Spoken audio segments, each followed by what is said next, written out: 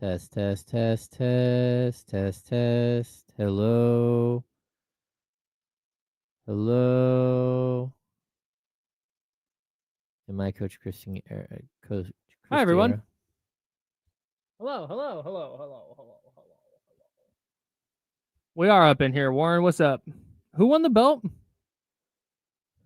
Who got the belt? Oh, in my Coach Christie era. And my Coach Christie era gets a belt today. Morning, Miss Mac. Good morning, Tyler. Good morning, Eric. Cool Cat. Chris Choa. Hi, everyone. Hello. Security Good morning, Carter. good morning. Nick V. Loki. West Sac Kings fan. Hello. Oh, well, all right. Segway Cop Dustin and Kenneth and Drew Down. Hi, David. Casey Tucker Band. TC, my man, what's up?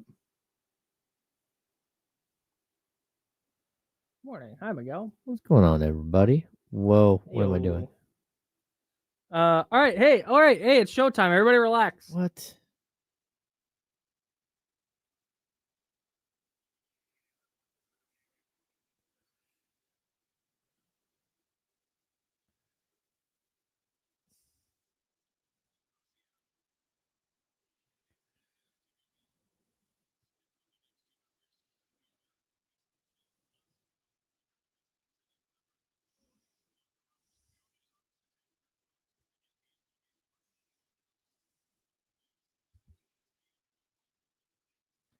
Hey, what's up, everybody? Good morning. That's James Ham. I'm Kyle Madsen. Is it a good morning? I don't know. It took me forever to get here, Kyle. Yeah, a lot of rain on the road. Drive safe today, everybody, please. Yeah. We got to talk about the Kings. We'll talk about the 49ers. 49ers got a win yesterday. They won by 19 points, and I hated every second of watching that game. Oh, really? No, not every second of it. The injuries are horrible. Yeah. We'll die. Now we got the special teams injury to mix in. It's great. No, it's good. It's great. The Cardinals reminded me a lot of the Kings, actually. Oh. Because when you watch the Kings, if you're not plugged in, right? If you listen to this show, or if you're a Kings fan in general, you're obviously very, very, very plugged into what's going on with the Sacramento Kings. And so you know that the collection of players does not necessarily equal I get this wrong all the time. The whole is greater than the sum of the parts, but the opposite of that. Yeah. But if you're on the parts outside, are greater than the sum of the whole.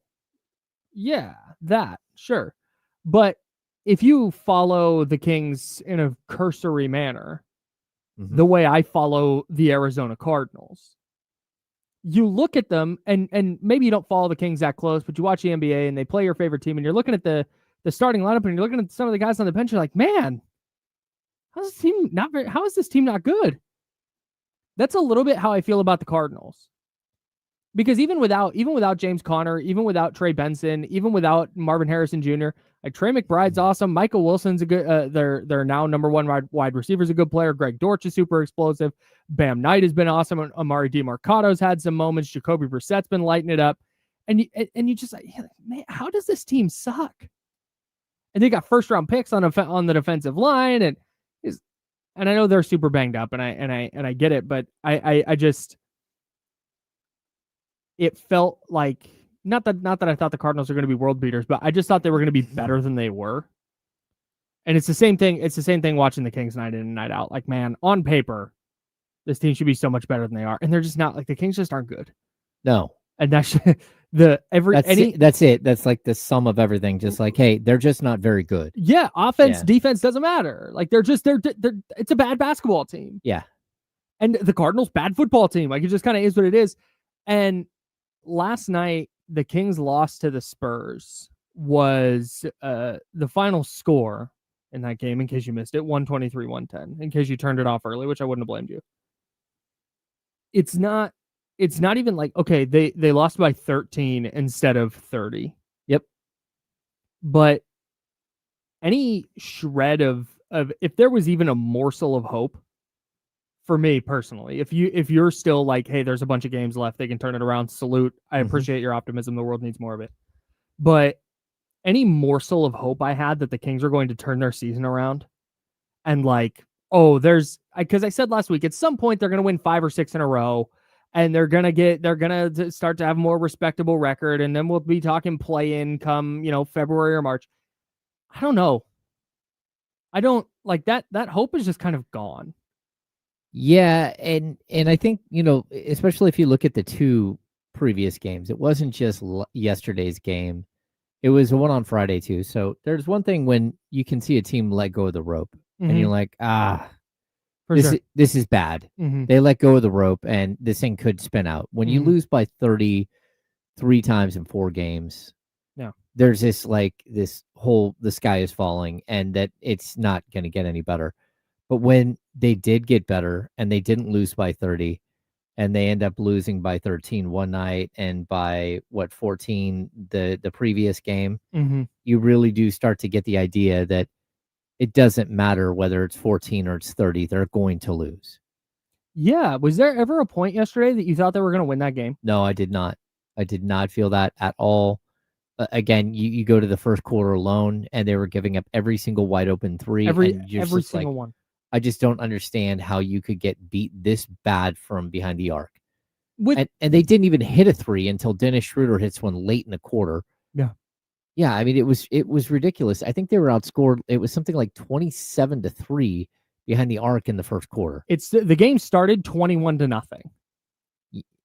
Like from the Spurs hit 7 threes and the Kings 3. had 0. Yeah. Sorry, from beyond the arc. I don't know. I don't want to. People know. Like, there's no. I don't think anybody is sitting here. If you are, please let us know. 916-909-1320, 916-909-1320. If you have reasons for optimism, give them to us. Yeah. Would love to. Like I said, I think the world needs more optimism.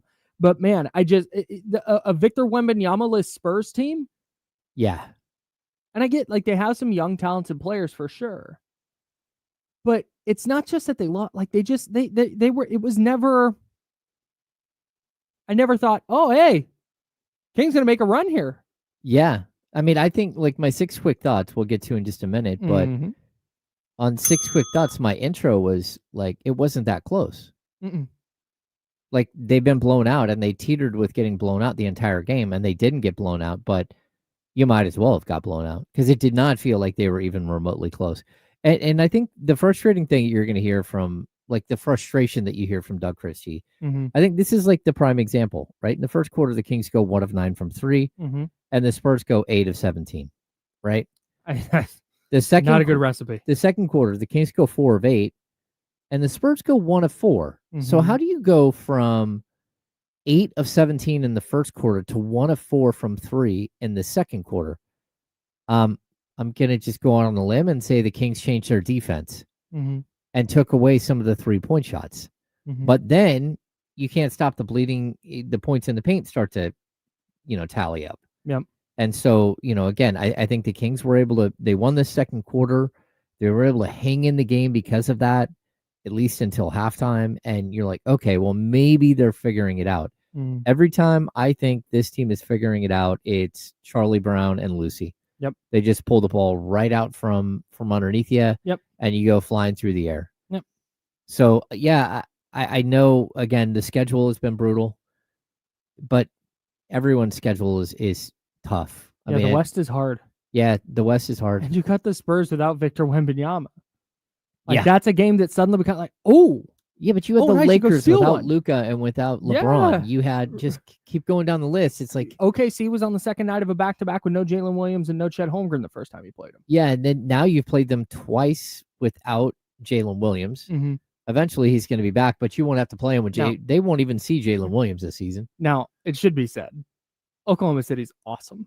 Well, regardless of who they're it just but still, when you're stacking up how tough the Kings schedule is. Well, we said it in the beginning of the year. I told you this, Kyle.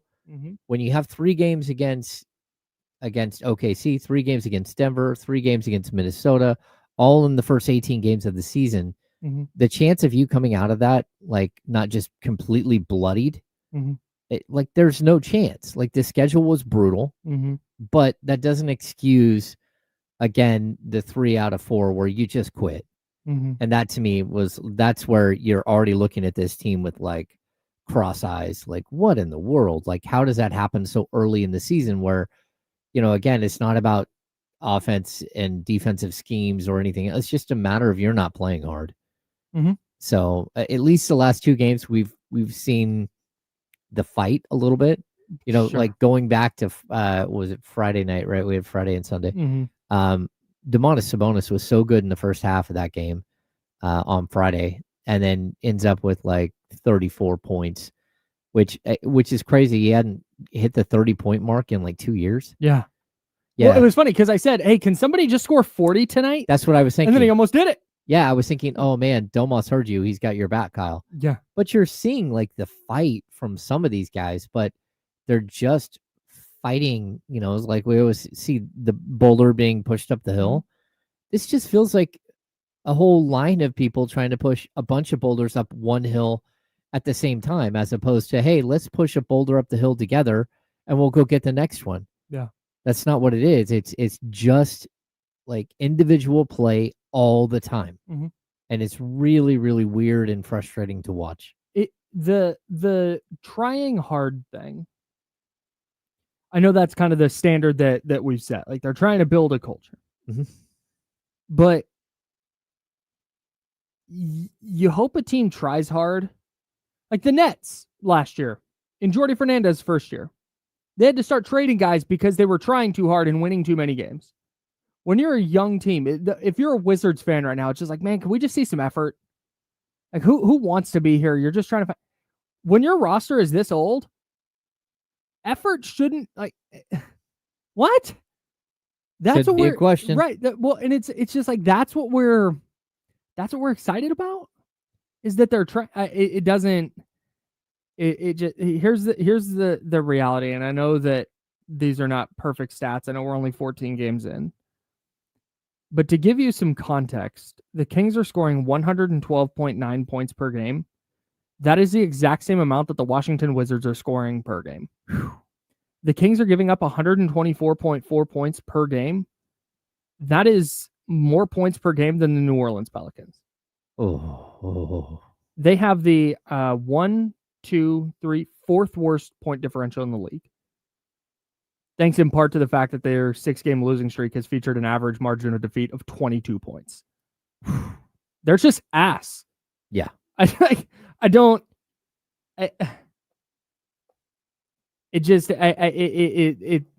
just kind of hit yesterday during that first quarter. You're watching and you're going, oh, they're losing today. Oh yeah. This hope that I had that, oh man, no Wemby, they might come out. Oh, it's De'Aaron Fox. They're going to come out with a little more punch, a little more energy, and just nope, same as always. Because it's just what they are. It's not one person. It's not one person in the front office. It's not one person on the coaching staff. It's not one person on the roster. It is just a collection of just and they're bad. And I'm running out of ways to say. I'm running out of I'm out. I'm out of reasons for optimism. I'm out of going, yeah. Oh, wait, well, if they just do this, or if they get that, or if they get some shots to fall, they're getting shots to fall. It's just the other team is getting everything way too easy on the other end. Yeah. It's just a bad basketball team. It's tough. I wish there was more to say. Again, we got 2 hours to fill. When I'm watching them, like I'm sitting here just like one player steps up and another one steps back. For every game that Zach LaVine has been incredible, he's disappeared completely. And we're waiting for Dennis Schroeder to figure it out. Dennis Schroeder figures it out, and it's like Malik Monk steps on a banana peel. Or again, Zach LaVine, or again, two games where DeMar DeRozan just didn't show up for 2 games. And then all of a sudden he looks great and he goes for 27 or whatever, but everyone around him, again, just the strangest thing. DeMar DeRozan went for 27 and ran a -23 for the game. Of course. Yeah. And actually I watched him on the defensive end and I thought he was active. I thought he was moving well. I thought he was playing passing lanes and doing things. It's just they aren't playing together, man. It's a You always say sometimes you have to have more time in the pot to simmer. I just don't see that with this team at all. That's not cooking. You got like 4 different ingredients that do not mesh well together. Mm-hmm. And it's weird because if you look at the original Beam team and you look at this team, the original Beam team like walked into the season, lost 4 in a row, and then looked like world beaters the rest of the season. Yep. They never, ever had a chemistry issue at all. Mm-hmm. This team here, we are like this deep in, and you're like, they have so many chemistry issues. I don't know if it's partially coaching, partially players, partially, front office, partially the fact that half the players know that they're on the trade block. Like, that's where we're at. And this early in the season to be at that point is really, really weird. I think the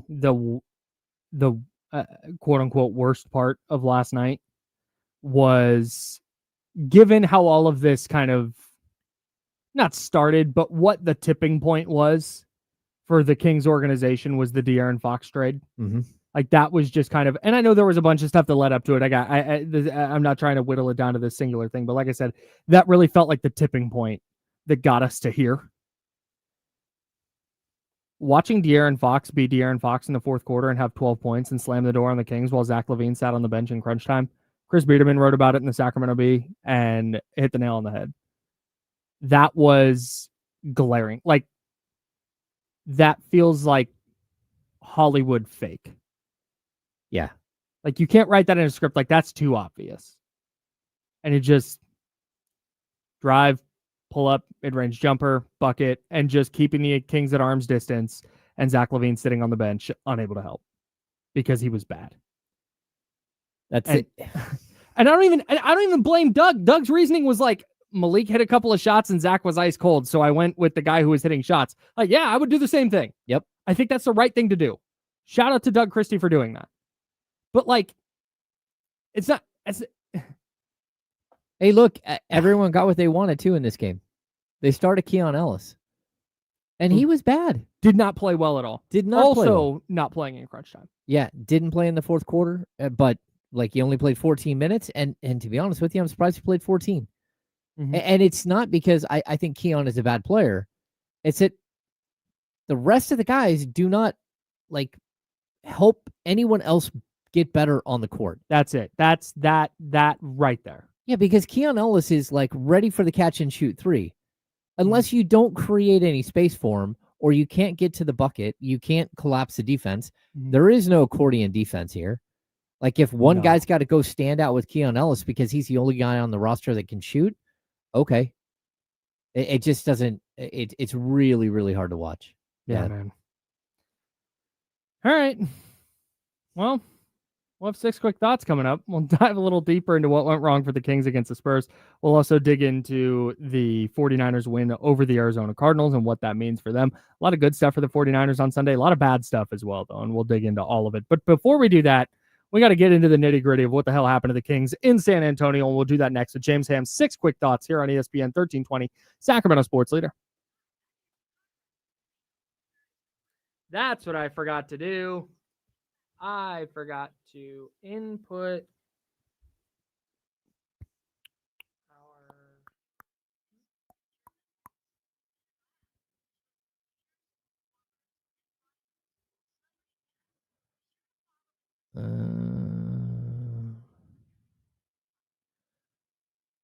Man, this just would.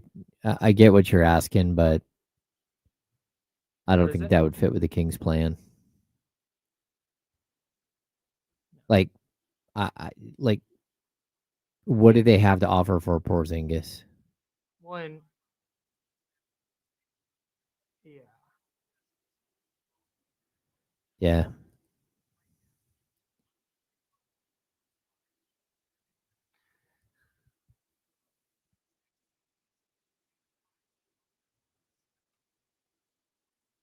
No, not really. He's fine. What did Nick Clifford play? 11 minutes. Nick was 0 of 3 from the field.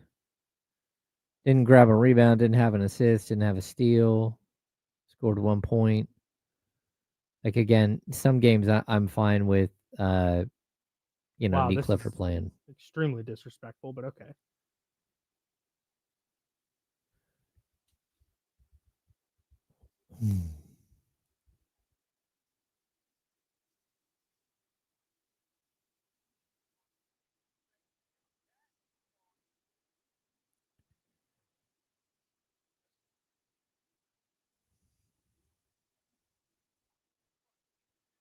I'll say my my thoughts on Sky Moore have changed a little bit. Like, if you're just counting on him to be a kick returner, he had the one fumble early on, but he does at least bring some excitement back there. I don't know. Yeah, he's fine. He had a really nice return yesterday. Yeah. But one game isn't going to make me think that, oh my God, Sky Moore is a game-changing player. I love this bit, Mark, that you are the tank commander and that you're perfectly fine. Shout out to Mark, man. Yeah. The concern for me is that not the concern. The worry I would have is if you're pro tanking and you're super excited about all this losing, is that your new GM made these moves and the idea was that, oh yeah, they're gonna win. They're trying to win, and they're 3-11. That would be the worry for me. But John Morant, according to Shams Charania, will be reevaluated in 2 weeks due to a grade 1 calf strain. Nope. Don't touch that with a 10-foot pole. just out. Yeah.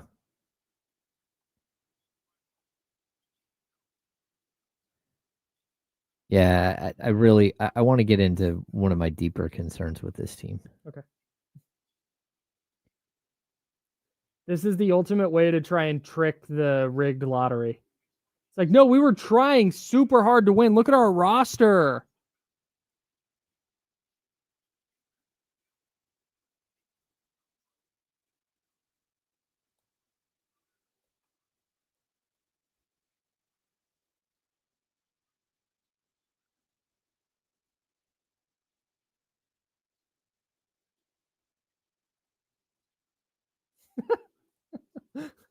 Just already here, huh? All right. Oh, we're going to talk about this a lot, Josue.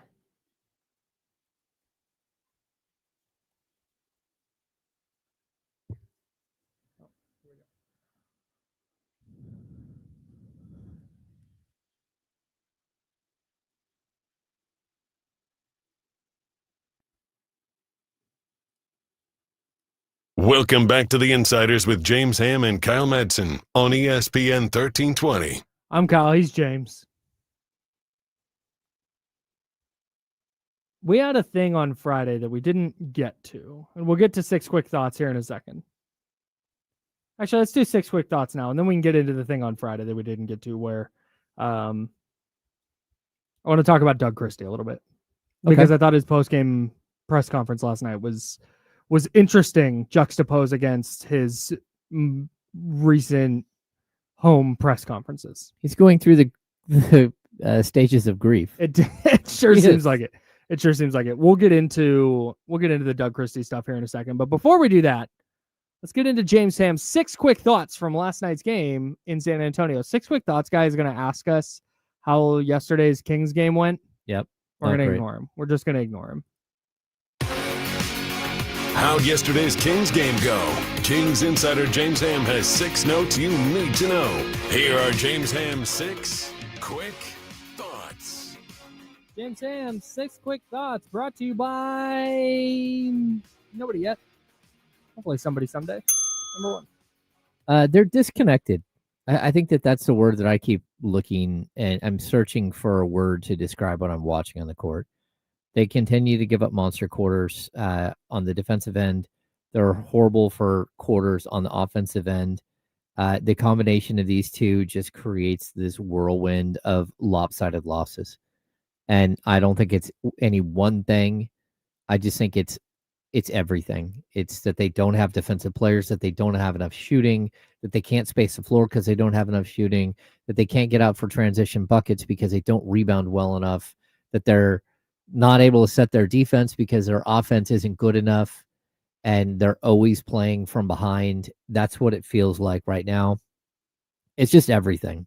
It's a disconnected, discombobulated group of players that do not constitute a team in any way, shape, or form. Yeah, man. Yes. It's just not a good group of players, or not a. In the movie Miracle, which I bring up once a show, Kurt Russell's character, Herb Brooks, the coach of the 1980 U.S. Olympic hockey team, says, "I'm not looking for the best players, Craig. I'm looking for the right ones." They don't have the right players. They don't have the right players. Straight up. Disconnected, I think, is exactly the thing. The Golden State Warriors just had this whole drama with Jimmy Butler and Draymond Green saying that people have their own agendas and people aren't looking out for the team, and et cetera, et cetera. And there was all this speculation about who they were talking about. That's what this feels like. Yeah, except for they don't have Draymond Green going on a podcast and talking about him all the time from the inside. Yeah. They don't have a podcaster on the team. Yep. But that's what this feels like. So I think disconnected is a good and correct word. Number 2. Found a role. Dennis Schroeder couldn't figure out how to play with the starters, but since they moved him to the bench, he's just thriving, and he looks a lot more like the player that they were trying to go out and get. He posted 22 points, 6 rebounds, 5 assists. I thought he was really good. I thought he was really good the game before. This just feels like a player that is being able to sit and watch the game and see how it develops and then see how he fits in. And he's not able to do that with the starting unit. Yeah, maybe. I'm withholding judgment. That's what it's looked like the last 2 games, but he might just be hitting shots. No, that's true. He was so ice cold that he was bound to hit some eventually. Yeah, 1 of 19 over 3 games. Which is insane. And now he's 13 of 26 from the field and 7 of 14 from 3 in his last 2 games. Like, I'm not sure that I want it to be what you're talking about. Because like I said, I want this team to be better than they are. Yeah. So I'm hoping it's that. But my worry is that it just looks better because he's hitting shots. Mm-hmm. And if he was 3 for 13 from the field and 0 of 6 from 3 and 3 of 13 from the field and 2 of 8 from 3 in back-to-back games, it would just feel a lot like it did. Yep. So, but maybe this is just it. Maybe he's hitting those shots because he feels more comfortable with his role, and maybe this is what we'll see going forward with him coming off the bench. That'd be great. Yeah, one of my biggest concerns with Dennis Schroeder is that he's not a pass-first point guard, and neither is Malik Monk, and neither is Russell Westbrook, and so they basically have 3 different versions of the same player. Mm-hmm. And it just really, really makes it difficult for anyone to get in a rhythm when that's what you're doing. Yep, no doubt. Number 3. Back on track. DeMar DeRozan had scored a combined 10 points on 4 of 16 shooting over his previous 2 games. To be honest with you, I was watching the previous 2 games and thought, oh boy, did he just flat out like become the player that's been fighting off Father Time forever, and then Father Time just rustled him to the ground. Mm-hmm. And then he bounced back. I thought he was really good. 22 points, 12 of 15 from the field. He had 2 steals. He didn't do a lot of other things, but I just thought that it's like when you're watching him play, he looked more energized and ready, as opposed to what I've seen the previous 2 games, which was, that's a void. Yeah, I'm not. I can't imagine that the DeMar DeRozan decline is going to be that rapid. Yeah. I think that'll be a gradual slope more than just a cliff. Yeah. But to that point, you see this with every player who's in their mid to late 30s, whether that's LeBron James or Steph Curry or Kevin Durant or DeMar DeRozan. Those bad games start to become a little bit more frequent. Mm-hmm. And I think that's where it's going to manifest itself this year for DeMar, but he's still very capable of having games like he had last night. Oh, yeah. And I would be shocked if he's not 20 points a night here over the next week, because I think it's just he's that good. Yeah, I would hope that he figures it out, because again, you're talking trade value and stuff like that. I'm not sure what trade value he has around the league, but that's the first domino that I think needs to drop. Hashtag beam scheme. Yeah. Hashtag beam scheme. Number 4. Stats on the box score. Sabonis is playing through ribs. He's trying to do the best he can, but his 17 points, 13 rebounds, 5 assists, and 3 steals just did not match at all what I watched on the court. He did stuff the stat sheet, but when Luke Cornett and Kelly Olynyk are busting you up, that's not a good thing. Yeah, man, that's kind of what my concern has been with Sabonis this season is at what point are you just putting up numbers and not being super impactful? And I think last night in particular, with no Wembanyama, you go, oh man, and Luke Cornett's not a bad player. This is not a drag Luke Cornett thing, but you're going, oh, the Kings have a massive advantage here at the center position. Yeah, that they can exploit. And he just kind of had a regular game. Like I'm with you. Yeah, Kelly Olynyk and Luke Cornett look like the better players. Well, that's a tough spot. He was coming off a game where I thought he was just incredible. Really good. Yeah, I mean, put up 34 and 11 against Minnesota, and he just abused Rudy Gobert. Which he didn't do in their first matchup. Yeah, and to see him get up to 24 shots was like, hey, look at that. You know, like I thought he was really, really good. But to see him come back down to earth like this, it's like, all right. Against a bad front line without Victor Wembanyama, it's just not good. Yeah, Luke Cornett, and again, Luke Cornett, I wouldn't call him a bad player, but like that's something you just put up 34 on Rudy Gobert.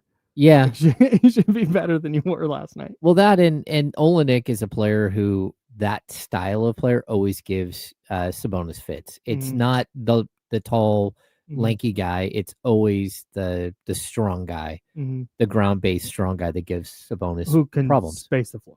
Yeah. I mean, so he like Looney, that style of player, the guy who when you push, they don't move. You know, the Steven Adams of the world. Those are the ones that give Domantas trouble. Yeah, not all the other guys.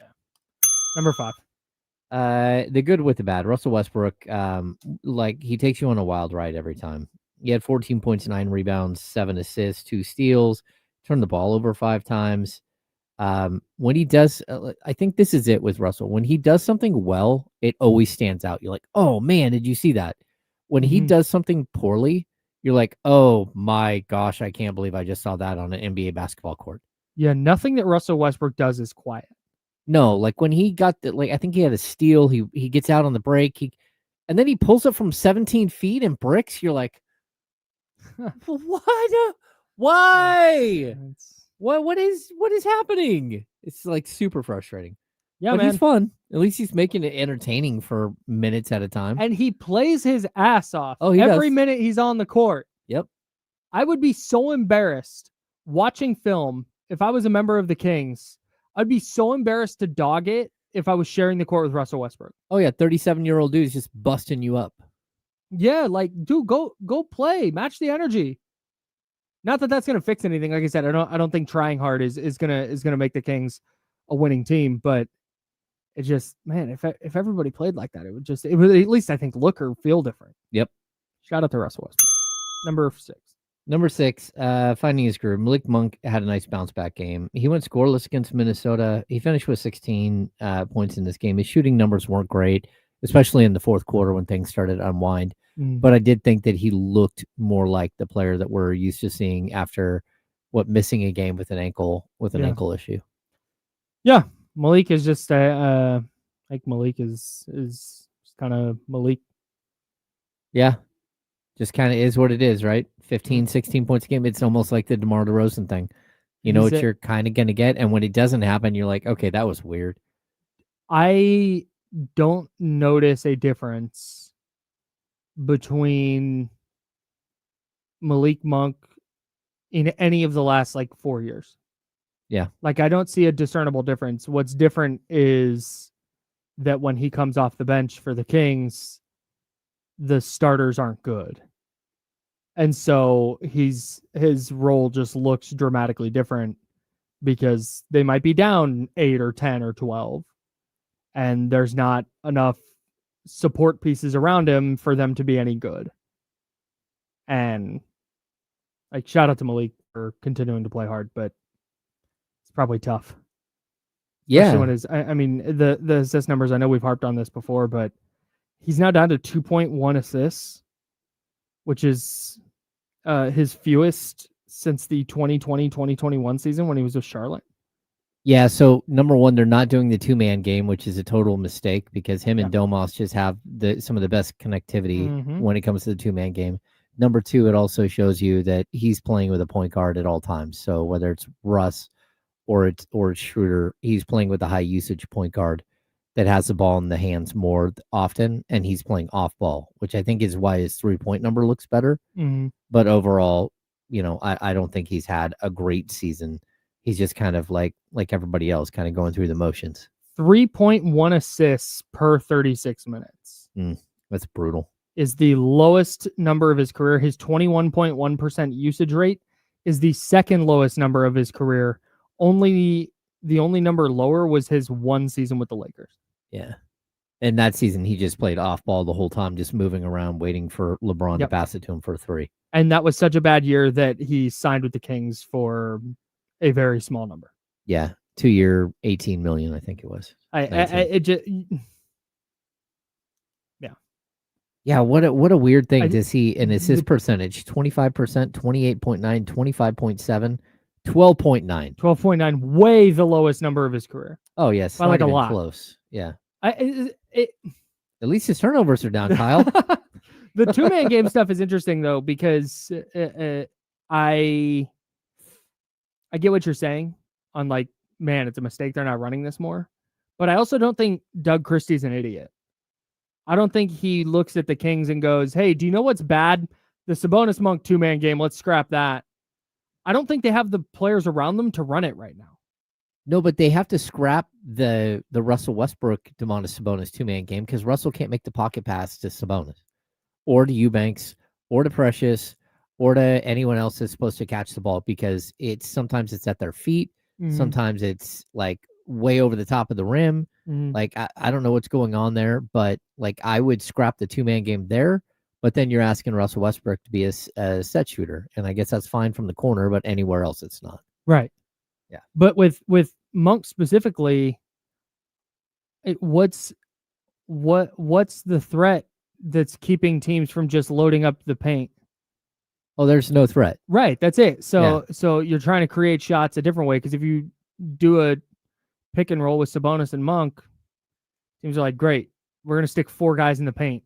Yeah. You guys have fun with whoever shoots this. Well, that and even the way that the Kings offense plays, it is so much one-on-one that teams aren't contracting their defense. They're just kind of staying in like in no man's land with the Kings. Yeah. So even when they do shoot threes, they're not even getting open looks from three because no one's collapsed the defense. They're just getting maybe shots from three. And so that's where your 3-point shots are going to vary by huge amounts from one quarter to the next, one game to the next, because there is no clear spacing at all. And that's why, again, Keegan Murray can help some of this. He can't fix all of it. Yeah. I want to talk about Keegan and just kind of the impact he can have. Yeah. Because I think we've reached a breaking point for me where I don't, not that I think Keegan is this major like 1A type of player. I'm not trying to say that. I don't think he was that, and I wouldn't put that on his shoulders. But I think there was a point at during this season where I was going, okay, his floor spacing is going to help a lot. His defense is going to help a lot. His rebounding is going to help a lot. Like they'll be better once Keegan's in the mix. But I don't think he's a forceful enough player that it's going to make that much of a difference. Like Keegan is not the type of player who's going to step on the court. Like I just don't think this is his play style or his personality, where he's going to step on the court and be like, all right, I'm going to fix this. I'm going to get this rebound. I'm going to get the ball up the floor. I'm going to make sure everybody's doing the right stuff. Like he's not that. That's just not him. And again, that's not the expectation. But I did think there was a point where, okay, Keegan's spacing, rebounding, defense, those are going to help. And they will. But this idea that, oh, he's going to come on and make some meaningful impact on the way the Kings play basketball is just not. It's just gone for me. Well, and here's the problem. And I wrote this in our notes. Like, Is there a way for the Kings to optimize Keegan Murray right now, even if he does come back and he's 100% healthy? And the answer is no.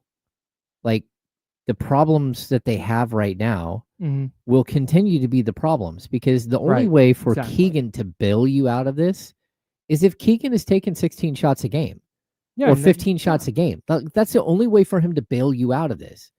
And so if he's not going to be that, if he's just coming in to play defense, he only gets to defend one guy. Now he get stuck in switches and all that stuff, but the way the NBA works is teams can get away from Keegan Murray. Yes. They can just keep switching until they're locked up with Zach LaVine, or they're locked up with DeMar DeRozan or Malik Monk. And then it's like, okay, what are you going to do now? It's nice that Keegan's back, but he's stuck over there in the corner guarding so-and-so because we just switched everything the whole time, and now you're kind of in the same position. The only way for him to make a measured impact is for him to take 10 threes a game and open up the spacing for the on the court. They're not going to do it. His teammates aren't going to do it. They won't do it with Keon Ellis when he's there.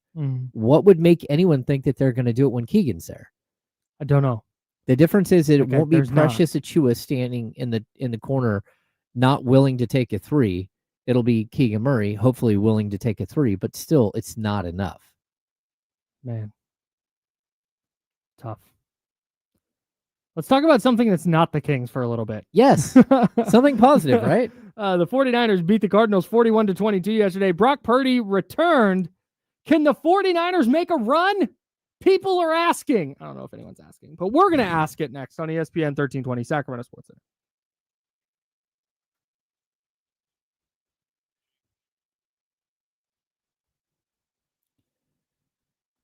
Do we figure out if the board is still doing that weird thing? Oh, where it was just running.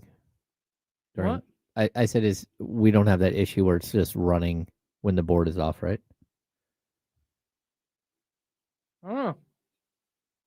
I didn't see this that Weber's going back to TNT for college basketball. That's good. Hang on, don't say anything real quick.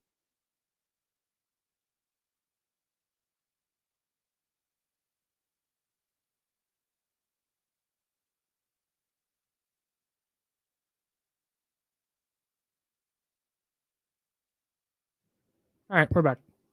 I liked Weber as a commentator. I don't know why they split ways so out of nowhere. That was very strange.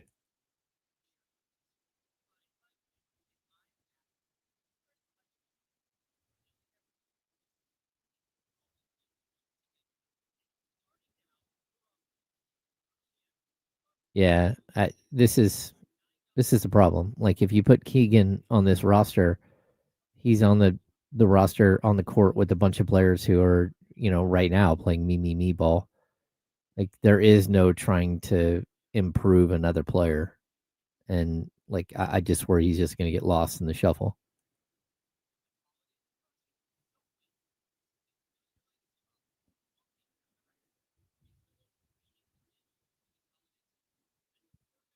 I don't think you can trade Keegan until this time next year. Bless you. Yeah, because he's caught in the middle of his contract extension. Yep. There we go. Bless you again.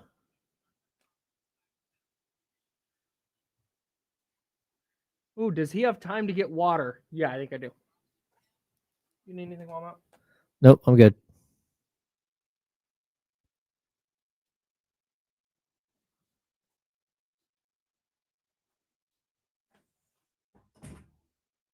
I don't disagree with this. Yeah.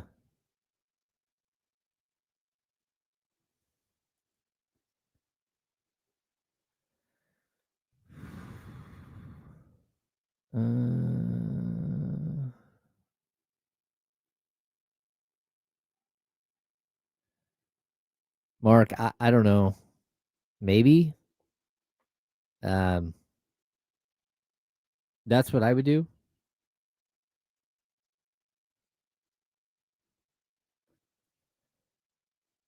I mean, in order to maximize Keegan, you need a small forward who is just a 3-and-D guy. And in order to maximize this team, you need floor spacers. Like, he got hurt this weekend, but like Derek Jones Jr. would be perfect to put alongside Keegan. Because he can take 10 to 12 shots per game and allow Keegan to take that bump up in shots. Yeah, Michael, you keep bringing up the Kings need to trade DeMar for John Collins. The Clippers, I don't believe, are going to trade John Collins for DeMar DeRozan. I don't think so either. Yeah.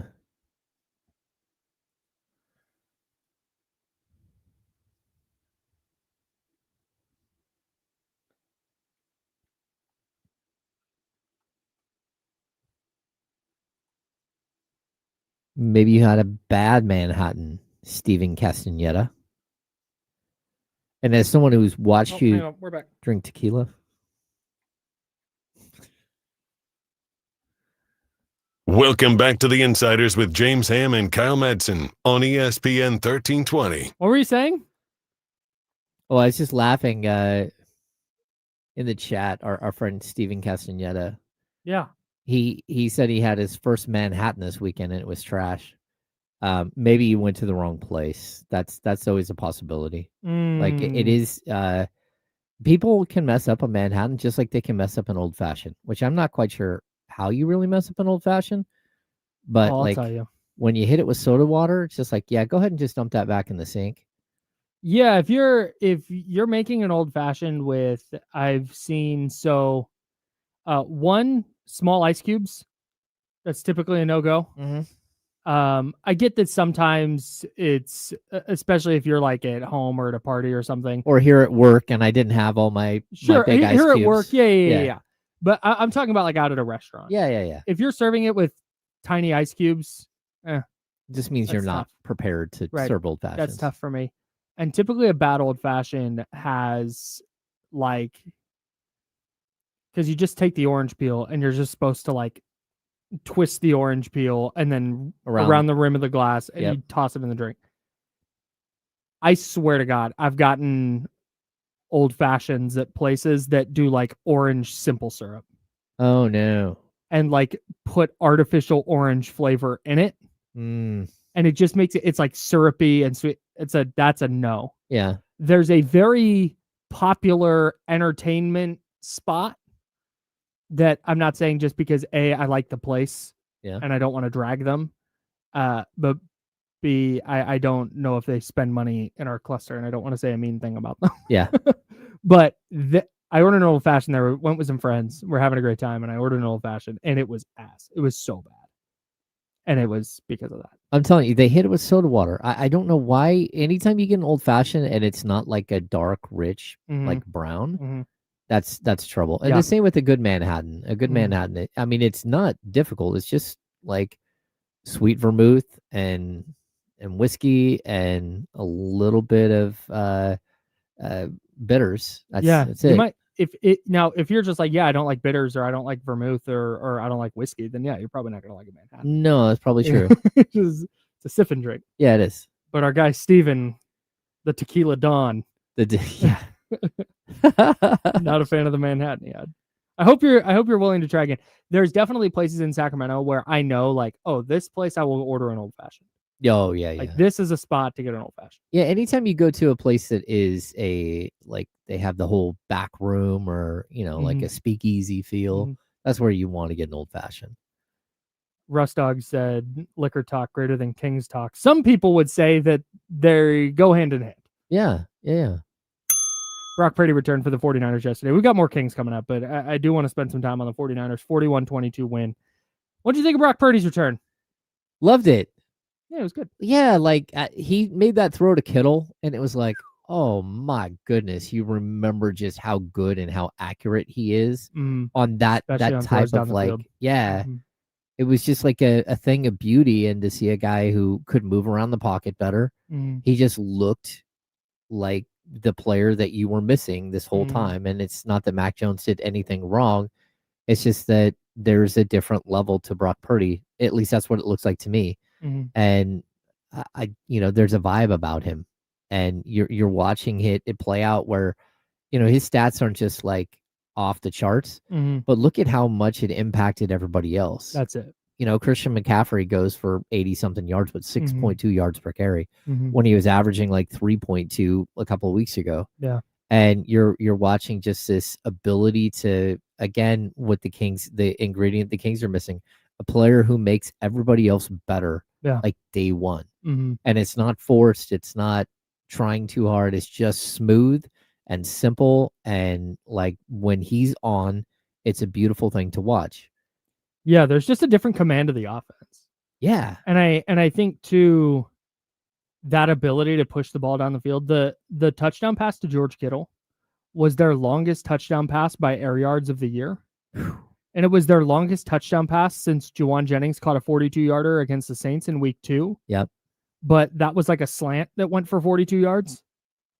The downfield passing game just opens things up for the running game. I don't think it's a coincidence that in the game Brock Purdy returns and the 49ers push the ball down the field a little more. I don't think it's a coincidence that Christian McCaffrey has his first 20-yard run of the year. And that's crazy. They had their first 20-yard run as a team. Yeah. And it's the second Brock Purdy walks on the field. Yeah. So, yeah, I think this ramp up here right now, like this game coming up against Carolina is just so incredibly huge. But like the ramp up with, 3 or 4 winnable games and a bye week here for Purdy is perfect. Yep. You're going to get a 5-week group of games and a bye week where he can take it a little bit easy. He can build back up. He can start getting some momentum. And then when you finish the drum roll, the final 3 games of the year, where you've got Indiana, you've got Chicago, you've got Seattle, that's where you want him to be at his best going into hopefully a playoff run. Brock Purdy, in 107 dropbacks this year, has completed 9 of 13 throws, 20 or more yards beyond the line of scrimmage with a touchdown. That touchdown was yesterday.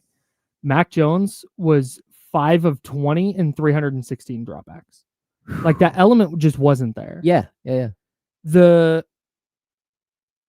This is where I'm trying to be better about this, where I do talk about the good things that happen, because San Francisco yesterday, like the numbers weren't there. If you stack up the numbers side by side, Arizona outgained the Niners by like 207 yards, and they ripped off a bunch of yards per play, and like they dominated time of possession.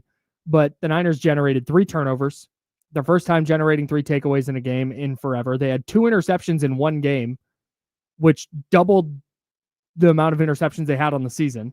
It's the first time they've had 2 interceptions in a game since week 6 of last year. Crazy. Insane.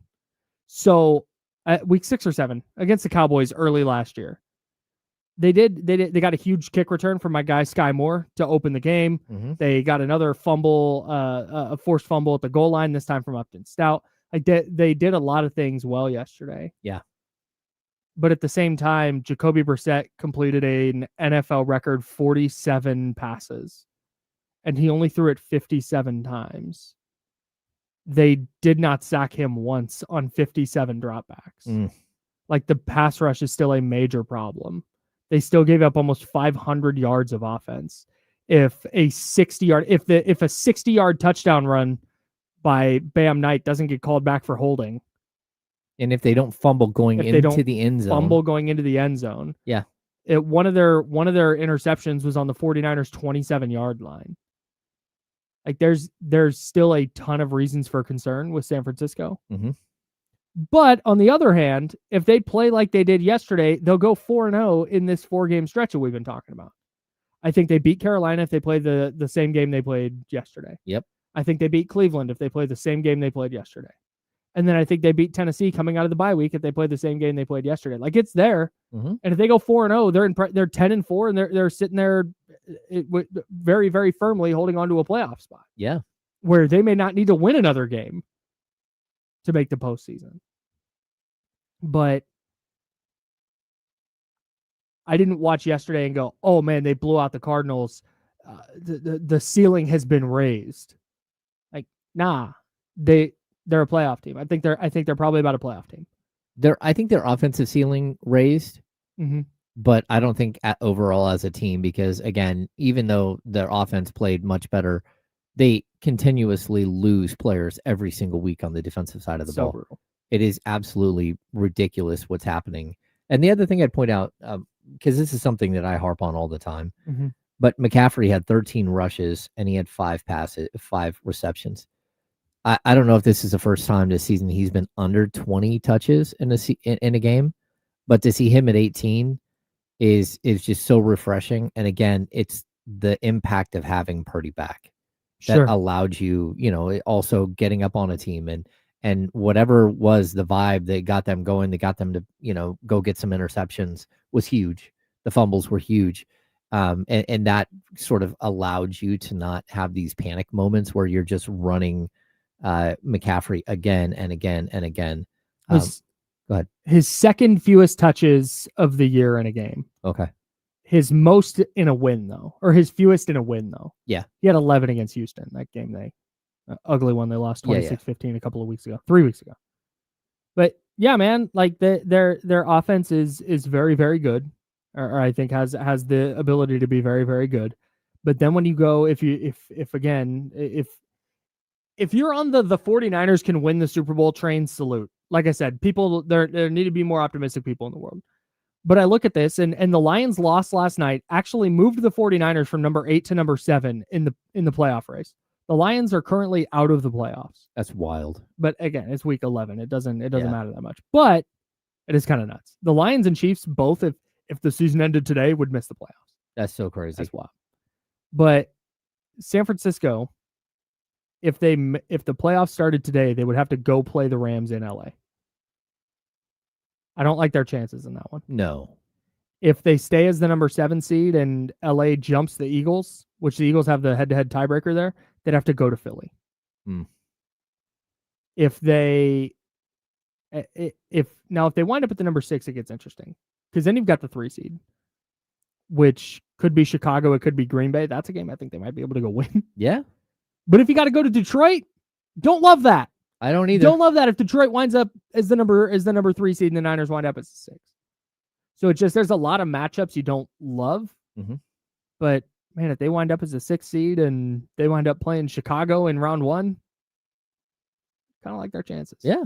But after that, you're playing Seattle, you're playing LA, you're playing Philly. Like that's just, I don't love their chances in any of those games. But they got a win they needed to get. They dominated a game they needed to dominate.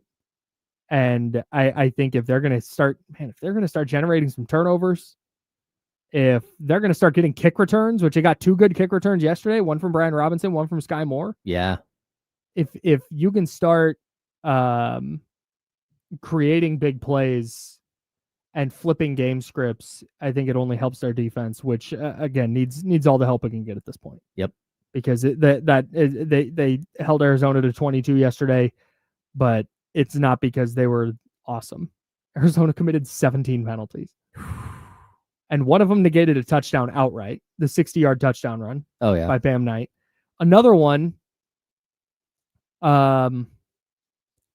negated a play that got them inside the 5, and it moved them back. They wound up kicking a field goal on that drive. And then, like you said, they had the fumble at the goal line. There's just there were so many things that just went the 49ers' way yesterday that again, like, great salute. They got a win they needed to get, but it's nothing happened that made me think there's a sustainable run here. Yeah. But a nice win nonetheless. And they put themselves in position to be holding on to a playoff spot entering week 12. Yeah, and you're just hoping that somehow they get healthy, that they still have more players that get healthy. I'm going to tell you what I said to Michael Strahan on the internet. I have some distressing news. No, they're just, I don't think they're going to get healthy. Yeah. Like the Warner and the Bosa injuries are the big ones. I don't know if you're going to get Brandon Ayuk back this year. This is just kind of it. Yeah. And now Eddie Piñeiro's hurt. Their secret weapon. Who can't hit an extra point. He's missed 4 extra points. 2 blocked, 2 missed. Strangest thing 22 of 22 from on field goals. Anywhere else? I've got nothing. He pushed that extra point wide right, and it's like, what the hell? Lines up for a 48-yarder down the middle with plenty of room. Like, oh, yeah. Totally whatever, bizarre. Man. Totally bizarre. Weird-ass team. Speaking of weird-ass teams, the Kings played basketball last night. We'll dive more into that. ESPN put the NBA teams in tiers. They stole my ideas. Oh, no. And I think where they have the Kings is the perfect spot. I think ESPN misses on analysis of the Kings sometimes. This one, I do not think they missed. We'll talk about it next on ESPN 1320, Sacramento Sports Leader.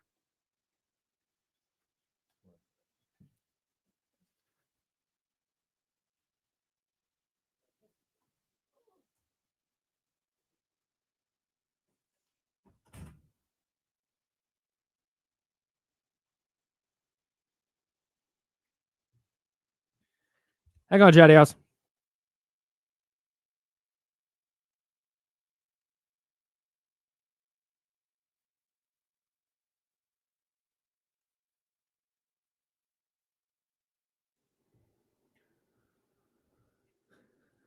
Hey, we're back. Huge win for our Dolphins this weekend. Hey, let's get delusional, huh? That was a roller coaster of emotions in that game. What's up, Russ?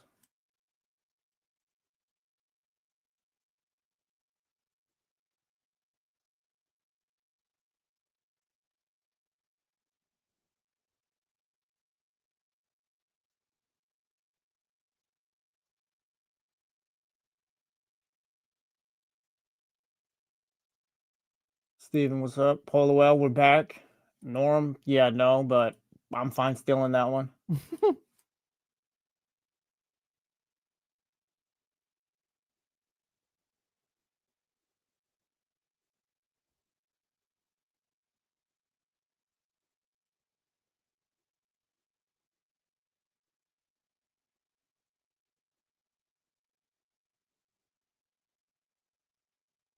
Shout out to Abo. Tyler, yeah, they're still playing hard. They're not a very good team still or anything like that. Like, I'm not, oh yeah, the Dolphins are back, but yeah, they're still playing decent. They haven't quit on Mike McDaniel. Miss Mac 10, this is what being a sports fan is all about. Just being delusional. Keep it real, G. Gross. Tua is going to be our quarterback, though, sadly. Polowell, he's a top 5 running back in the league, and he might be top 3. Oh, yeah, Katrina, we got the Saints and Jets next, going into Monday night with a chance to get back to 500 if you win the next 2. I feel so sad. Well, just let me have this, bro. Like I get it. Like, I know in the end, like, it's probably not going to work out for me, but just let me enjoy the season for a few more weeks, all right?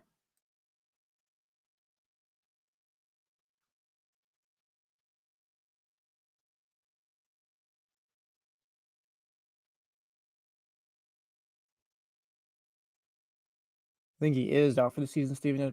Partially torn ACL, I saw. Who's that? Michael Penix.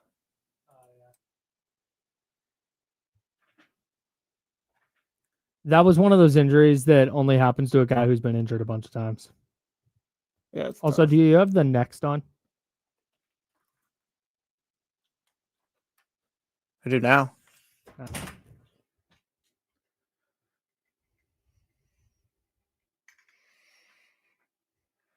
Is there a way I can talk to just you and not the chatty house? No, you got to text me for that. I'm back. What's up, James? What's happening? I don't know if I'm happy for you with your Dolphins or I'm sad for you because He wants you to be happy for him. Yeah, just like I told Kyle, like, I'm going to back. be delusional for a few weeks. I know it's probably not going to end well for me, but I get to enjoy the season for a few more weeks. All right. Like, we're not going to the Super Bowl or anything, but like, can I get a Monday night game against Pittsburgh with some stakes to it? Sure. Where is this report from? Because if you're like reading Facebook things from weird bots, I don't know.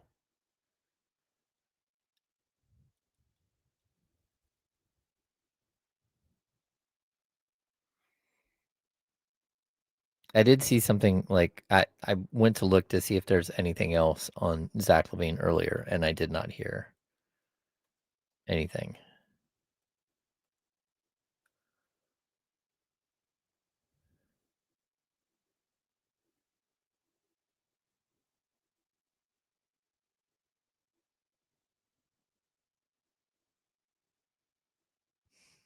Yeah, this is why AI sucks. I typed in Zach LaVine rumors. As of late 2025, Zach LaVine was traded to the Milwaukee Bucks from the Sacramento Kings as part of a major deal involving several players and draft picks. Wait, huh?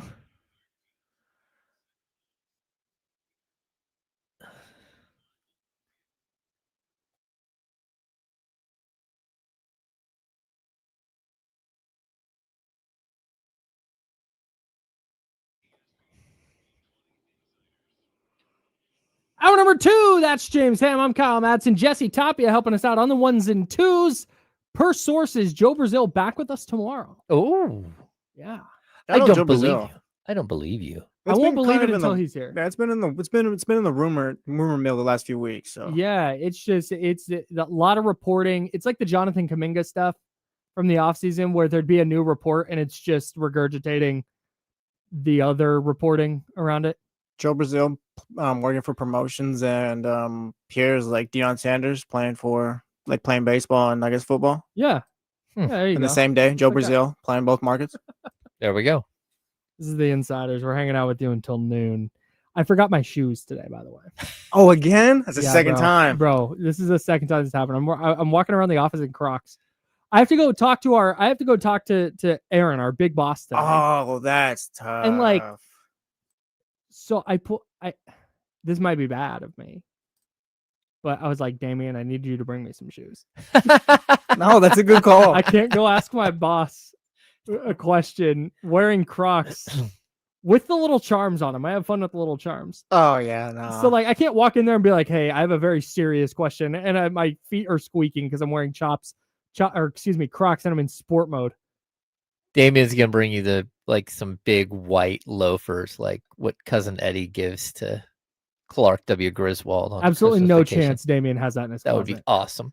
Damien's going to bring, he's going to look in his closet and go, okay, what pair of shoes can I let Kyle borrow for a day?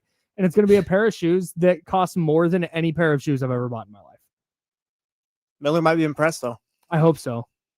I really hope so. It is tough, though. My feet just dangling right now with my heels hanging out of my shoes. I'm not in sport mode right now. Sport mode during the show. Yeah, I only got a pair of Air Forces that I just wear all the time. So sometimes I'll go to my dad's house in Modesto or whatever. I'll take slides with me. So I'll just walk around wearing those. And there was a time where I forgot my shoes at his house. So I had to show up to work in slides, and that was horrible. Yeah, it just feels weird. It's like I feel like it's not professional. The vibes are off. Right. Yeah. That's it. The vibes are so bad right now. For me, because I wore a sweater, I wore joggers, actually not like sweatpants, like pants, and then I've just got Crocs on with white socks. Yeah, I'm as easygoing as it gets, but I realized slides is where I'll draw the line at work. Yeah, I wear these, and people might be going, Kyle, why are you wearing Crocs? Well, first of all, I heard that the youths wear Crocs now, so I feel okay wearing them outside. I used to only wear them at home. They're very comfortable, and so doing yard work and walking around the house and stuff. But I wear them to drive because they're extremely comfy, and I got to be in the car for a couple hours. And so I got it's nicer than having real shoes on. Yeah. And so I just throw my real shoes in the back of the car in the mornings. When I get to work, I go to the back of my car to grab my backpack. I take my Crocs off. I put my shoes on, and I'm on my way. Well, today I was just, I don't know what happened. I identified what shoes I was going to wear. I walked by them in the garage, and I went, all right, got to make sure to grab those. And I just never grabbed them. That happens sometimes. I've done that with my lunch before, and that's the worst. Oh, you just leave it by the door. It's like, all right, I got it right here. I'll be ready to go, ready to take it. It's like, oh, I had to fix up the dog real quick before I left. Got distracted, and by the time I get to work, oh, where's my lunch? And that's the worst part is I didn't get to work and open my car and go, oh dang, I had just gone through the toll at the bridge that I have to cross, which is like 5 miles from my house. So I was too far away to turn around, but I wasn't going to turn around once I was on the bridge anyway, because I'm not paying the $8 again to go through. Oh, yeah.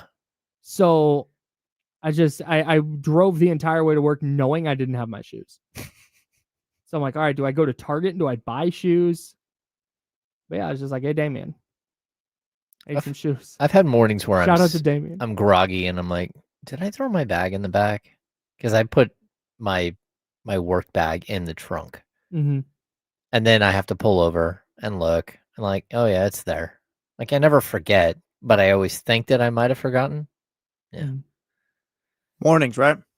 Totally. Mornings. Hey, this is the Insiders on ESPN 1320 Sacramento Sports Leader. You went to Google about some Zach LaVine rumors. Yeah, so and I would love to know what Google's AI has to say about Zach LaVine trade rumors. this is so ridiculous too. Yeah, This is the problem that we have right now. Let me get technology. can I get the genesis of this out of the way? Yeah. Our buddy Kyle Renata, who is a Chatty Outs faithful, jumped in to our mentions asking if this report was true from a screenshot that Sacktown Pete posted on Twitter, or a person named Sacktown Pete allegedly. It says box score, LaVine walks out, breaking LaVine left today's game against the Spurs after a heated exchange with coaches, reportedly complaining about restricted minutes despite not being injured. Yeah, so I saw that on Facebook. A number 0 jersey. I saw that on Facebook, and like it's one of those sites that I just don't think that you click on anything. It's a bad idea to click on it. I've never heard of box score. I've learned if it comes from Facebook, you leave it alone. Yes, exactly. So I went to Google and I typed in Zach LaVine rumors, and I actually did it twice because I wanted to compare and see what it would say a second time. Yeah. The first time it says, as of late 2025, Zach LaVine was traded to the Milwaukee Bucks from the Sacramento Kings as part of a major deal involving several players and draft picks. Prior to this, there were extensive trade rumors linking him to multiple teams, including the Denver Nuggets and Golden State Warriors, before the Kings acquired him from Chicago Bulls in a separate trade in 2025. Zach LaVine has not been traded to the Milwaukee Bucks. And if it was a serious whatever, then they wouldn't Photoshop number 0 on Zach LaVine because he's number 8. That's why I said, why is he wearing a number 0 jersey? Because it's not real, Kyle. It's not real, Kyle. So I actually put it into the Google machine again. Yeah, let me know what Google Gemini has to say about Zach LaVine. Gemini has got its ear to the streets. Well, now it says Zach LaVine rumors are circulating as he was traded to the Sacramento Kings in February 2025, and the team is now reportedly considering trading him again as part of a rebuild. Potential trade destinations include the Milwaukee Bucks, Washington Wizards, and the Los Angeles Clippers, among others, to address the Kings' need for flexibility. It just picked 3 teams and said among others. Among others. Yeah. and I don't understand why it just like, again, I typed in the same exact LaVine rumors twice into a Google window and got 2 totally different answers. Hell yeah. Jesus. I'm going to start creating Kings graphics and throwing them out there. There it is. Smart. Dennis Schroeder had pancakes and eggs for breakfast this morning. Breaking news. Dennis Schroeder wearing it's on a graphic, guys. It's true. Dennis Schroeder wearing a number 34 jersey. Yeah. All right. ESPN stole my idea and put all the NBA teams into tiers. Seriously. What are they doing? You should sue. 7 tiers. We didn't do Tuesday tiers or Mad Props last week. I know. I was wondering. Yeah, big whiff by us. No, we didn't. Well, I thought about it on Friday. It was like, oh, we're just too busy for Mad Props today, so we'll just leave it alone. That's literally what happened. We had a lot going on. Except for Faraz at Faraz too. Yes. Yeah. 7 tiers. That feels like a lot for the NBA. It does feel like too many. 5 feels like the right amount, but whatever. They have Oklahoma City in a tier by themselves. They're the favorite to repeat. That feels like the right thing to me.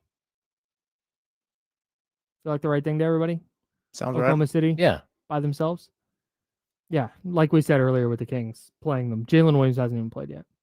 Tier 2. These are the legit title contenders. The Denver Nuggets, the Houston Rockets, the New York Knicks, and the Cleveland Cavaliers. Run them back one more time. Nuggets, Rockets, Knicks, Cavs. Nuggets, Rockets, Knicks, Cavs. Okay. Yeah, that feels fine. That feels right. I don't hate it. Yeah. I'm gonna I don't have any issues yet. I'm gonna take the Rockets out of that because I don't think they're quite there yet, but the others I'm fine with. I'm out on the Cavs. That's possible. Until I see it in the playoffs, I'm out. Yeah. Hey man, you can be a championship contender even though you've never been to the Eastern Conference Finals with this current group. Like it's fine. Like whatever. Like regular season success, blah blah blah. Like Cleveland, we'll see, but I think they belong there just off of how they do in the regular season. You just throw them in there. Tier 3. These are the conference finals party crashers. We have the Lakers, the Timberwolves, the Spurs, the Pistons, and the Hawks. I don't love the Hawks here. I'm fine with the Hawks there because the East is weird. And they're 9-5 and Trae Young hasn't even been playing. Yeah, but do they get better when he gets back or do they get worse? I think they get better. Okay, so from my money, maybe. I'm going to put Minnesota up in that top tier since they've been there 2 years in a row. And Minnesota is a legit title contender? Yeah. That last run was kind of fool's gold, though. Steph got hurt. I think they played, jogging my memory, did they play a Lakers team in there? Yeah, they swept the Lakers. Yeah, so they didn't play a great Lakers team or anything like that. LeBron was hurt and all that stuff. Like, they kind of just got there because the other teams weren't great, I feel. But yeah, they got there the last 2 years, but I'd say they take a dip back this year. Here's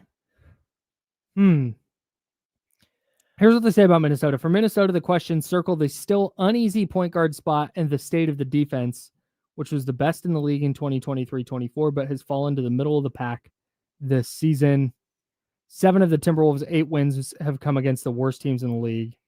2 against Utah, 2 against Sacramento, Brooklyn, Charlotte, and Indiana. Okay. I'm fine with Minnesota being here for now. I'm fine with them having to prove it. Okay. I mean, I think if they're going to have to prove it, the Rockets have to prove it. That's where I'm kind of at. I mean, what's the difference between 8-5 and 9-3? There's not that much difference there between those two teams. I would guess the Rockets are pretty dramatically better from a offensive rating and defensive rating standpoint. Yeah. Like they've just been more dominant, and the Timberwolves, like ESPN noted, have won 7 of 8 against some really bad teams. The Rockets are first in offensive rating, according to Basketball Reference. They're 11th in defensive rating, 2nd in points scored, 6th in points allowed, 3rd in net rating. They're playing not a ton of quality wins though. Yeah, the 2 OT loss to the Thunder, they lost to Detroit, but then Brooklyn, Toronto, Boston, Dallas, Memphis are their wins. Milwaukee, Washington, Portland, Orlando in OT. I don't hate that. Yeah. Tier 4. These are the prospective contenders stuck in neutral. And that is the Warriors, Clippers, and the Magic. This feels right to me because those are all teams that everybody was very high on before the year. Yep. And they're just okay. Like they're fine. Yeah. The Clippers in 4-9 though. Ugh. The Orlando's 7-7. Yeah. I mean, their defense is way worse. Their offense isn't better, or at least significantly better. And then Golden State, they've had a brutal schedule, but they got guys hurt and they're just very up and down. Although they won a game yesterday where Steph Curry scored 9 points. That's a miracle. Shout out to the Pelicans. Moses Moody had 7 threes in the first quarter. I know. Did he finish with 8 on the game? Yeah, finished with 8. Career high 32 points. But yeah, Golden State stuck in neutral feels right. The Clippers are not good. The Magic. So we're 4 tiers in. We don't have the Sacramento Kings yet. We've got to get to the final 3 tiers where the Sacramento Kings will reside, and we'll talk about where they land on ESPN 1320, Sacramento Sports Center.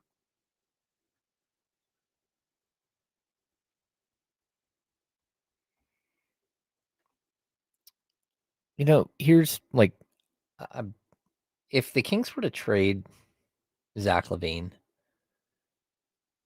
would you worry at all about him going somewhere else and helping lead another team? No. Like, I mean, it's a legitimate concern when you trade De'Aaron Fox to the Spurs that you just made the Spurs a lot better, right?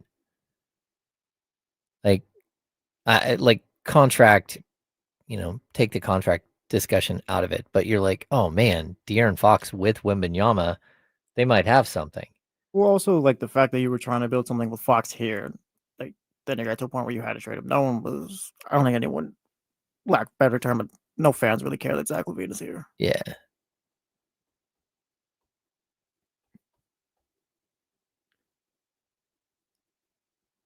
Did anyone follow the Josina Anderson stuff yesterday? That was wild. That was wild. Like, let's relax. I did not follow it. What did she call it? An improbable 3rd and 10 or whatever? It's like, Jerry Jeudy had 3 jukes 6 yards down the field to get that first down. Like, and against all odds. Yeah, against all odds. It was a dump off to Jerry Jeudy. A check down. Oh my god. Wild. Oh, the replies are just fantastic. Josina Anderson was one extreme, and the other extreme was like, oh yeah, Shedeur Sanders is the worst quarterback of all time. It's gonna be a mess every time that guy plays. I'm rooting very hard. I want him to be good at football. Same, but like I said, every time he plays, it's just there's gonna be some extreme take either on this side or the other, where it's like no, he just needs to develop.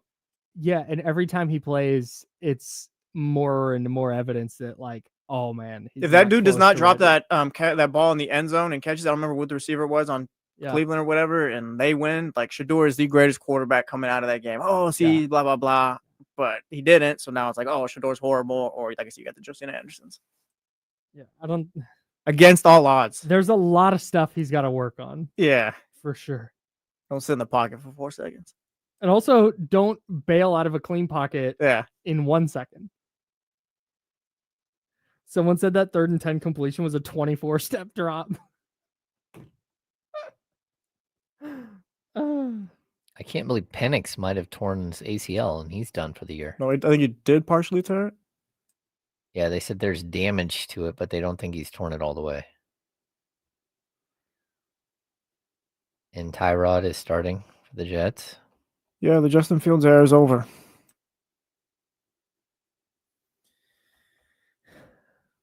Did it start? Like halfway in Chicago. And then whatever in Pittsburgh was weird, but now it's over. He beat Trey Lance. I mean, now no one's like, hey, should we take a chance on Justin Fields and start him? Like, no one's doing that anymore. You think that, and then some team will. Hey, Paul George is going to be back tonight. I don't believe it. That's what Sham said. Call Sham's a liar. Maybe Justin Fields, the next bridge QB for the next Raiders quarterback. Oh, yeah. That makes sense. Say you can come to Miami, but they still got to pay to it next year.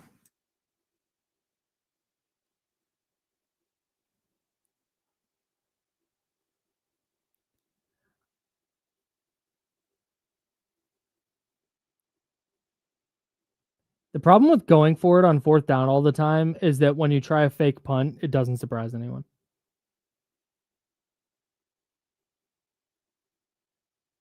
Watching a video of all the Lions failed 4th down attempts last night. Jared Goff stinks, by the way. Jared Goff doesn't stink. No, he doesn't stink. He doesn't stink. He doesn't stink. I don't trust Jared Goff in these games. I don't think the Lions can win the Super Bowl with Jared Goff. Fine, going off of that, then there's only 2 teams in the NFC that can win the Super Bowl, I think. I think it's the Eagles and Rams only.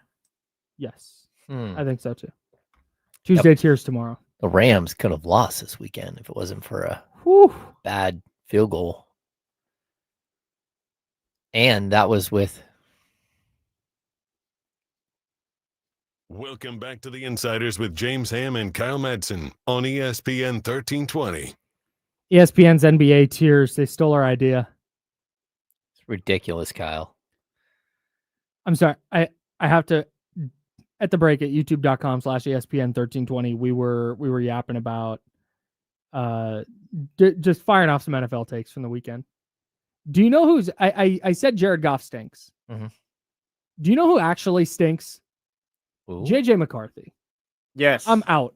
I don't need to see any more JJ McCarthy. Feels like everyone's out already over there. Okay, good. Well, I think his wide receivers just are like... Well, yeah, Justin Jefferson doesn't seem happy. Yeah. Kevin O'Connell doesn't seem happy. Yeah, not a good player. Yeah, he just doesn't throw the ball anywhere near the area where they are. And he throws that's tough, James. As a quarterback, that's tough. And he throws it 1,000 miles an hour every time. Like, Yeah. I saw enough. All right, ESPN tiers. Sacramento Kings. They were not in the first 4 tiers. We are now down to tier 5. And there's 7 of these. The muddled middle. Feels all right. Go ahead. There's no way they're in the muddled middle. Well, do they belong here? What does muddled middle look like? I don't think so. Here are the teams.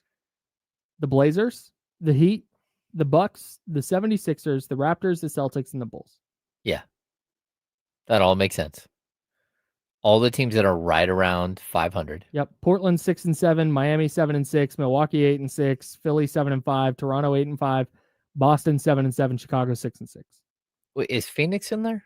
Phoenix is not here. Okay, that's interesting. I agree. I would probably put Phoenix here. Okay.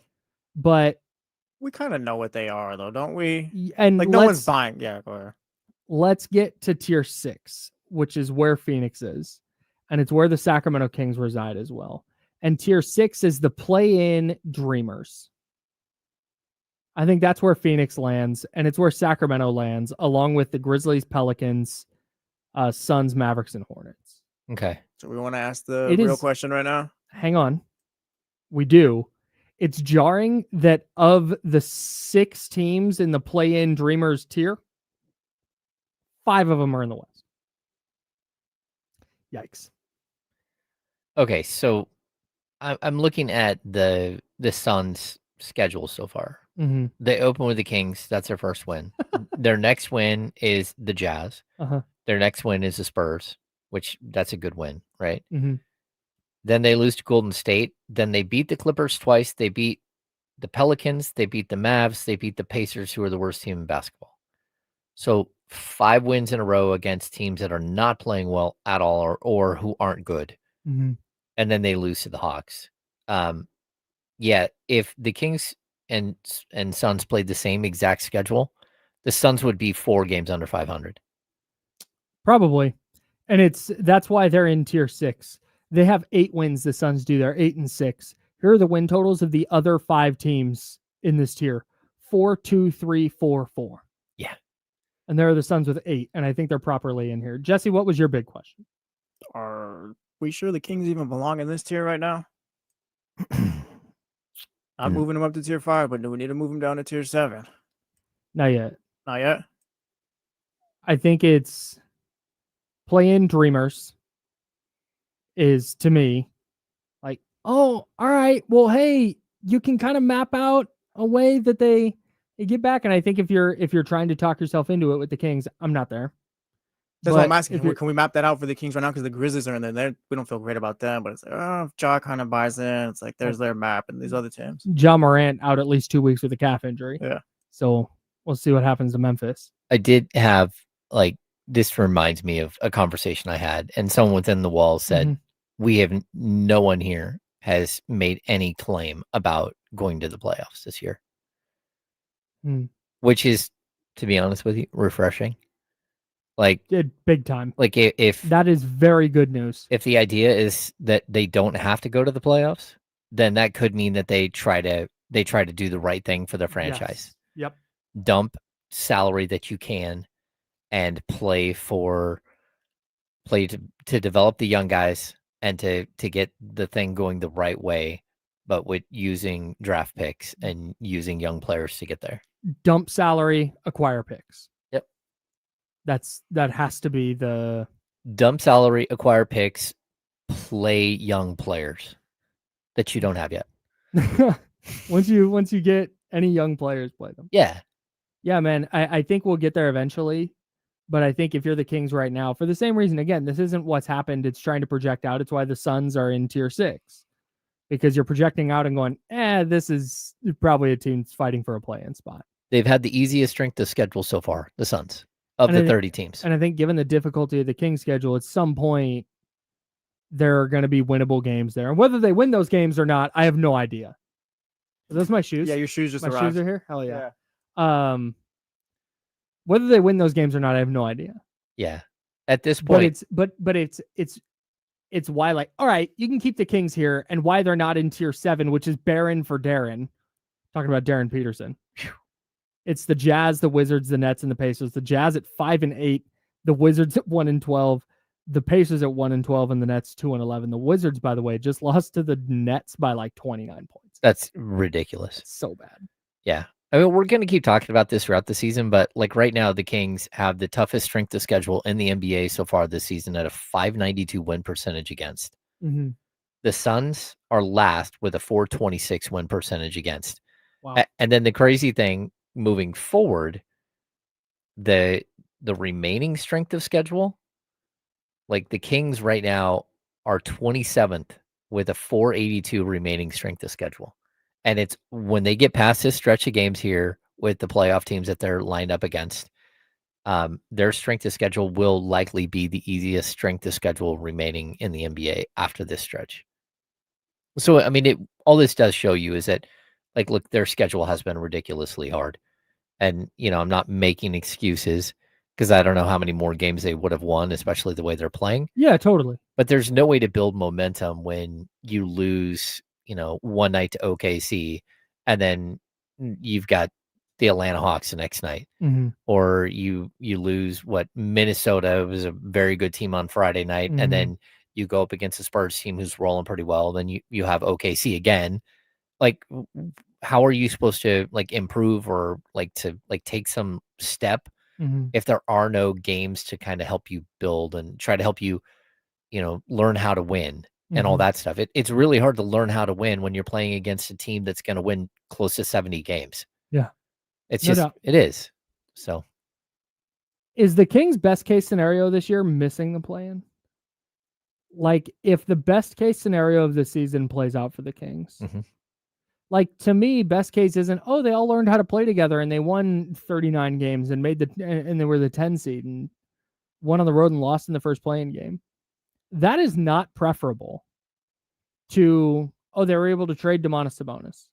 They were able to trade DeMar DeRozan. I don't know that they'll be able to trade Zach LaVine, but they're able to trade two of those players. They got some picks back. They got a couple of interesting young players back. Nate Clifford's playing a bunch of minutes. Maxime Reynaud's playing a bunch of minutes. And, they only won 28 games.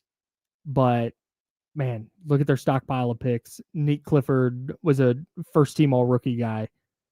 That's first or second-team all-rookie guy. That, to me, is a way more preferable outcome, right? At this point, yeah, after what we've seen so far, yeah, I think that's the most preferable outcome for this season, that you start to accumulate assets. And again, we keep saying first-round pick. You might not be able to get first-round picks out of anyone on this roster. Outside of Keegan Murray, outside of Keon Ellis, that you might be able to get a late first. And even that, you're not going to because of the value of his contract. So if I'm the Kings right now, I'm looking around okay, how do we get better? Right. And to get better, sometimes that means that you're able to get, trade a player who's better than the players you're bringing back, but you bring in 2 second-round picks.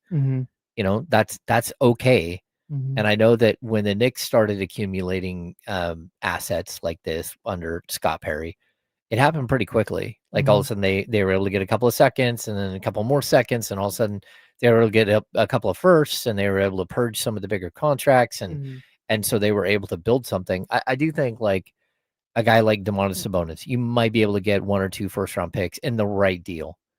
Right. But I'm not convinced that they're going to be able to get first-round picks for any of their other players. I mean, it's possible that you could come up with some scenario where Malik Monk got you a late first-round pick.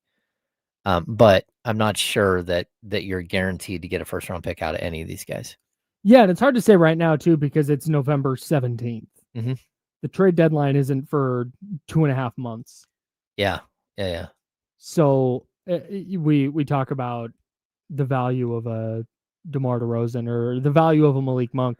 It might look a lot different if Team X has an injury. No, totally. And that would change the value. But yeah, I don't even think the value of getting off those contracts and just freeing up some money and having some maneuverability is as early as 2026 instead of waiting for those contracts to clear naturally in 2027. I think that value added with the addition of maybe a miscast young player or just a young player who's not getting a ton of minutes and a couple of second-round picks, I think is super valuable. Because if you start stockpiling second-round picks, now all of a sudden you can use those as sweeteners in trades. Veteran players become available on bad teams for a couple of second-round picks. There is an added value in those assets. Well, yeah, and I think the Kings are the team that's looking to trade those players, not a team looking to go get those players. Yeah, I meant down the road. Yeah. So, yeah, I'm going to keep coming back to a team like Orlando that, they've got a pretty good sized contract with Jonathan Isaac. But only the first 2 years of his contract are guaranteed. And then you can just basically dump a whole bunch of the back end of his contract. But if you could move, Malik Monk for Jonathan Isaac and maybe get a late first round pick in that, that would make sense to me. Even if you got to give up a second. Yeah. Something like that where you're giving a team that is on the cusp who needs something to like spark them. Malik Monk would still, for me, like fit perfectly with those guys off the bench. And it's a lot of money, but so is paying Jonathan Isaac money when he plays, I'm out on 50. Jonathan Isaac. I'm not taking him as a player. I'm taking him as an expiring contract that I can dump the rest of, and I'm trying to get an asset, and I'm trying to move off the last couple of years of Malik Monk's money. Yeah, man. Asset accumulation and minutes for anybody who's going to be part of this team beyond 2026 or 2027. Yeah. Has to be the priority over play-in. So I to Jesse's point, do the Kings belong in the play-in dreamers tier? I think they probably do right now just by virtue of their roster. But I think if you ask Scott Perry and Doug Christie and the brain trust over there at Golden One Center, my guess is they would say like, no, that's not. That nobody's sitting here going like, God, how do we make the play-in this year? If you back in because Nate Clifford's awesome and Maxime Reynaud is awesome and you get a couple of young players from another team who step in and play great roles and you back into the play-in, great. But I don't think that's the goal. No, I don't think so at all. Like, and I've actually been told, like, hey, we have not been sitting here saying playoffs, or play-in. That's not what they've said. And it's funny because every other year they have. So when you're looking at it, you're like, okay. If you're not saying that, if you're not putting that as like the standard for this season, I think that's a good thing for everybody. And I mean, it's not a realistic standard either way because they're like making the playoffs at this point. Like, sure, your schedule lightens up, but you have to play good basketball in order to win a bunch of games. You can't just like all of a sudden say, oh, look, we've got 40 wins. It's like, well, how'd you get the extra 18 wins? I'm confused. Where'd those come from? Like, I don't know. We found them. Like laying around. No, that doesn't make sense. Yeah. I don't. We always come back to this in these discussions. No matter where you wind up picking, no matter how many games you win, you got to start hitting draft picks. I just have a slight concern that when we talk about the Kings schedule lightening up and they might start winning some games here and they're in the play-in dreamers here, that might push them into a spot where they're picking 8th, 9th, 10th, and they're missing out on the top guys in this draft. Well, I mean, look at what happened this last offseason.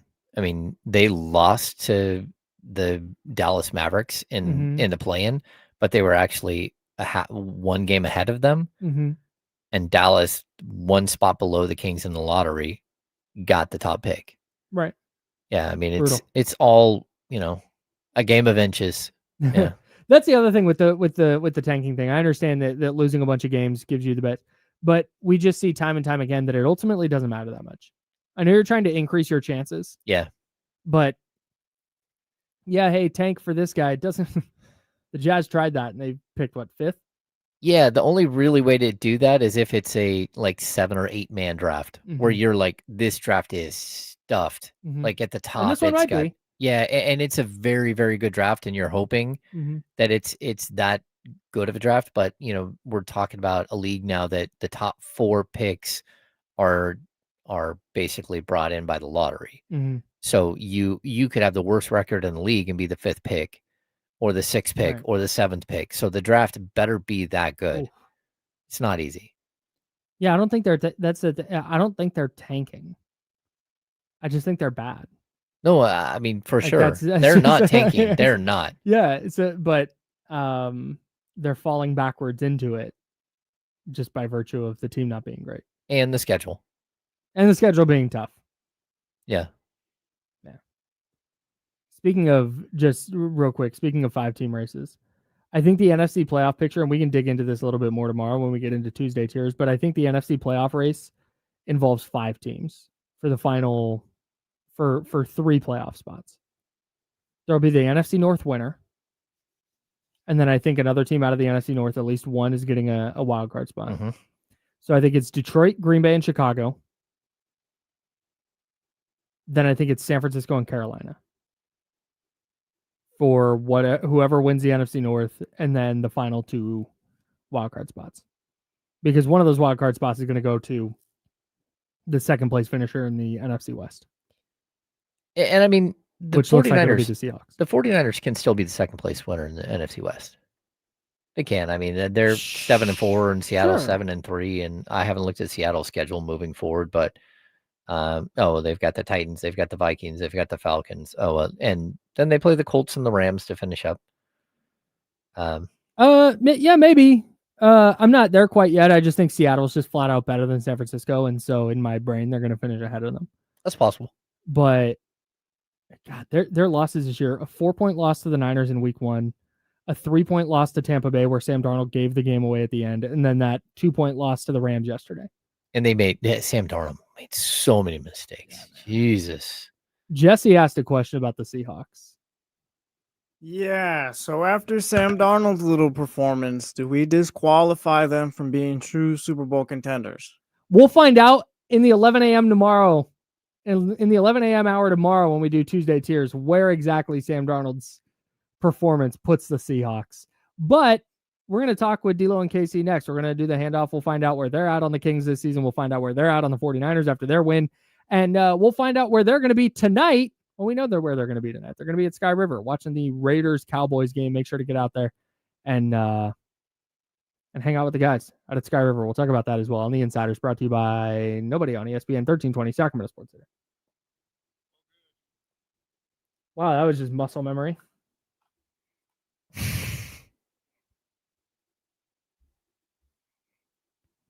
Can I tell you guys, this is just for the chat. And Kenny might bring this up when he comes in here, but do you know what Kevin Kugler said on the broadcast last year or yesterday? Mm-mm. Kevin Kugler said, and I quote, hang on. Brissett pulls it out and D. Winters swallows him up at the 9. No. Kevin. Kevin. Behave, Kevin. Like, what? I'm not going to be there, Norm. I got family plans tonight. I also have family plans Yeah, tonight. Go where? Crazy. To Sky River. Oh, okay. Got it. Yeah, Dom. He said that for real. The Kings can make trades at any time. They just can't include a couple of players. It's players that were signed during the offseason.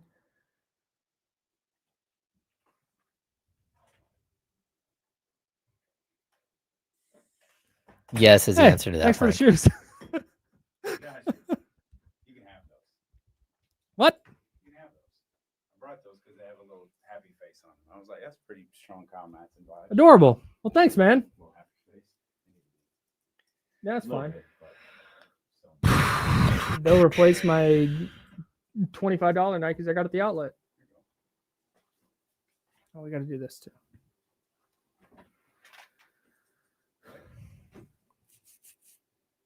Bro, yeah, that's part of it. The injury history and the fact that he may or may not like playing basketball. I think a bigger issue for me is that he just doesn't get it. Like, when you're playing for the NBA, you're part of like something much bigger than yourself.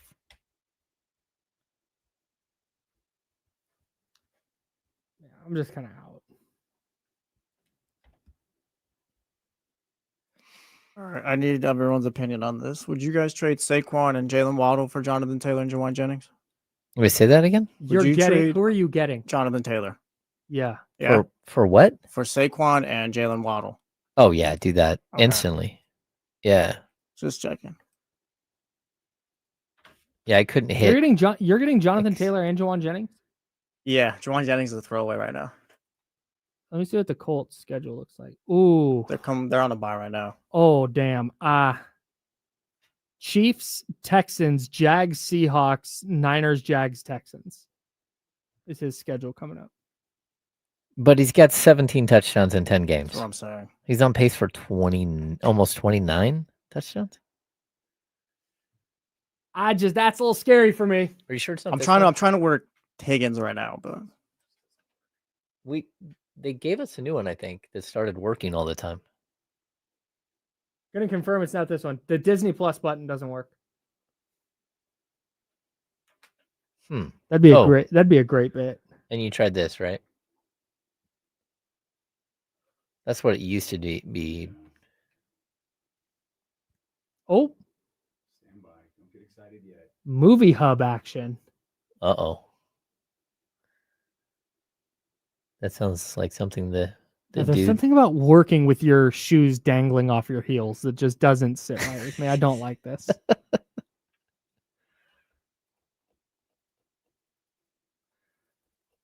I've worn socks to work here like maybe twice in the last 10 months. So. Oh.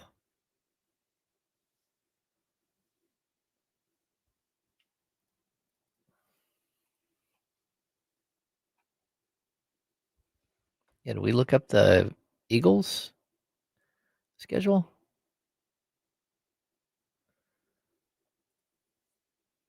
Eagles schedule.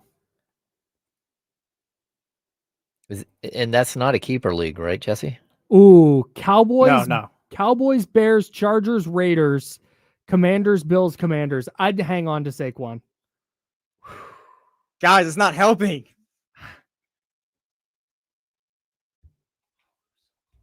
Welcome back to the Insiders with James Ham and Kyle Madsen on ESPN 1320. I'm Kyle. He's James. Damian Barling, television remote extraordinaire, in the building. Are these D'Lo and KC sweat suits available online? Yeah. Okay. Yep. Shop DeLoandKC.com? DeLoandKC.com. Shop DeLoandKC.com. Yep, they both work. They're extremely fire. You have yet to wear one of those sets in here that is not gas. Nah, they're the varieties that they have are really, really limited. Like it's a certain type of material. It's different than like the other hoodies and things that we've done. Yeah. So the material is a little bit more limited, and we've been using the stitch instead of the screen print, and it's worked out really well. They're a little more pricier than like our other stuff, but it's very much worth it. Hoodie Talk on ESPN 1320 is presented by Paramount Plus. You can't count on much these days, but you can always count on Sundays with the NFL on CBS and Paramount Plus. Watch your local NFL game every Sunday on CBS and Paramount Plus all season long. Visit ParamountPlus.com/NFL to get started today. Another tough one for the Kings last night. They're all tough, bro. I'm just kind of coming to grips with tough one, meaning tough season. Yeah, I never thought they were going to be life. good. I never thought this was going to be an effective basketball team. But I didn't think they'd be this bad. I'll say That's it. Like I just they'd be this bad. Like I keep waiting. They've lost 5 in a row. And okay, you're going into San Antonio. No Victor Wembanyama. San Antonio's dropped 2 in a row. Like, all right, hey, here's a spot where you can come. And I never felt like they were going to win yesterday. Oh, they had no chance. No chance. Never had a chance. Yeah, like they get down early. They just don't look cohesive, competent, coherent. They just look like a bunch of guys playing basketball. Most of them aren't doing it very well. We didn't talk about the Doug Christie thing, James, and I want to do that now because I don't know what it was about Doug's presser yesterday, but I don't know if there's a resignation where, not that he's resigning, but like he's resigned himself to just like, all right, that's what it is this year. We're just going to kind of do our best. And because it wasn't the fiery, like, oh, we got to play hard. When you put that jersey on, I could have done better than that. No, it's just like you got to close out better on our threes and you got to move the ball on offense. And it was like just this cookie cutter. Yep. We lost another one. It's the same problems. And I think there's just maybe it was a realization that, hey, you can't throw 100 miles an hour in every press conference in every game you lose because it's just going to be a lot of them this year.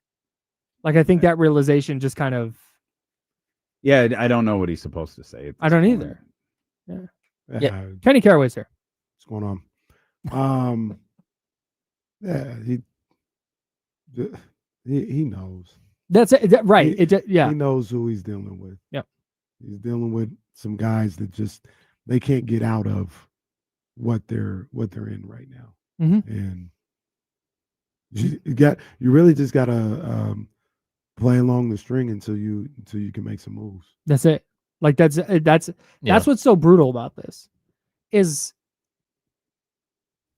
this has happened a couple times, like with the 49ers last year. It was by week 11. It's like, oh, they're just playing out the string. But that was, you had 6 weeks left, not 68 games left of playing out the string. And that's what it feels like what I said earlier too. I feel like Doug is going through the stages of grief of realizing what it is that he has, and also realizing that this might be the only opportunity he ever gets to be a head coach, and that this might be the only year he gets to be a head coach, and he doesn't know anything beyond that.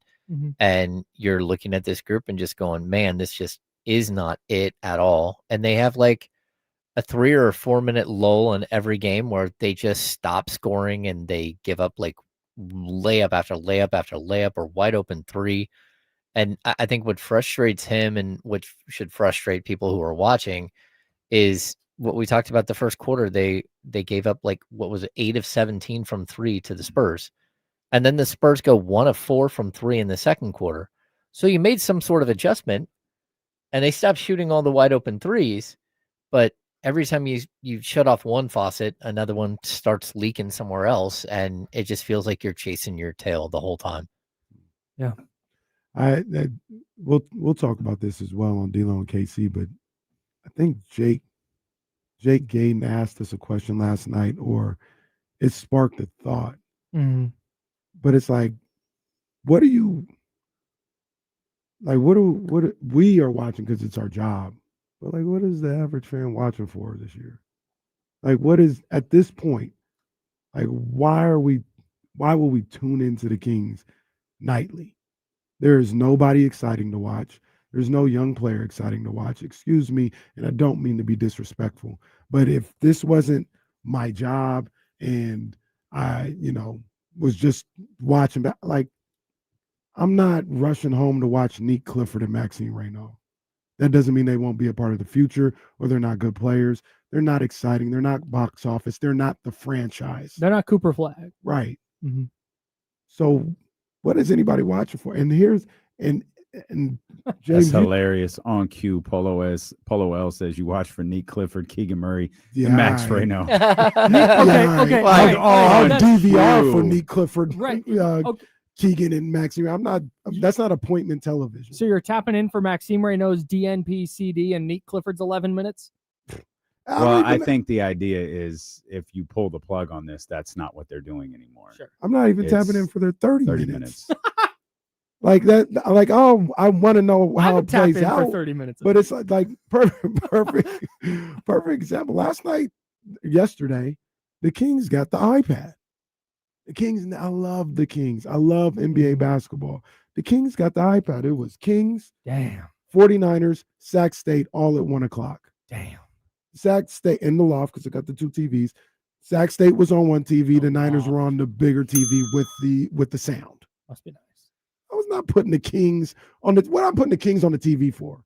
We knew how that was going to go. Obligation, like literally, if that's what that would have been. Yeah, that would have been. That's it. Yeah, there's nothing about them that I want to see, that I want to find out, that I'm intrigued by. With all due respect, listening to the announcers and not part of the job, so all I need to do is watch. And they're 15 games in or something like that right now. This season, 14. I don't know why is people tapping in? Why are people now I'm not turning them away. I'm just saying there's nothing to bring them to the TV. There's no hook. I think there's no draw. That's it. Okay. And this is where our guy, Mark Robertson, in the chat, and salute. I don't fan how you want to fan. This is not telling Mark what to do or not to do, but he's like, I'm pro tank. I'm so happy. This is great. But you would at least hope in that scenario that there are like young players playing, and Washington Washington's just got a bunch of dudes who are like 23 and younger, and they're just going to figure out who's good and who's not. This is not, this is just wasting a year. Do we think Meek Clifford is doing substantial development right now? Yeah, let's not lump bad basketball into tanking. That's it. This is a bad basketball team playing bad basketball, not a team making a conscious decision to put young players out there, allow them to develop and take whatever bumps and bruises come with that. That is not the same thing. You're watching players potentially pout that they're not getting their way. You're watching Doug sit leading scores because things aren't going, the way that everybody hoped. Like you're watching a bunch of veteran basketball players, a lot of them acting like children. That's what you're watching. There are exceptions to that, but you're I can't figure DeMar DeRozan out. Like, are we really just talking about like a bad stretch? And then all of a sudden it's like, oh, he's back against San Antonio. Mm-hmm. Is it something San Antonio was doing versus what Minnesota wasn't allowing him to do? Like, how can DeMar be so passive and non-existent for 2 games and then be the most lethal scorer on the floor for Sacramento? James and I talked about this a little earlier. I think it's that thing that happens to every player when they get to 36, 37, which is happening more often. I think we're seeing it more often. I think there's just going to be more stretches now than we've seen before where DeMar scores 10 points in 2 games because he's just like, he's older now. Mm-hmm. You're playing a ton of basketball games. You just can't play at the level that he plays every single night. Like Steph Curry had 9 points last night. Like it just, that never would have happened. Yeah, he scored 92 in the previous 2 games though. Right, sure, but he's a better player than DeMar. Like the ceiling's going to be higher. But I don't think DeMar DeRozan suddenly fell off a cliff. Like I think, he'll be back to putting up 20 or so a game. Then he's going to have a couple of clunkers that we're not used to because. But I feel like he's had a few clunkers this year. That's why I don't think it's that. Like because I don't think he had a few last year. And then Mike was gone, and suddenly he didn't have him anymore. But this year, it just feels like, man, and maybe you're right. Maybe it is. Maybe this era of professional athlete has kind of skewed us as to father time, like Steph being an example, LeBron being an example. Mm-hmm. Even to a certain degree, to start the season, Aaron Rodgers was pretty good. Like there, maybe that whole father time conversation has started to skew our thinking. When in fact, DeMar DeRozan is, 37 years old. Russell Westbrook, 37 years old. Maybe that's a factor. Zach LaVine is not 37 years old. So he can't play into that. But how many? I don't know. Just real quick on the DeMar clunkers thing. I'm fixating on that. How many games do you think he's had this year where he scored less than 18 points? Less than 18 this year? 4. I'd say 3, 4 or 5. 3. Oh. It's 3. Yeah, those 2 games and then 7 points. Against he was Utah. playing well for most of the season. Then this well, I think everybody was playing well the first week. Yeah. Well, the homestand 50% from the field, 39% from 3. Yeah. That homestand was just dreadful. Not great. Well, I kind of feel like you're watching players like go through it where they're like, oh man, this is broken and we're going to be horrible. Mm-hmm. And then all of a sudden it's like, okay, I can't be that. I've got to get back into who I am and start excelling again. And again, Minnesota's a horrible matchup for DeMar DeRozan. If they decide to shut the faucet off, it's like, okay, they'll send McDaniels at him or they'll like run Naz Reid out there and like, what are you going to do now? No. It's just one of those things like, Kyle, you'll recognize, like, it reminds me of like a Gary Radnich type conversation. Like he talked about baseball and Barry Bonds. He's like, yeah, the Giants are good. Who are you, if you're walking through the living room and you see somebody's up to the plate, who are you stopping? Oh, let me see what this at bat is. Mm-hmm. Who are you getting hyped up to see on this? Nobody, not one person. Even when they were no good with Cousins and Fox early on, I want to see what Cousins is doing. I want to see what Fox is doing. Might have a 50-point night. Like these guys are starting. Like I want to see them. They have nothing this year. Absolutely nothing. Now, I don't want to be overly dramatic because it's the Kings, it's the NBA. And the second they're good, they'll be the Kings, always. But, man, I think they better watch out because James talks about this. with like Warriors fans and stuff like that. And the A's, when they first watch out, Sac State basketball. Number one, I'll put it to you like this. If I ask Reese right now, I say, Reese, I got tickets to the Kings game in the Sac State. Where you want to go? I'm going to go to Sac State. I want to go see Mikey. Coach Fields is in the chat right now. All his players, I asked him today at practice. He's a high school coach. Hey, guys, you want to take a trip to the Kings game or you want to go see Sac State and see Mikey Williams? Bet you the majority goes, I want to go see Mikey. Yeah.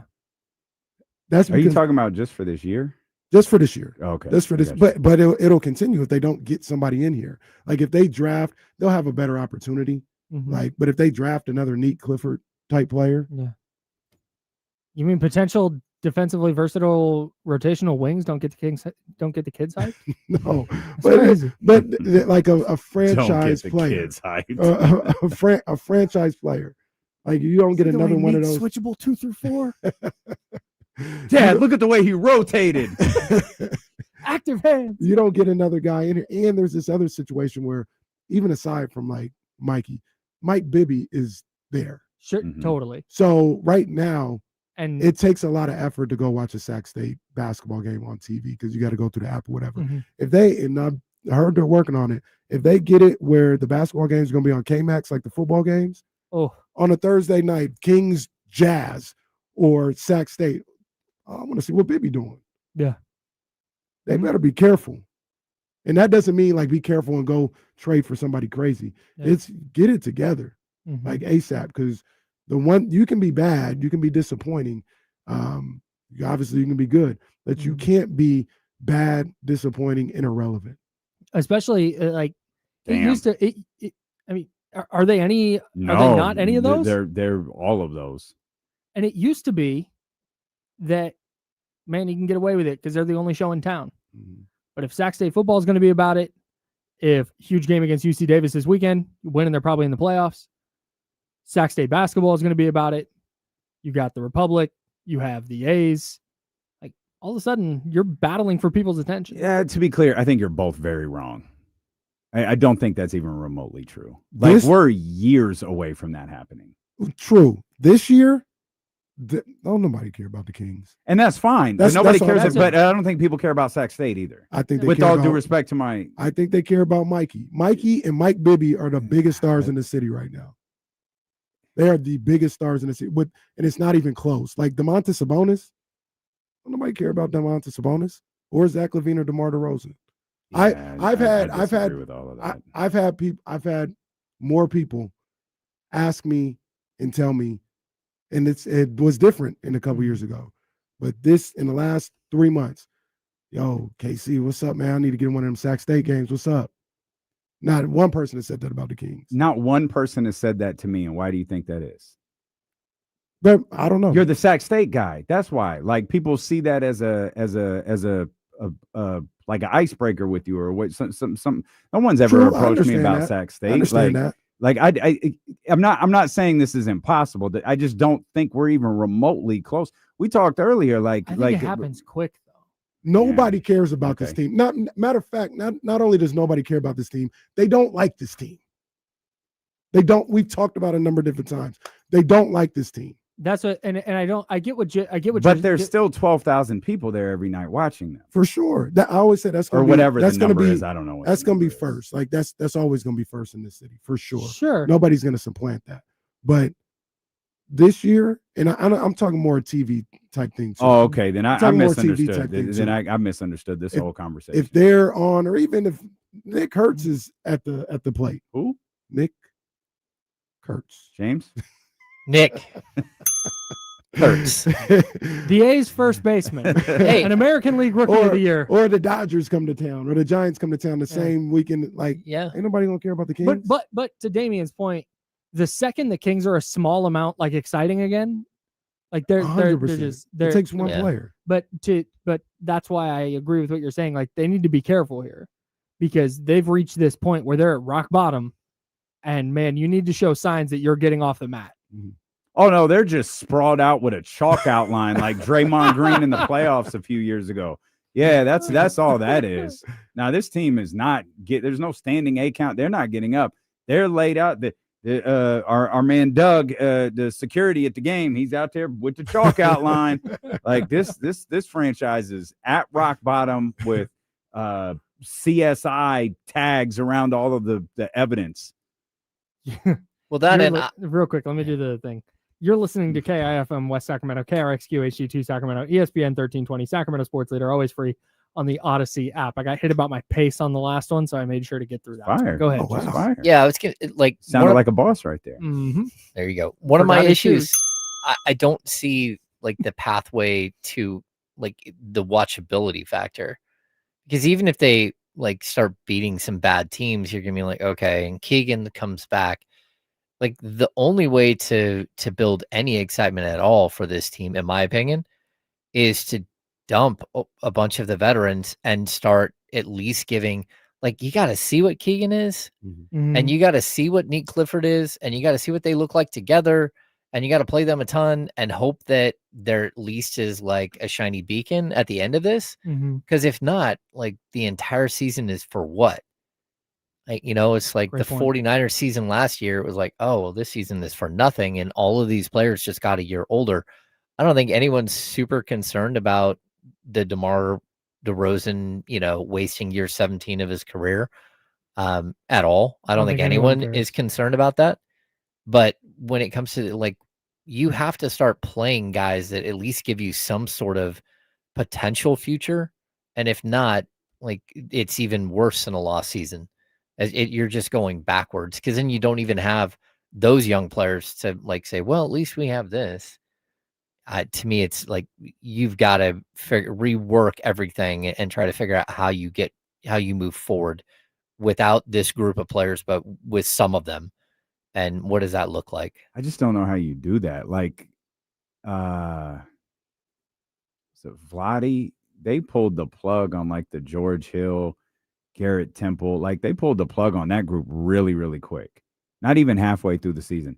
And that's fine, because with all due respect, it's George Hill. It's a group of guys who are far later in their well, George Hill wasn't. He might have been duped a little bit, but all the other guys were further along in their career. Now, Grant, like, I don't know that you could do that to DeMar DeRozan right now. Even though DeMar DeRozan is in the final stages of his career, he's still playing at a really high level. I don't know that you can do that to Zach LaVine and Russell Westbrook yet. Like, this is a different group of guys that you're about to pull the plug on. Like, you'd have to have them out of here. You know what I mean? Like, they'd have to be gone. Some of them need to be. For sure. Yeah. For sure. But just the idea of, we're going to squash this and sit them for moving forward, like, that's going to be a tough.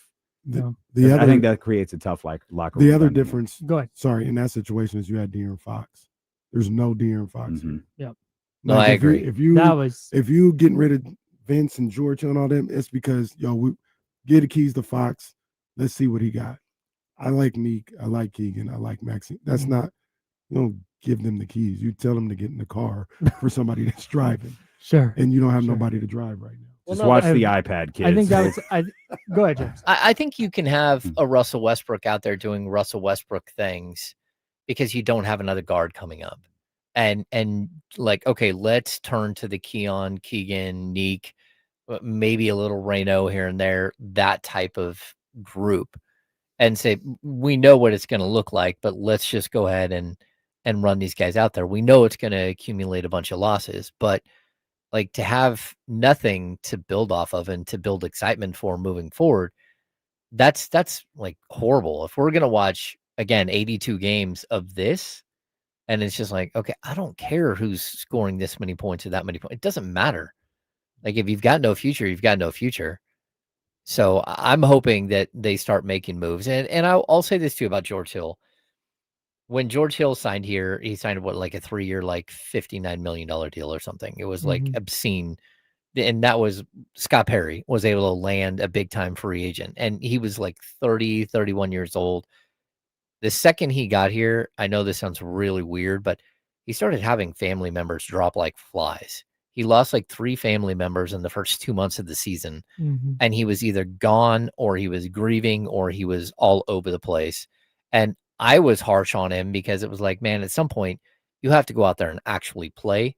But the Kings were able to move off that contract. I don't think the Kings have contracts right now that they can just move off of and just go, oh, look, we were able to move George Hill and it only cost us, you were able to get Iman Shumpert back for a short term. When they moved Zebo, that was part of the Harrison Barnes trade. It's not hard to move like $12 to $17 million deals. It's really hard to move a $47 million deal or even like a $25 million deal or $42 million deal. Like it's just very difficult, like especially with all the aprons and all that stuff. And the teams you're trading to are the teams that don't have cap space. And they're the ones that have all these constrictions with the salary cap rules. So that makes it tougher because I don't think anyone is going to build around the players that the Kings are trading. And they're not certainly going to give up assets if they're a bad team. Right. So you're in this really like ugly, bad situation via the Kings where you got to find a team that maybe is playing over their head and would be willing to take on a Domantas Sabonis contract because they think that they're just a piece away from being able to tweak and build. But that's just not who the Kings are right now. Just weird. Speaking of lost seasons, 49ers injury updates from Kyle Shanahan's conference call today as we shift gears briefly. Awesome. Tatum Bethune has a high ankle sprain. He'll miss a few weeks, according to Kyle Shanahan. Said he probably won't have to go on IR. And it's a grade 1 hamstring strain for Eddie Pinheiro. He's week to week. They'll have a kicker workout on Tuesday or Wednesday. Preferably one that can hit extra points. That would be great. Well, at least no one's out for the year. Yeah, that's big time. Didn't lose anyone for the year. Yeah. Really grading on a curve with worse with their injuries. The Kings falling behind by 10 in the first quarter is the 49ers having someone laying on the ground in the first quarter. Like, oh, and Tatum Bethune's slow to get up. Of course he is. Why wouldn't he be? So brutal. Every single game, you're just like, oh, no, not that guy. Yeah. We have found one, too. Kicker. Yeah. I was out for just week to week, though. It's a grade 1. My guess is 2 weeks. You get 2 weeks off. You get the bye week. Yeah. Back against Tennessee. Can they beat the Browns without Eddie Pinheiro? Stay tapped into ESPN 1320 to find out. Good question. It's so tough because, well, there's a bunch of reasons it's tough, but the Kings lost last night. I think part of the reason because it wasn't new, it wasn't different, it wasn't shocking. I think the reason it hit like a ton of bricks, though, is what our buddy Chris Biederman wrote about in the Sacramento Bee after the game. And that's, man, watching De'Aaron Fox close out the Kings while Zach LaVine watched from the bench in crunch time was like, oh, man, it's really like, this is where it is. Like, it's just, none of this is ever going to work. And that was just again, it's not like that was news to me, but that image just really drove it home in a way that losing to Minnesota or losing to Denver doesn't. And that was just a bad, I don't want to say a bad look because it wasn't it's a thing that happened a long time, like months ago now. But that was just a tough. Yeah, it looked like they knew that they could. It looked like Fox and Harrison Barnes were like, let's just go close these hoes out. Mm-hmm. Mm-hmm. Yeah. Like, we know they're trash. Let's just go close this out. Do we think Harrison Barnes has ever called someone hose? Yeah, Draymond. By the way, you know who the Sac State played yesterday? No. Presbyterian. Look it up real quick. Just go ahead, look it up. I'll talk. But yeah, he probably said that to Draymond, to like his wife or something like that. Like, I'm sick of these hoes. He said, okay, to be clear, you mean Harrison Barnes said that to his come wife. On, man. The Blue House? That's their name. We're talking basketball. We're talking NCAA. The Presbyterian Blue Hose. All right, man. Whatever. What? Avatar 3 coming out soon. We have more 49ers news. Oh, good. Great. According to our friend Josh DeBoe, wide receiver Brandon Ayuk and Jacob Cowling are still week to week and won't have practice windows open this week. Of course not. Jacob Cowling. Of course. Who? No. Does he exist? I like Jacob Cowling too. I forgot all about him. Sky Moore took his spot. Yeah, my boy. Shout out to my guy Sky Moore yesterday. That was big time. Your guy. Yeah, man. I really had it in. Your guy. Never doubted him for a second. I texted KC yesterday. So Sky Moore obviously has a huge kick return. I was harsh on him, and that was a good play that he made for sure. I texted Casey after Diamador Lenore got cooked yesterday. Just got flambéed. And I'd been looking into some stuff, and I'm like, man, I don't know that Lenore is that good. Like, he's fine. Like, I think he's just an okay cornerback. And I texted Casey, and I was like, man, I don't think Demo's good. I think he's just fine. Less than 1 minute later, Jacoby Brissett rolls out, throws, Demo picks, sick-ass return, Niners first and 10 at the 14. I was like, all right, never mind. Now I'm just going to text mean things about players. I'm just going to text mean things about players to KC that I think need to play better. Didn't work for Bryce Huff. Yeah, man. You know what's funny about Sky Moore? I have a Brandon Ayuk thing. Oh, no. Go to that, because we were talking about Brandon Ayuk. I don't think he's coming back.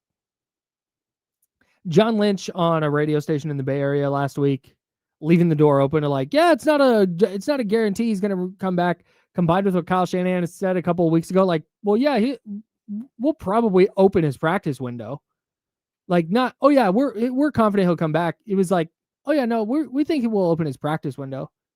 This has big, like, they're going to open his practice window in week 15 and he's going to get 3 weeks of practice in, and then they're going to shut him down. That's the energy this has to me. Every time someone would bring up Brandon Ayuk this year, I'd be like, don't worry about that.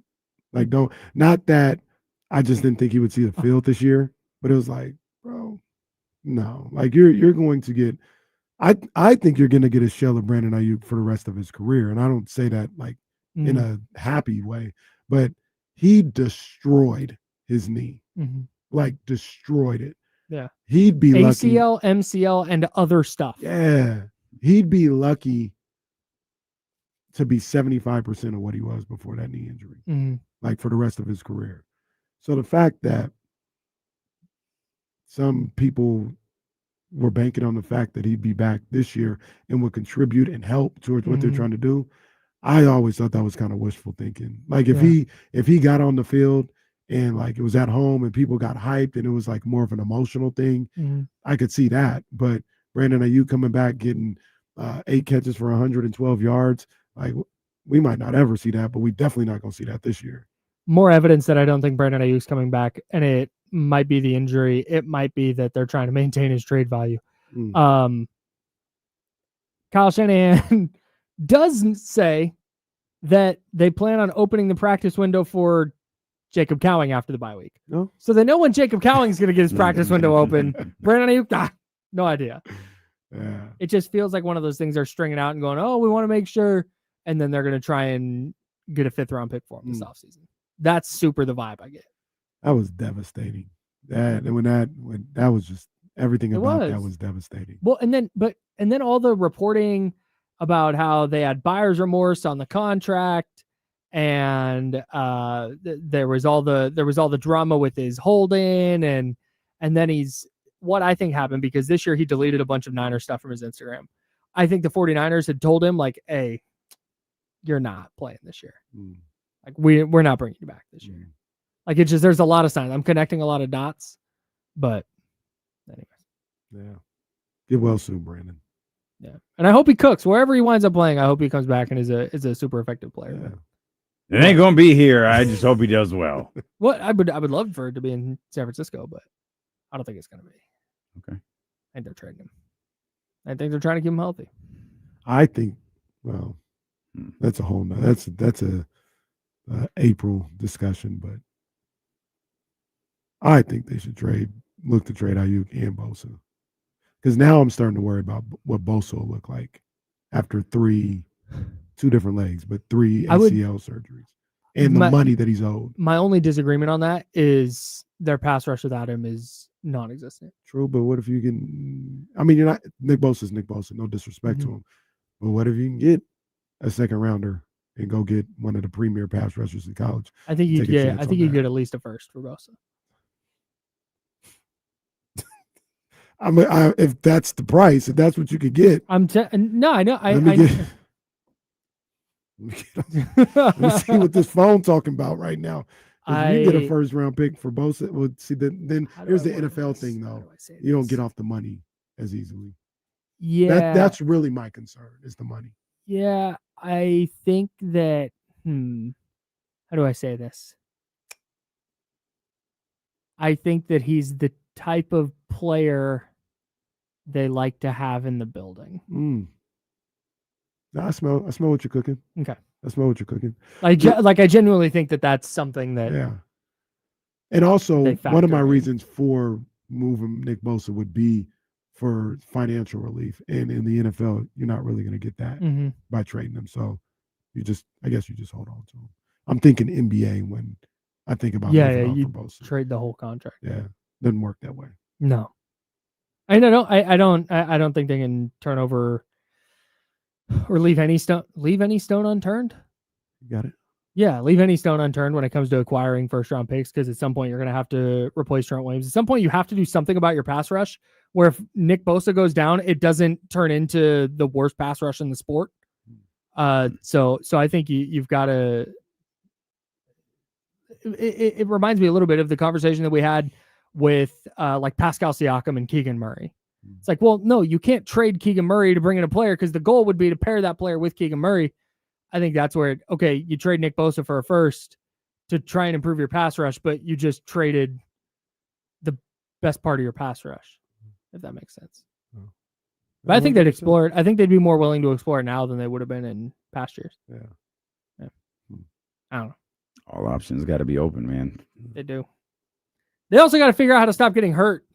Well, that's what they need to figure out first. Hey, I'm so I think they got good players, but just keep them healthy. We talked about this thing earlier, about this fake news about Zach LaVine walking out of the Kings game and having a heated exchange with the coaching staff over his minutes. Where did this come from? I hadn't seen this. Somebody named Sacktown Pete Got he's a YouTuber and a PlayStation 5 Pro, Xbox Series X gamer, according to his Twitter profile. Said, I noticed he was not on the bench during the fourth quarter. If this is true, oh boy. And it's a screenshot of something from Box Score. Ever heard of it? No. Me neither.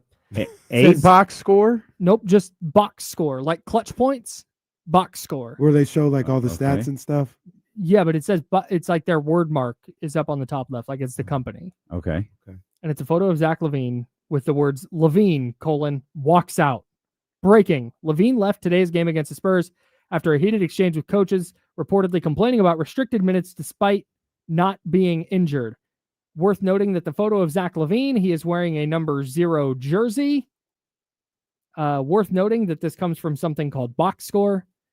And I'm bringing it up again because our buddy Guru quote tweeted this and said, just blow it up.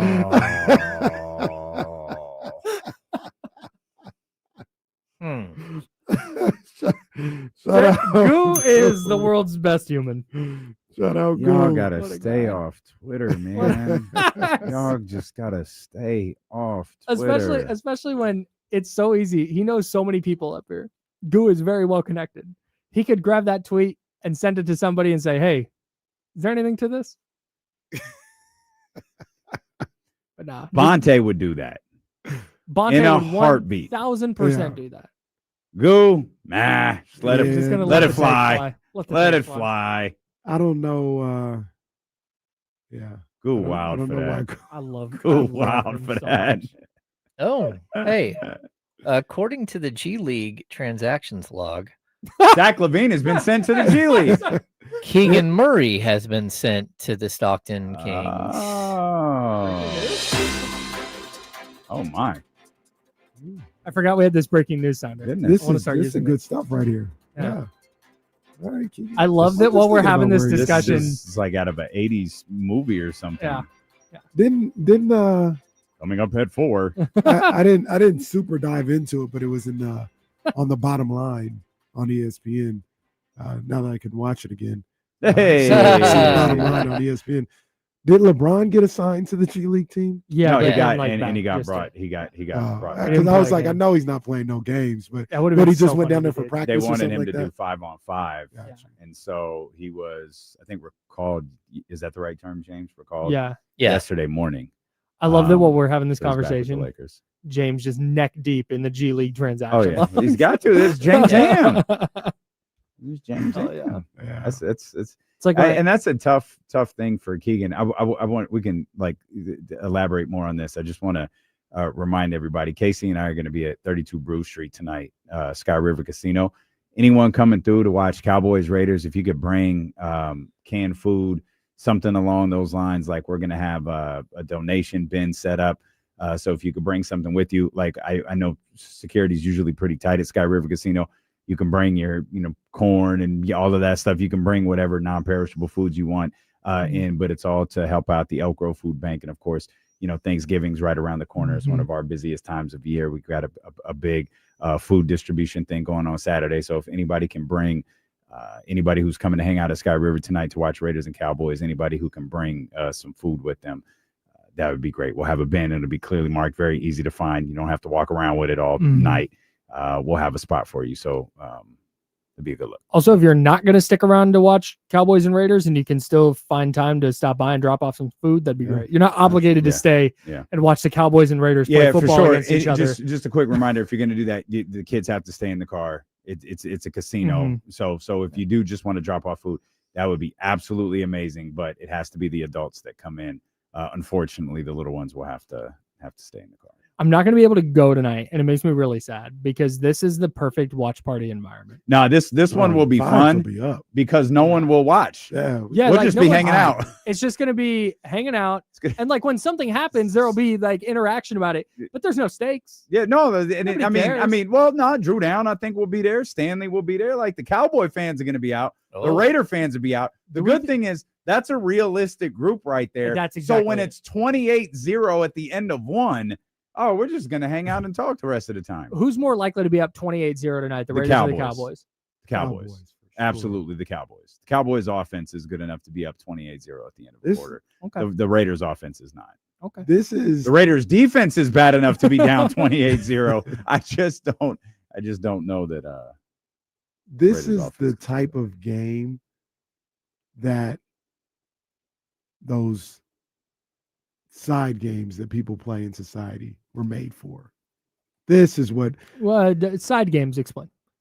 Well, Prize Picks? We'll give them a free one. Yeah, Prize Picks. Or if you're in a place like Vegas where you can prop bet, this is what it's made for. Usher once said that's what it's made for. This is what it's made for right here, because there's no real interest in the outcome of this game unless you're like, yo, Dak Prescott going to throw more than 295 yards. He's at 260. He's at 260 with 5 minutes to go in the game. I want to see how this turns out. This is perfect for those games. Yeah. Man, I can't wait. We've got info. I'm so excited for you guys. Oh my. Let's go, James. According to a league source, Keegan Murray has been cleared for 5-on-5 contact basketball, has been assigned to the Stockton Kings for practice today. Murray plans to join the team in Oklahoma City, and there's hope he will make his regular season debut on the second end of a back-to-back on the Kings' current 10-day road trip. Hey, okay. Here we go. Love to see it. So there we go. Keegan would be back. How come I didn't get my James Ham push notification? That's the Memphis game. Is that what we're thinking? Yeah, Memphis is the game after OKC. All right, man. Welcome back, Keegan. If Keegan comes back, James didn't tweet it. That's why. And the Kings win that game, we're gonna be cooking with gas, guys. I'll be back. Yeah, because can you imagine if they come back and just look like a completely different team with Keegan Murray here? Like all of a sudden the 30 assists a night. especially since I have been on the train of like, well, we got to see what it looks like with Keegan before we really like making it. Last night was my breaking point of like, Keegan's not gonna help. He's not assertive enough. That's not the style of player he is. His play style is not something that's going to help the Kings. If he comes back and the Kings just rip off 7 in a row, I'm going to be so mad. That happened last night? Or was that sarcasm?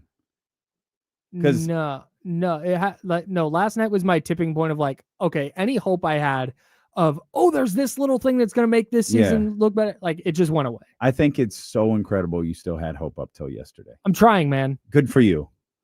Good for you. I have to. or every show's just like, all right, the Kings lost again. Their ass. What else you guys want to talk about? Like, I got to do something. Well, no, last you night, have I reached to. the point. I reached just a tipping point. No, because you're a better host than that. You have to figure out ways to explain why they suck on a night-to-night, day-to-day, game-to-game, road trip to road trip, homestand to homestand basis. It's not easy. Or I could just throw my purple glasses on and be like, well, maybe. What's the Kings? I know they lost the last 3 games by a combined 107, but guys, hear me out. Are they losing by 22 a night across a 6-game losing streak? Yes, but Keegan, the Kings remind me of how I felt about Gregor Blanco in 2013. Oh, the Greg White Shark. Maybe it was 2015. It was one of the years they didn't win. Mm-hmm. And he was just god awful. Now, granted, I didn't have a radio show. It was just my tweets. Mm-hmm. But it got to the point where it was like, I'm not going to tweet about how much he sucks. Yeah. It's like, all right, we all see it. Yeah. I can't tweet it into being better. And that's where the Kings almost are. Like, I don't, Damian said it before. We'll talk about it on the show. I don't know when they're going to win another game. Maybe Memphis. The next time they win, I'll be surprised.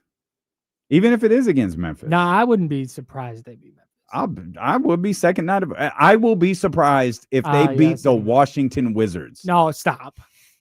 Well, why were we responding like the Washington Wizards are that much worse than Sacramento? Sacramento is 1 game worse than the team that fired their head coach yesterday. Or 1 game better, right. Excuse me. They're 1 game better than the team that fired that. They fired Willie Green like a month. We gotta go. We have to go. We gotta go. That is coming up next. Drink water, be nice, people.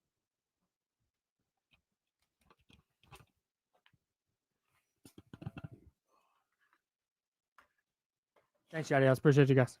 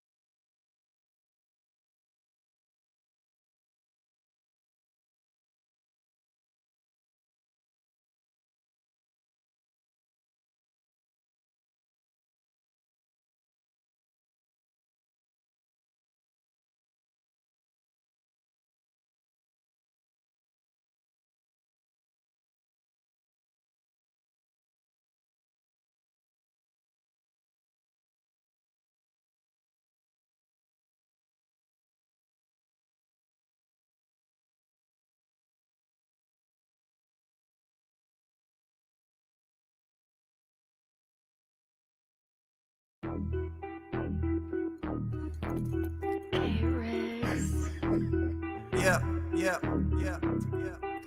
We got them screaming D-Lo, KC, D-Lo, KC, D-Lo, KC, D-Lo. We got them screaming D-Lo, KC, D-Lo, KC, D-Lo, D-Lo. We your number one spot. We your number one spot for some sports, huh? Got the city going crazy when we work, huh? We top two, but we ain't two, we in first, huh? And when you need the real, we is who you search, huh? D-Lo, KC, D-Lo, KC, D-Lo, KC, D-Lo. We your number one spot. What y'all wanna do? Hey, welcome in here one more time. Welcome in here. It is Monday, November 17th. Steeler with KC. I'm Damian Barling. The ultimate needle mover in God mode himself. He's Kenny Caraway. Yes, sir. From the worst slums Nope. of Sacramento. Well, we're operating like the Kings out here on the floor. Acknowledge me. Yeah. And we are From the live. worst slums of Sacramento. Alongside. What are you doing with him? How we roll, man. That's how we roll. We're going to be at Sky River Casino tonight, man. Come join us, 32 Brew Street. If you plan to come watch the Cowboys Raiders, bring some canned food with you. We're doing our annual Thanksgiving food drive. We're going to be able to distribute all the food this Saturday. So anyone who plans on coming through, Stanley, if you're listening, Drew Down, I'm not sure if you're donning the cowboy boots tonight. Anyone coming through, if you could bring just whatever you have, whatever you want to grab that's non-perishable, bring that over to 32 Brew Street. We'll have a bin for you. As soon as you walk in, you'll be able to drop it off, and we'll get down to business, man. We'll watch some football. So we're really looking forward to seeing everybody tonight. Big shout out to everybody who came through on Friday, man. Yeah, we had a man. great time out with Ty Dolla $ign, Jacquees, G-Eazy. Big shout out to Leezy, who did an absolutely fantastic job of capturing the moment. He's got it across all the social media platforms. Strong 80s vibes to the outfits Kenny and I had on, completely unplanned. But we were cooking on Friday night, man. It was a good time. Yeah, man. Vibes were up, man. Shout out to Ty Dolla $ign. Shout out to G-Eazy. Shout out our guy, Jacquees. That's really our guy. Like Jacquees. He was me like, yo, what's up, fellas? What's up? Yeah, for He real. played me some new music and all this other stuff. He's a headliner, man. Like Jacquees is a headliner. He puts on a show, and they was there for him. Like he cooked. Mm-hmm. He absolutely cooked, man. But it was a great time. Yeah. Absolutely great time. And we didn't have to watch the Timberwolves game, so that was fun. We were keeping an eye on it, like, hey, yo, looks like, Domas want to play tonight. Okay. Oh, look at Dennis. Okay, Dennis want to play tonight. Okay. And then the fourth quarter started, and everybody was done. Yeah. Everybody was finished playing. Yeah. In that game, it's just kind of where I'm at. I'm not saying everybody is with the Kings, but like I don't believe that this group has what it takes to turn the season around somewhat. What are they? 9 games under 500 right now? 8? Yeah, they're 3-11. Yeah, 8 games under 500. Like, I don't think this group has what it takes to get to 500. Mm. So you see what happened on Friday against Minnesota. Even going into the game against San Antonio, it's like, yeah, these guys don't have enough, and they've got to get to the point with this franchise. And it may not happen at all this year.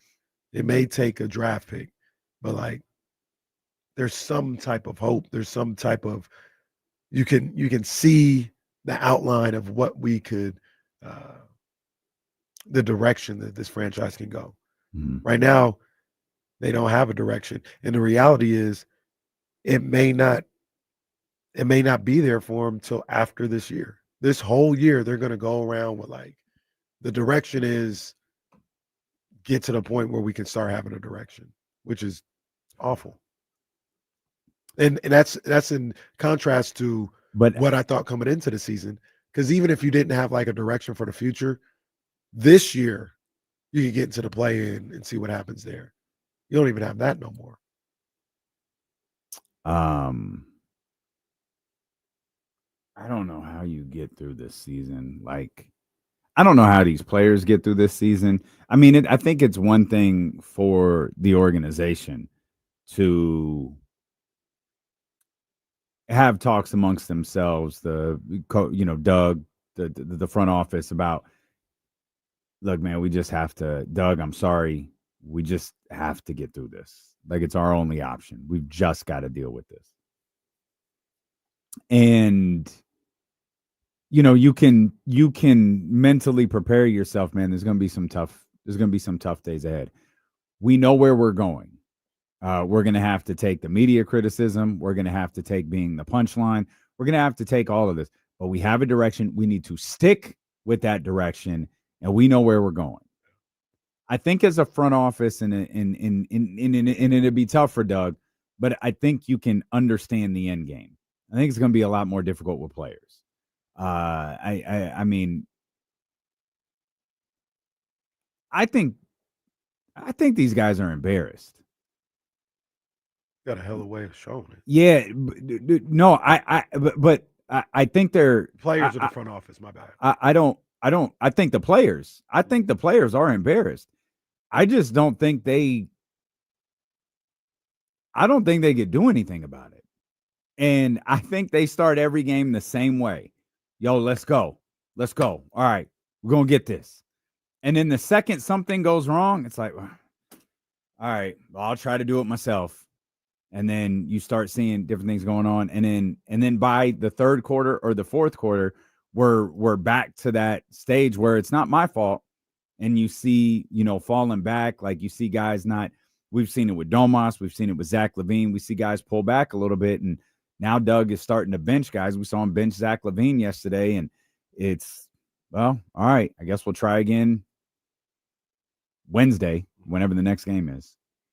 Yeah, see that, and then the reason why I asked that is because I don't think they go into there are select people like the Russell Westbrooks. That's all I can really think of. They're like going into the game like, no, let's go. We got this. I think everybody else, they look like, they play like they're resigned to the fact that it's just not going to happen for them. Mm-hmm. Like, I don't see any extra effort, or I don't see any type of laser focus to try and change the predicament that they're in. See, that's the funny thing. I don't think they change either. I think they just try to do everything the same at the beginning of the game, thinking that the result's going to be different. And the focus wane, like whatever focus they have, whether it's laser focus or it's blurry, it wanes throughout the game to the point where it's eventually gone. And I think that's the book. I think that's the scout on them. Yo, put pressure on them. They're going to fold.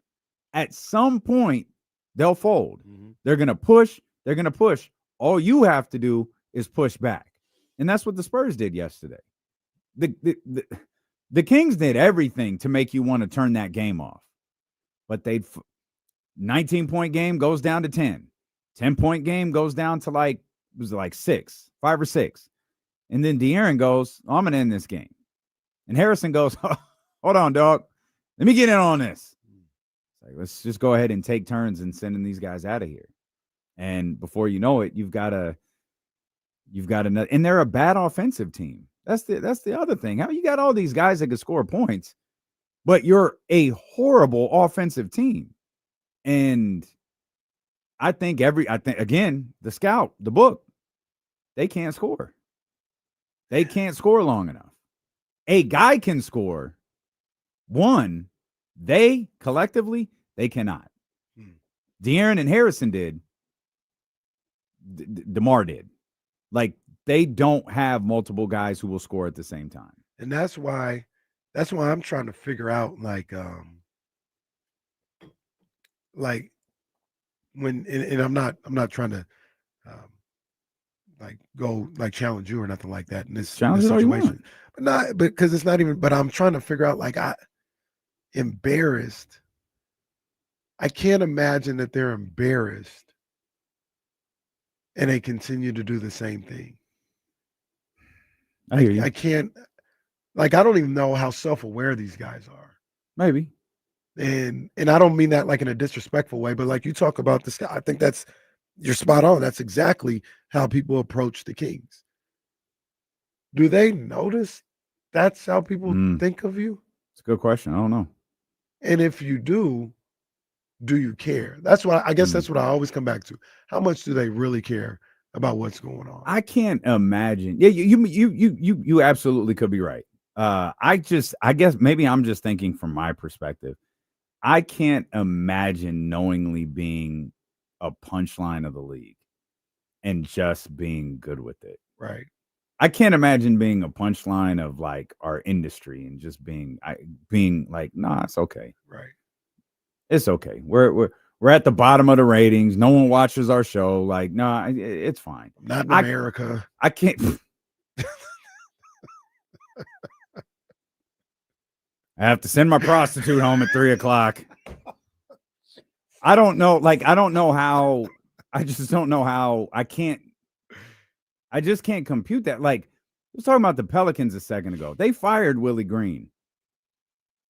The effed up part about what they did, and I mean, they fired Willie Green like 2 weeks after the first report that they were going to fire Willie Green came out. The part I didn't know, the part I didn't know was they stopped saying Willie Green's name during starting lineups. I didn't know that either. Yeah, going in. One, that is insanely disrespectful. Right. Two, that is such trash behavior from an organization. And I'm drawn back to DeMarcus's remarks. They asked DeMarcus, what the Pelicans the worst franchise in the league? And he said, well, it's between them and the Kings. And right now, neither one of those organizations are willing to prove DeMarcus Cousins wrong. These two organizations are trash. And the only one comparable to the one that just fired their coach are the Kings. Oh, you look at they got Herb Jones. They got good ball players on New Orleans, on the Pelicans. There's some good ball players over there. You deal with the Zion Williamson stuff, but Herb Jones is a good ball player. Like, there's no excuse for them to be this bad. They didn't let what's his name? Is it Borrega? Oh yeah, James Borrega. They didn't let him interview this offseason because they knew they were going to fire Willie Green. Man, that team is one game worse than this one. I might have been too high on the Kings, but there is no scenario where I thought they would be this bad. Yeah, I felt the same way. I felt this a team that could be like a 500 team, and they're at the bottom of the barrel right now. We got killed for saying, these guys could still get a failing grade. They're not going to fail as much as you think they are. 50% is still an F. Yeah. And we said, no, they'll probably still get an F, but it'll be a higher F than your F. Right. We were killed for that. And we were wrong. Dead wrong. It's crazy. It's crazy. Yeah, I just don't know. And it's it's the NBA. Got killed for saying the team sucks, just not as bad as you think. That's a damn shame. And we're wrong. Absolute damn shame. I just wonder. Like I said, man, I don't want to. I ain't trying to disrespect these guys, man. Mm-hmm. These are professionals who have sacrificed so much to get to this point. They've got to be, there's a level of competitiveness to them. But like, do they really care about how they're perceived? Perceived, like, it would bother me to be looked at as like some type of joke, or like you said, a punchline. Mm-hmm. Or people look at us like there's no resistance to the Sacramento Kings. We can turn it on whenever we need to and get them out of here. I don't know. That would bother me. And if you're just going up against guys that are just better than you, like, that's one thing. But come on, man. You Zach LaVine, you DeMar DeRozan, you're Domantas Sabonis, you're Dennis Schroeder. Mm-hmm. Like, you are established in this league as somebody that should be respected. And these people are just laughing at you. Yeah. It's crazy. Like, no disrespect to these guys, but you're not Nick Clifford, Maxime Reynaud, Keon, You're like not these young unproven. guys Yeah. that haven't proven what they are in the league. You know what I mean? Like these are established people, and they're laughing at you. Mm-hmm. I'd be angry about that. I would. I don't think they are. Because really, to be honest with you, they're probably looking at you or looking at the situation like, nah, they're mad at the Kings. They're not mad at me. Or they're talking about the Kings, not me. Kyle brought up Doug's press conference. I ain't even listened to it. What? No, I just got a text. I got a text from Guru asking, why y'all cooking me on air? That's funny. Isn't Guru doing a show right now? So someone listening had to hit up Guru and say, hey, they talking about you. They cooking you over there on ESPN 1320. That's hilarious. Oh, man. That's to that boy Guru. That's funny. I don't even remember what I was saying. No, That's Doug's hilarious. press conference. Oh, I stopped watching. Yeah, I just kind of thought like he's not going to say anything different. Yeah, and what can he say? Like, and that's the thing. Like the Hawks game, and this is what I meant by the Hawks game was rock bottom.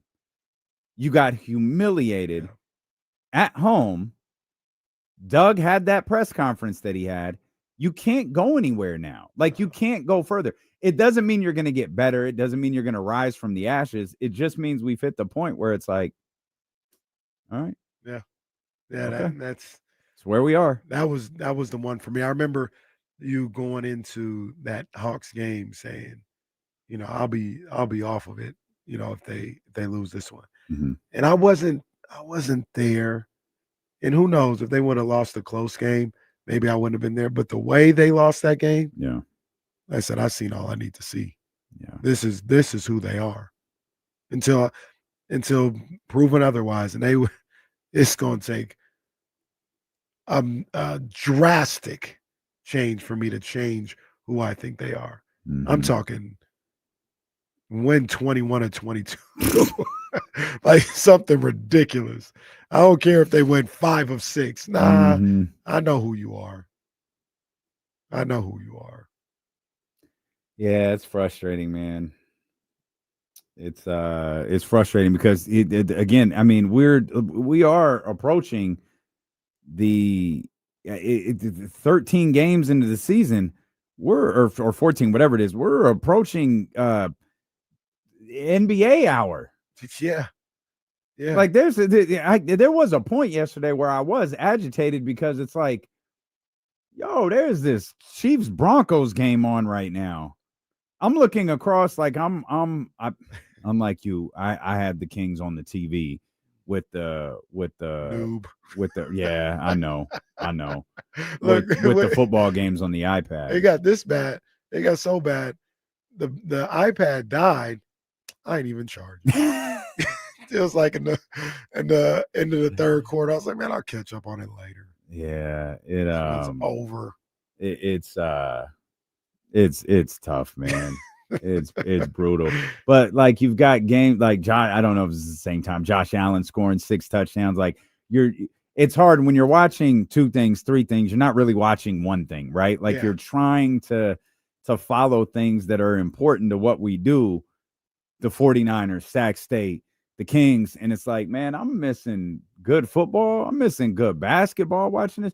Like we talk about the Hawks being the downfall of Sacramento. Yo, the Hawks are playing good basketball right now and creating a really interesting story because their offense looks pretty efficient while the guy who you would believe is their best offensive player is gone.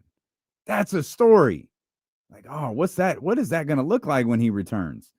And that's all right. Guess I'll tap in, see how many the Kings lose by tonight. See at what point you can visibly see them quit. See how many times so-and-so gets frustrated. See how many times, Russ got to, drive to the basket or DeMar got to shoot from, free throw line extent. We'll just keep watching, see what happens. And the crazy thing is, like, I hate that for them because I like like these players individually. I like, when he's playing good basketball or whatever. Like it's a joy to watch Zach LaVine and what he can do.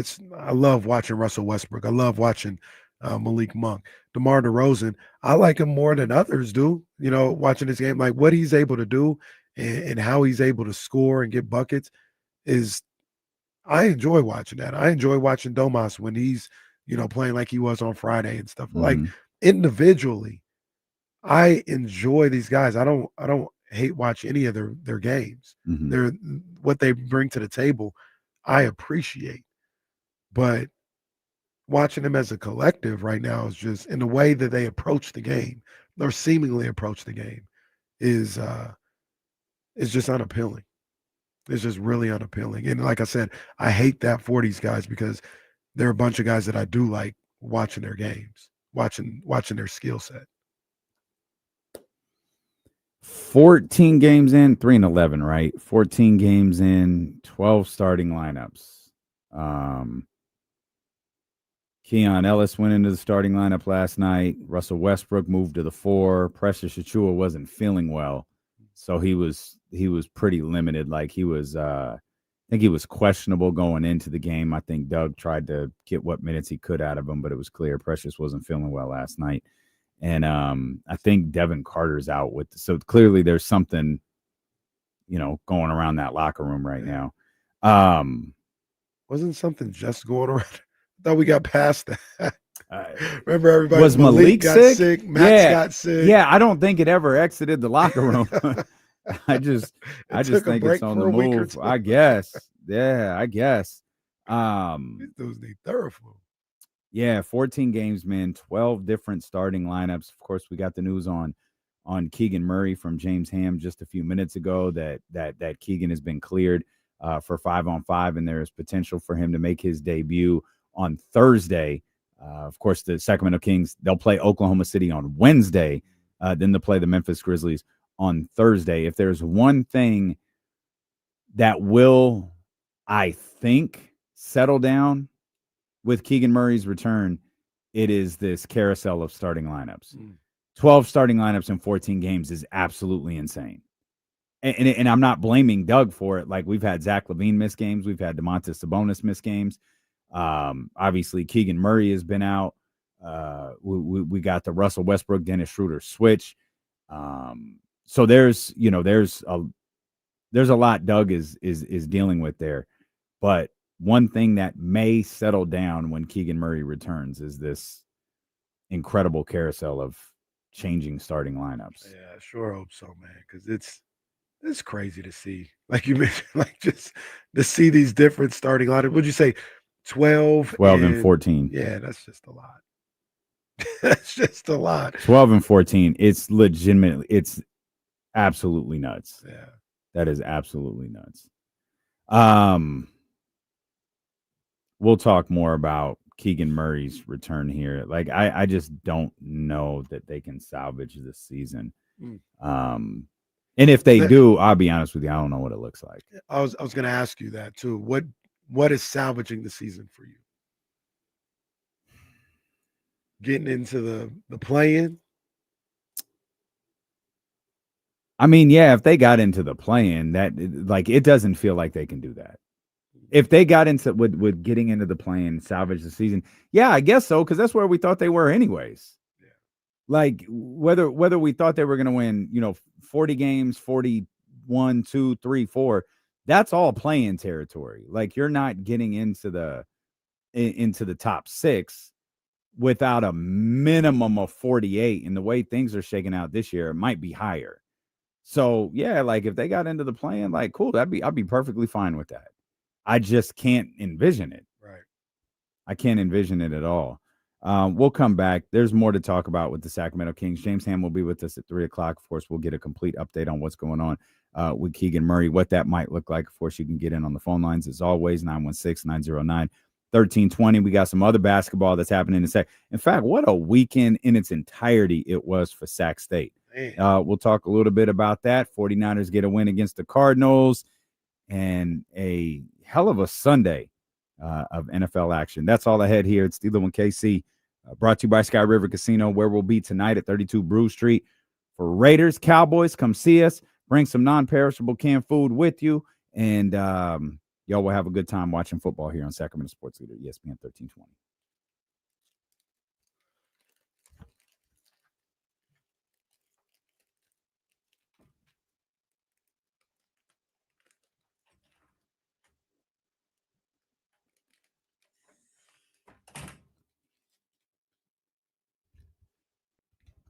I guess we can watch WWE PLEs now, Jesse. Wait, so you can use the YouTube TV thing? Mm-hmm. I think I'm still out. I am too. I don't miss it at all. I don't either. I didn't see that in the original write-up, but Awful Announcing wrote something where it's like, here are the biggest takeaways. And it's like, oh, okay. Drew Down, what up, baby? I just don't know what I'd go back to watch for. Yeah, no, I'm with you. I'm with you. Isn't Saturday night's main event on Peacock? That's an NBC product. I think that's on Yeah, I think so.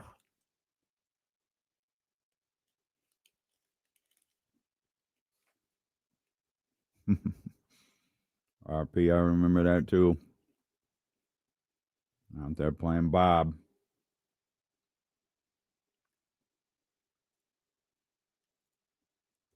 Drew, you talking about Steph versus Wemby. Those two games were incredible.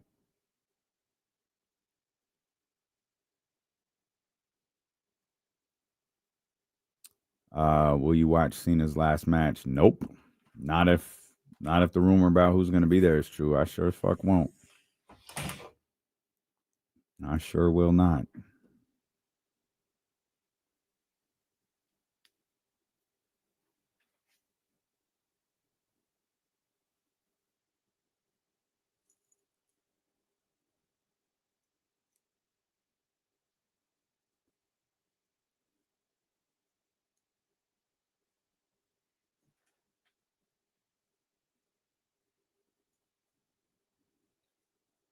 Drew Down, I saw all those gangsters at the UFC event.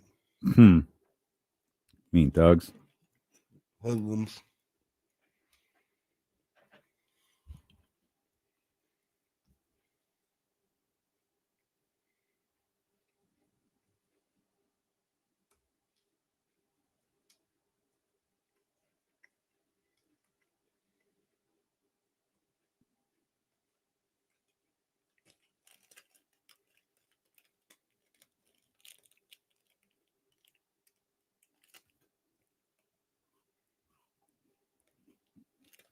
Anybody coming to hang out tonight? Say you're going to be able to make up?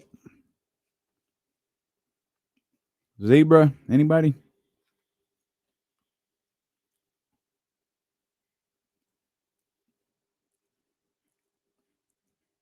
Settle down, Stephen. Oh, right on, one cool cat. There we go. All right, Zabo, there we go. That's good stuff.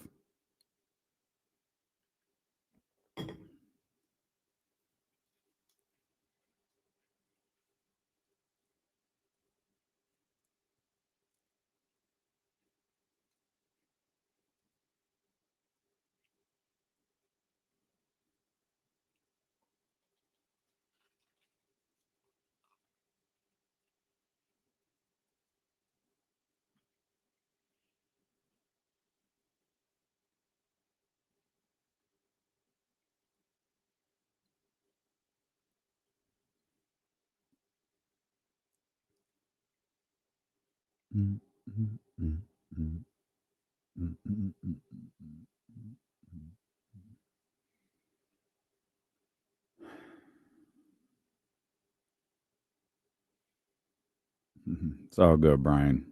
We'll have many more events for you to come hang out at for sure.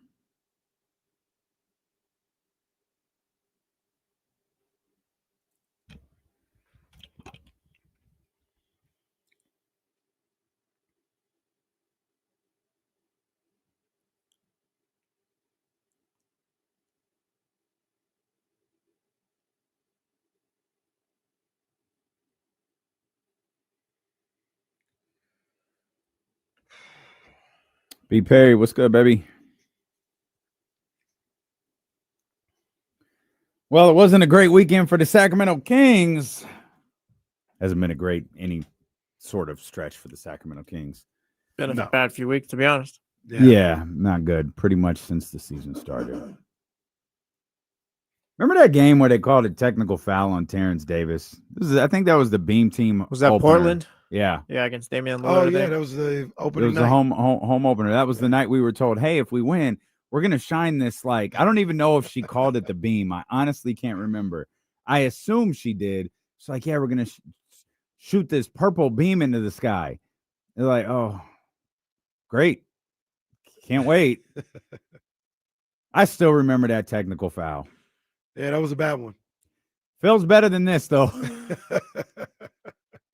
Looked at Dame Lillard sideways, and the ref teed him up. Crazy. De'Aaron Fox had a big corner three in that game. Yeah. Place went crazy. But Sac State men's basketball, they got a W yesterday in overtime. That was a They did. That was a hell of a game. No, it was still regulation. Was it? Yeah, they fought back. I didn't think they was gonna win that game. It was down like 7 to 11 points for the majority of the second half. I had the run note. It was like 17, was it 17-2, but it was something like that. Yeah. 17-2? Presbyterian the Presbyterian basketball team. What is their name? Well, I'm a professional. The Blue Hose. The Blue Hose. Okay. Yep. The Blue Hose. Stop making shots. It was the working title for Avatar too, if I remember correctly. What is a blue hoe? Yeah, what is a blue hoe? I don't know. I don't know. Why don't you Google it and find out? I want to. Okay. But like, well, what is preventing you from doing your job? I don't know how to spell it, so maybe they'll send me H-O-S-E? Yes. H-O-S-E? Yeah, Blue Hose. All right, I'll do it. I'm doing it from the company tab, though. What is a blue? And let me guess, because I really don't know this. Oh, wait. They're from South Carolina? So is this? I don't know. Is Presbyterian in South Carolina? That's a great question. I that's my guess. It's a specific type of industrial or agriculture hose. Yeah, so it's a gardening tool, right? That's a weird mascot. That is a weird mascot. That you're a gardening tool. That's why I was like, wait, it's got to mean something else, because then that's just. But I never heard of it. I've heard of a backhoe, but I've never heard of a blue hoe. Look, dude, you need to lock in. Not you, Casey. Mr. Faces over there. I didn't say anything.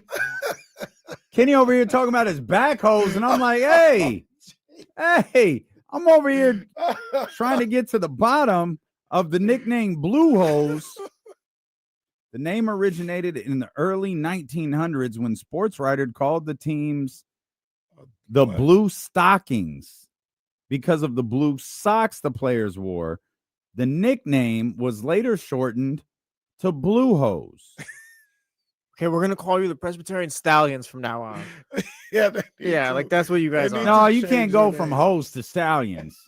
You can't do that. We got to think of something different. They gotta change their name. Like a few years back, maybe even like a decade back, we used to be. Well, no, they just changed the mascot.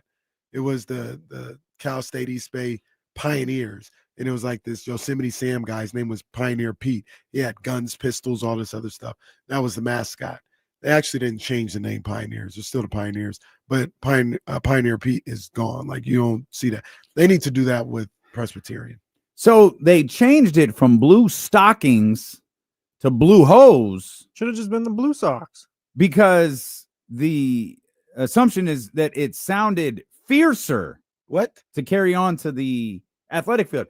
I have a follow-up question. Okay. So if they were Blue Stockings and they changed it to Blue Hose, the correlation between the two is pantyhose. Yeah.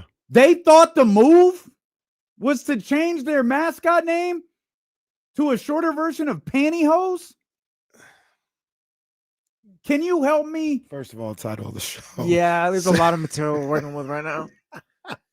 Walk me through this process of run thinking. this segment back.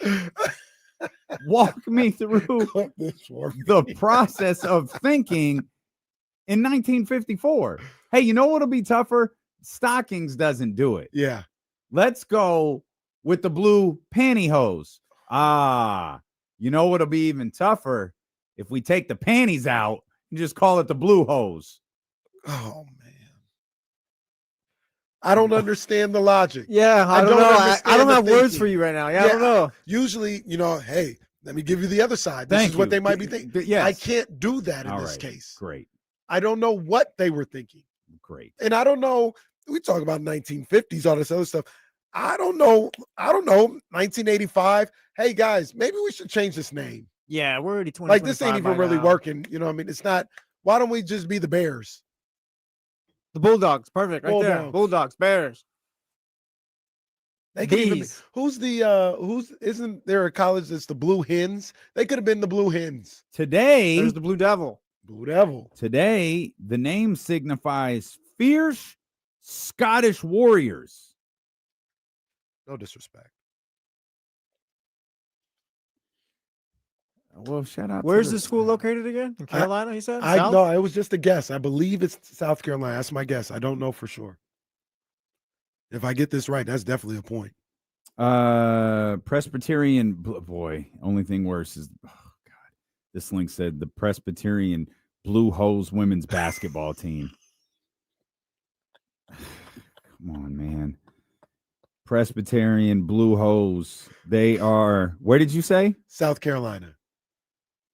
Clinton, South Carolina. Let's go. No, you cheat. You cheat. Stop. You cheat. There's no way. Stop. There's no way that anyone just, let me guess what Presbyterian is. You absolutely. Hey, let's go. No, yeah, that's a random. That's too random a fact to like not know already. Hey, let's go, boy. You absolutely cheated. Hey, that is a point and a half. You don't get a point. Let's go. Yeah, no.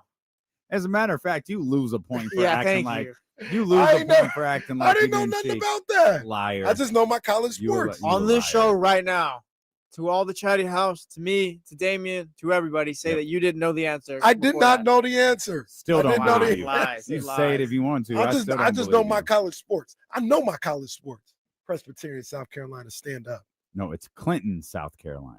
Well, no, I was just saying the school, and I didn't remember the city. It was a 12-2 run, by the way, at the end of that game. Shout out to my boy Take Prophet. out the Blue Hose. Yeah. Look, I'm trying to do my job. Like, stop smirking. I'm trying to do my job. Be the Smurfs or something.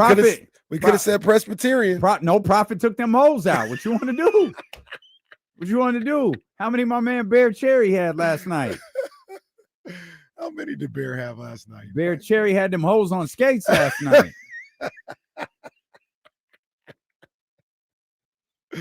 Oh, man. Good win for them. But that was not the best Sac State win of the season, of the weekend.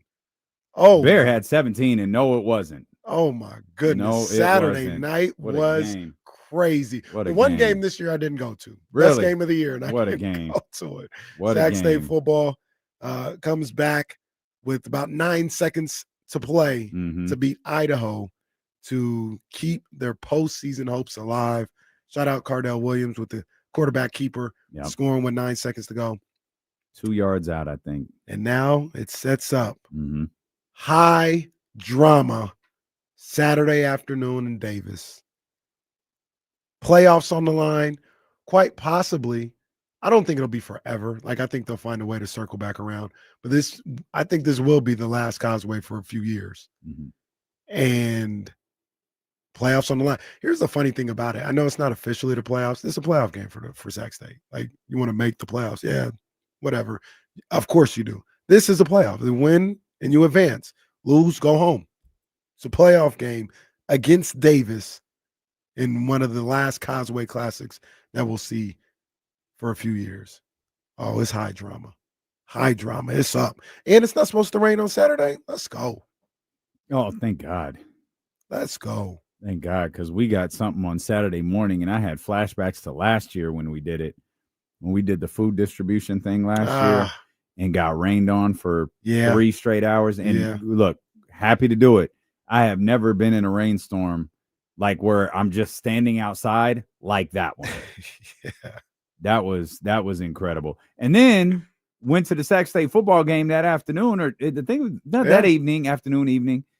Perfect. That was the Causeway. It's now that I perfect. think about it. It was the Causeway. Yeah. Yeah, it was the Causeway. Yeah, that was a hell of a weekend for Sac State.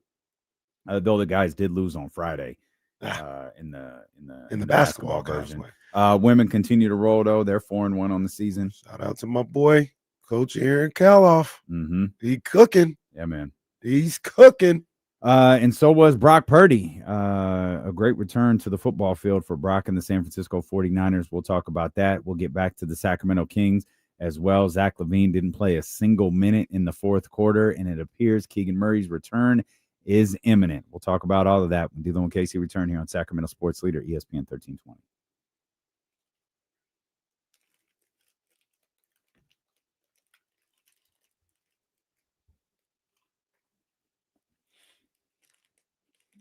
Well, it was too damn rainy to even hum.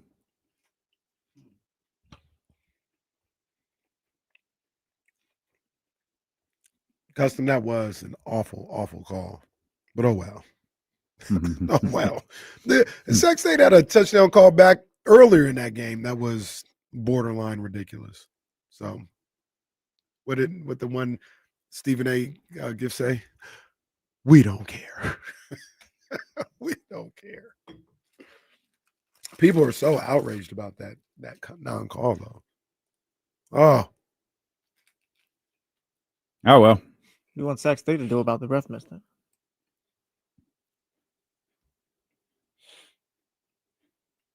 Sac State's supposed to be upset about officiating calls now, huh? You want to do the commercial? Guys, I stepped out of bounds. All right, man.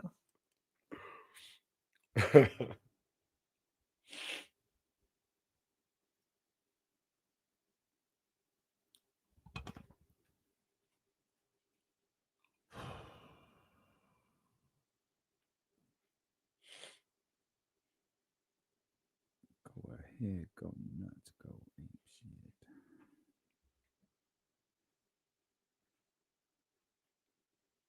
Honestly, probably one of the worst commercials of all time. Top 5 at least. What was the whole theme of that? Sportsmanship. It matters. Is that what it was? Yeah, it's like, all right, lady, get off my TV. Dweeb.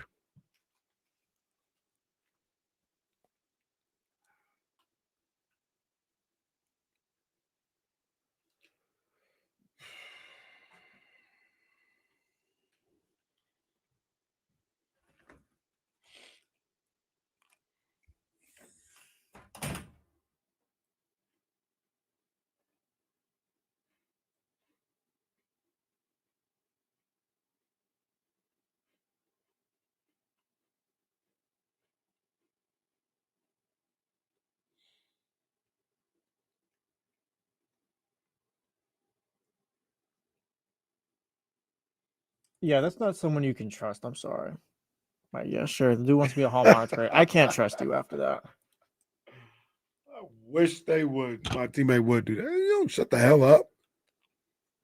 But had 2 people tackle him, take him outside, and then we play until he can come back in. So they can't call it back.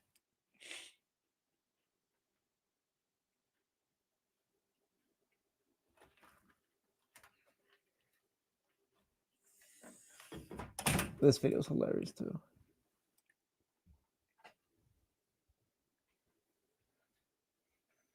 I stepped out. Get the hell out of here.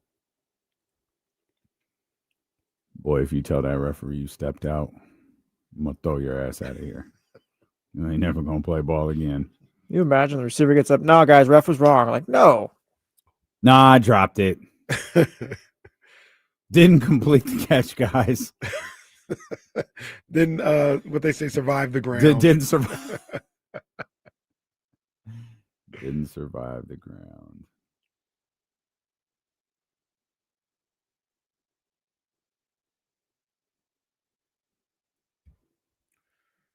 I mean, chop, no pork.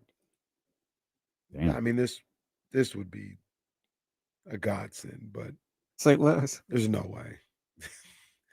There's no way. If there is a way, then do it. But I don't think there's any chance in hell that even being close to the return that you get for Sabonis. You might get a player. You're not getting a player and a first round pick.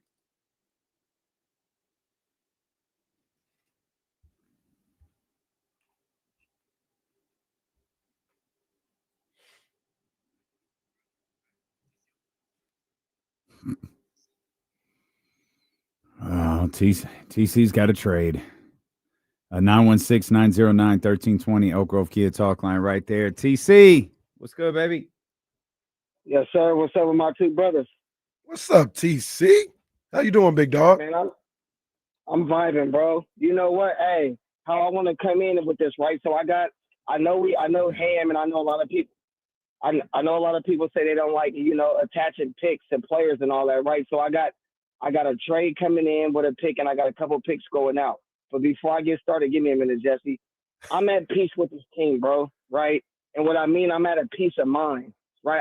I know with all the madness going on, but I can see the vision.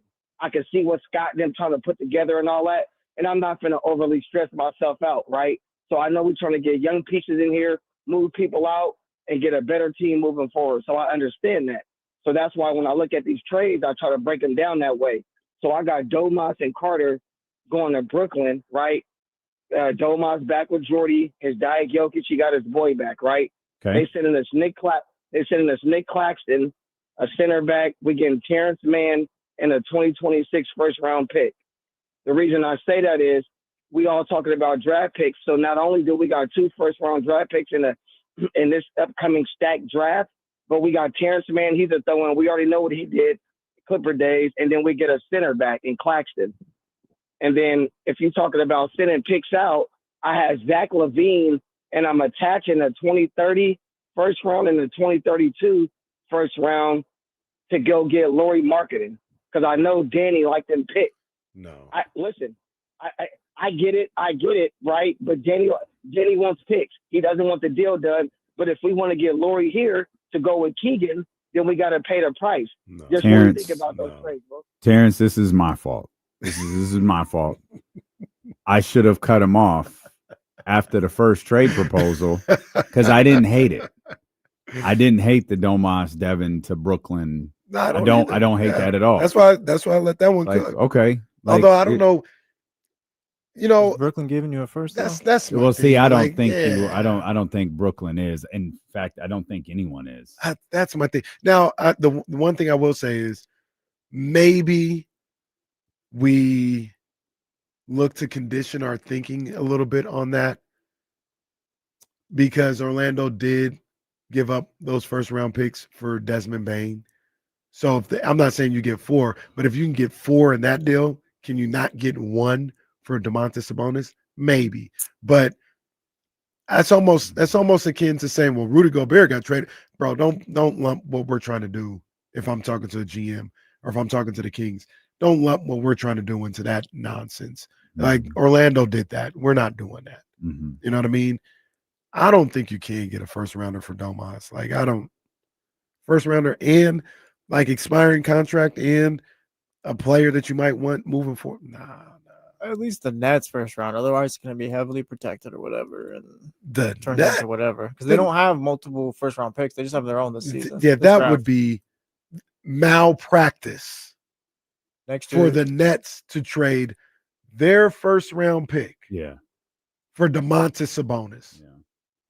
I would call the same people that are investigating the Lakers to investigate the Nets. Isn't that the Feds? Like, you call them the Feds on the Brooklyn Nets? They might have the #1 overall pick. Yeah, they might. Darren Peterson. Yeah. AJ DeBonsa, who looked really good on. I was watching him on Sunday. Once he started to shoot the ball, it was looking like a problem. No. TC, I see you working, but absolutely not. Both trades are in the tank. Oh man, no pun intended. I saw there's an article on ESPN titled "Tears for All 30 NBA Teams." I heard about this from Kyle Madsen. Oh, okay. I didn't read the article, and I didn't see, because I had to get out the car. I didn't see like what the Kings situation was. You guys want to guess? Oh, I just want to see what it's titled.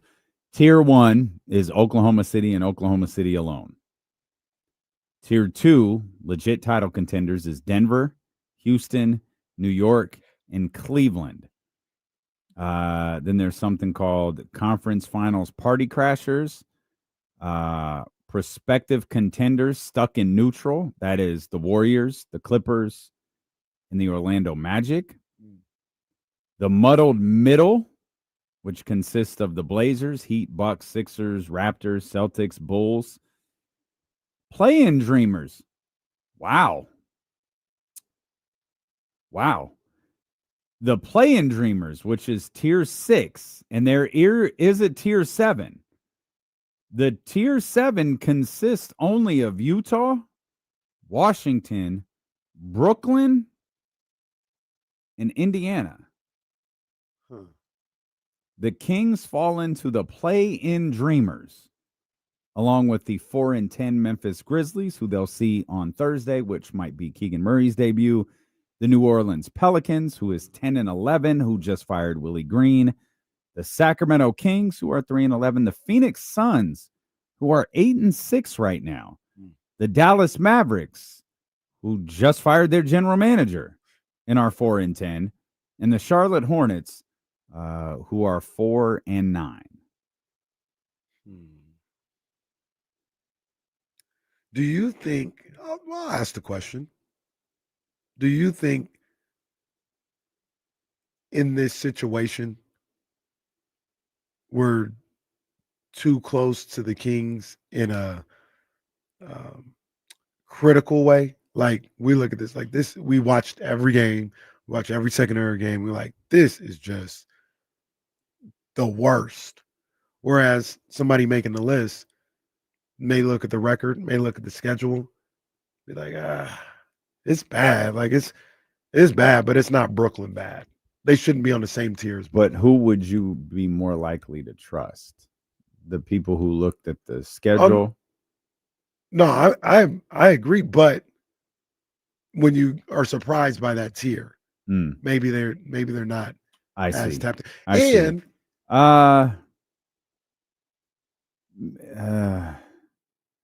for a team that so many of these same people said was going to be bad, I'm surprised that you would have them here. Right. Like, I figured this was more of a, aha, told you. I figured there'd be more of that than, oh, they could still, compete for a top 10 spot. You have the Utah Jazz, and maybe this is part of the reason. This is very, very similar to last year. The Trailblazers are 6-7 at 9. The Jazz are 5-8. Then you have the 4-9 Clippers, the 4-10 Grizzlies, the 4-10 Mavericks, and the 3-11 Sacramento Kings. You also have in the 8th spot Phoenix, who is 8-6, and I think their long-term success remains to be seen. Golden State is at the 7th spot at 9-6, and I can see them lingering around a record similar to that for the entire year. And outside of that, I don't think anyone's out of place. Yeah. Minnesota, San Antonio, Houston, Denver still, 7 straight wins for Denver at 10-2. Oklahoma City 13-1, 5 straight wins for them. Double-digit point differentials for those two teams, as well as Houston, who's 9-3. Yeah, I'm trying to do some quick math here. I think I got this right. 9 of the Kings' 14 games have been against these top 3 tiered teams. Oh, sure. Oklahoma City. 2 against Oklahoma. Oh no, this will be the second or the third. This will be the third against Oklahoma City. They've already had 2 against Denver. None against Houston yet, right? No. They've already played the Lakers. They've played the Spurs. They've played Minnesota twice with a third one right around the corner. Yeah. Their first home game back, I think, is next Minnesota. Played Atlanta once. Yeah. So they have not played. Oh boy, Chicago really did come back to earth, didn't they? Yeah. They have yet to play Charlotte, Brooklyn, Indiana, Washington, or New Orleans.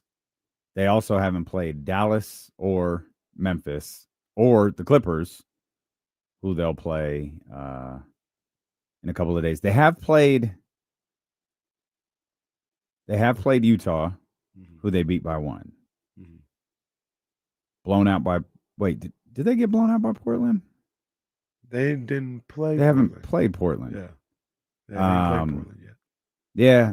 So I mean, we knew their schedule would be tough, but I'll ask just to ask a fair question here. Yeah, we see him every night. We see him all the time. Yep. Are we overly critical based on their schedule? Maybe. Because I thought about this before, right? Whenever I'm not even really like looking at like the schedule like that to be like, yes, this is when it opens up, right? But let's just say you take that 12-game span where the schedule opens up, right? And they go 9-3, right? Mm-hmm. What if that's the schedule they had to start the season, and they went 9-3, and then they had this 3-11 stretch, and you get wiped out? Like, it doesn't. It's the games are the games. We're a little hypersensitive to it because it's the beginning of the season. But their record in that scenario you just presented is 12-14, which is not far from. Well, it's a very big difference from what we're looking at right now. Yeah, and it's not. And 12-14 is not far from what we said. There would be like a 500 team. Yeah, I don't think it's the schedule where we're too critical or anything, because last Wednesday we were talking about, or Thursday we were talking about them not playing hard or quitting and all that, and Doug's searching for every possible starting lineup right now. This team doesn't really have anything where it's like, oh yeah, they can lean on this when they start to play the bad teams. Like, everything is just kind of chaos right now. Maybe okay. Let's all woosah and take our emotions out of this for a second. I don't want to say defend Doug a little bit, but let's bring proper context to the starting lineup thing. Obviously, we pointed it out. It's 12 different starting lineups in 14 games. There is context to that, though, that goes beyond just Keegan Murray. The searching, I think, has only been one change, and it's the Russell Westbrook for Dennis Schroeder change. When Keegan got hurt, now, maybe not to this level, but we predicted this. We said there's not going to be a definitive starter. Doug's probably going to change that fifth starter by opponent. Mm-hmm. And then it became like not just changing it by opponent. Then he had Zach LaVine out. Then he had Domantas Sabonis out. There were games where he had both of those guys out at the same time. Like he has dealt with a lot of one-off injuries, out a game, out 2 games, out 1 game. Like, he's dealt with a lot of that from guys in the starting lineup. So it's not that he's desperately searching for a lineup. It's that he hasn't been able to consistently put the same lineup out there for a variety of different reasons. Well, that could be it. Fine, that could be it too. But point being is that when you play the bad teams, it's like this team has no identity right now. They have no way that they play well on defense. They have no, there's nothing that you can point out. It's like, all right, they can lean on this. Like, no, you're right. Yeah, that's what it is. You're right. And I'll cape for them just a little bit after kick their back in for the better part of the last week. That is really, really difficult. What's going on when you're consistently playing the best teams in the league? Mm-hmm. Like, you can drown, and it's not even, I'm talking psychologically too. Mm-hmm. Like, oh man, like we getting beat up every night. Like, now we got to play the Thunder again. I thought we played them last week. You did. Oh man. All right. Well, after them, what, Denver? Yeah. Oh my again. Goodness. You got to play Denver again. All right, man. Like, these are already games that healthy they weren't expected to win. Sure. But it's one of the things we said we were worried about, and what they had to had to guard against. Is you've got to find a way to not drown in this stretch of games, and drown in the standings and mentally and emotionally. It feels like they are having a very, very tough time mentally and emotionally. Yeah. Standing wise, I don't know nobody want to hear it. They're like 2.5 games out of the 10th. Like there's other bad teams around them too. There's a lot of bad teams around them. Are they? Is it justified to feel to have? Is it justified to feel the way that they may?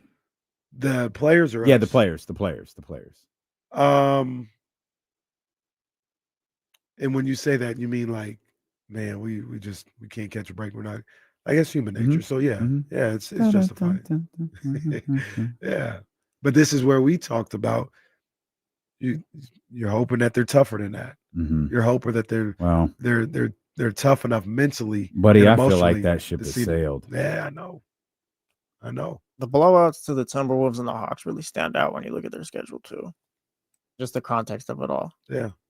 And once again, that's what we're talking about, and that's where our frustration lies, or at least mine. I think you're the same, but you're not just losing to this team. You're getting stomped out by some of these teams. Like if they would have, if the games during the homestand more resembled Friday and even to a lesser degree Sunday, I'm not sure if I'd feel the same way that I do right now. Well, see that's the other thing. And I, at 3-11, I'm not even remotely suggesting this would be fun or okay. If we go back to that first week, if that first week is the way that the games are being played and lost, the conversation is not the same. Yeah. Doug's response isn't the same. His press conferences aren't the same. Like nothing is the same if they're fighting and competitively losing basketball games. There's no conversation about quitting. There's no conversation about effort. There's just we've got things we have to figure out. But that's not what's happening. Right. That's not what's happening. It's like that first blowout, which I think was to Oklahoma City, just started an avalanche. Yeah.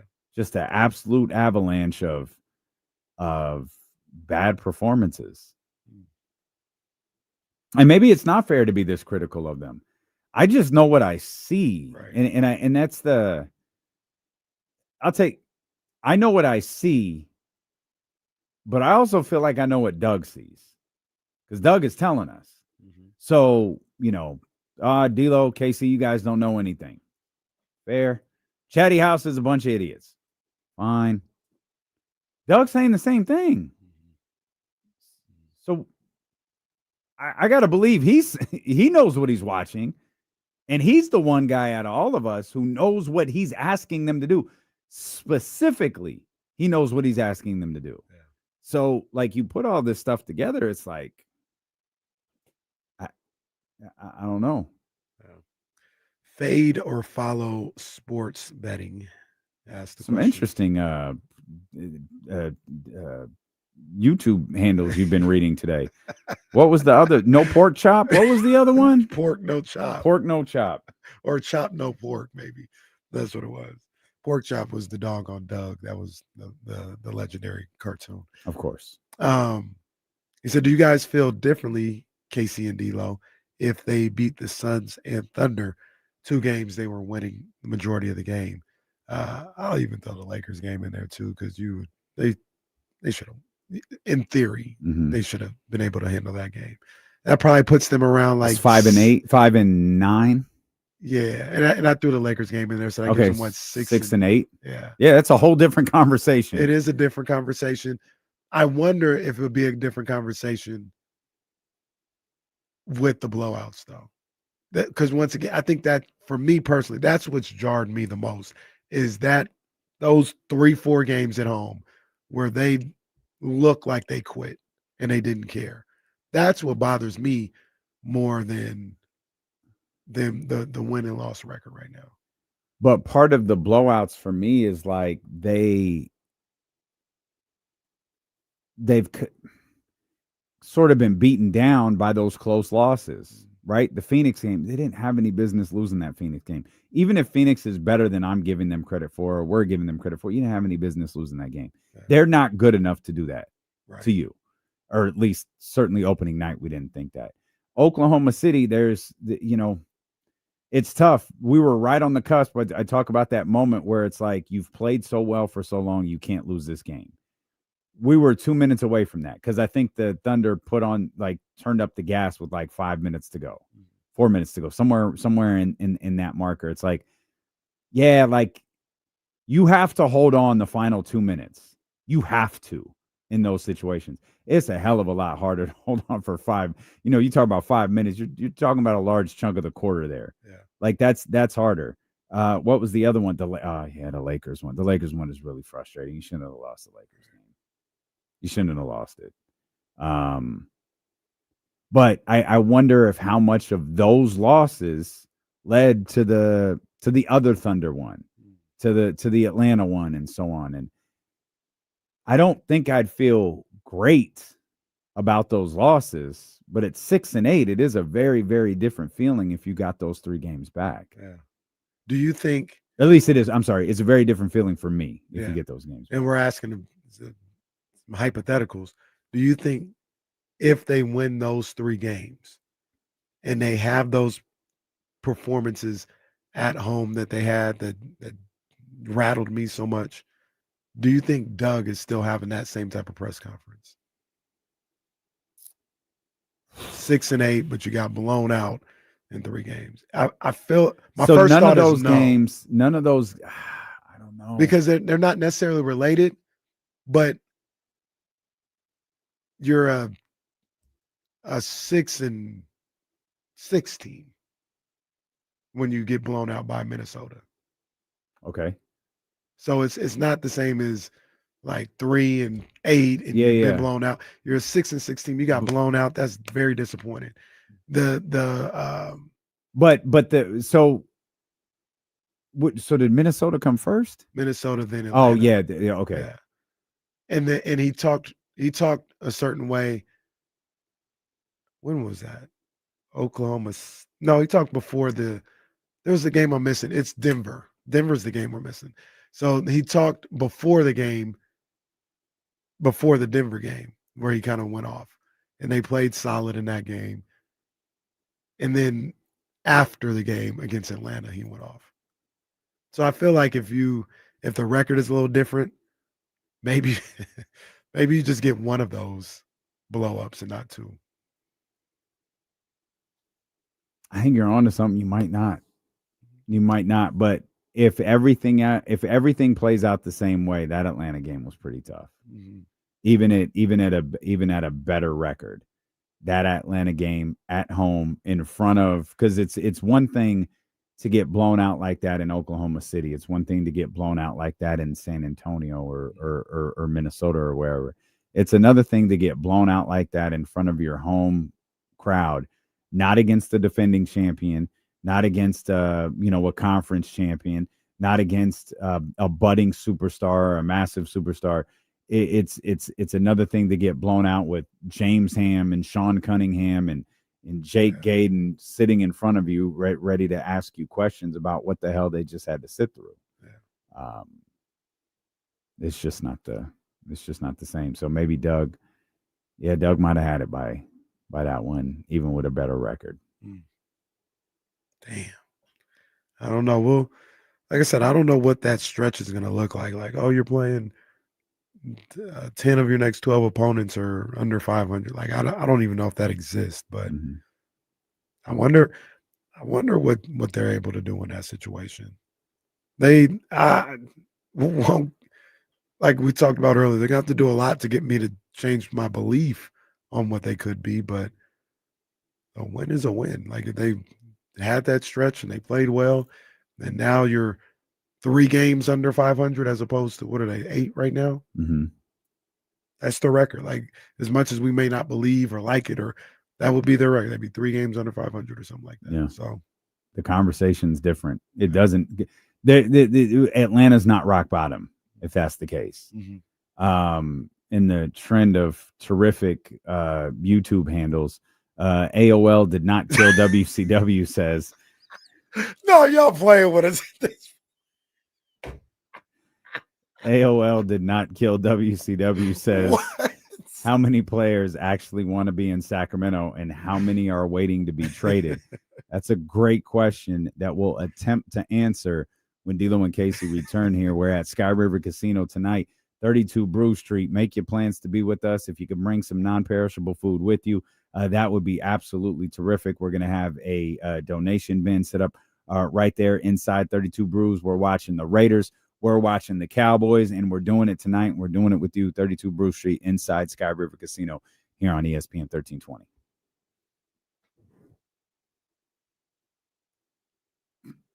Virginia Tech got their new coach, huh?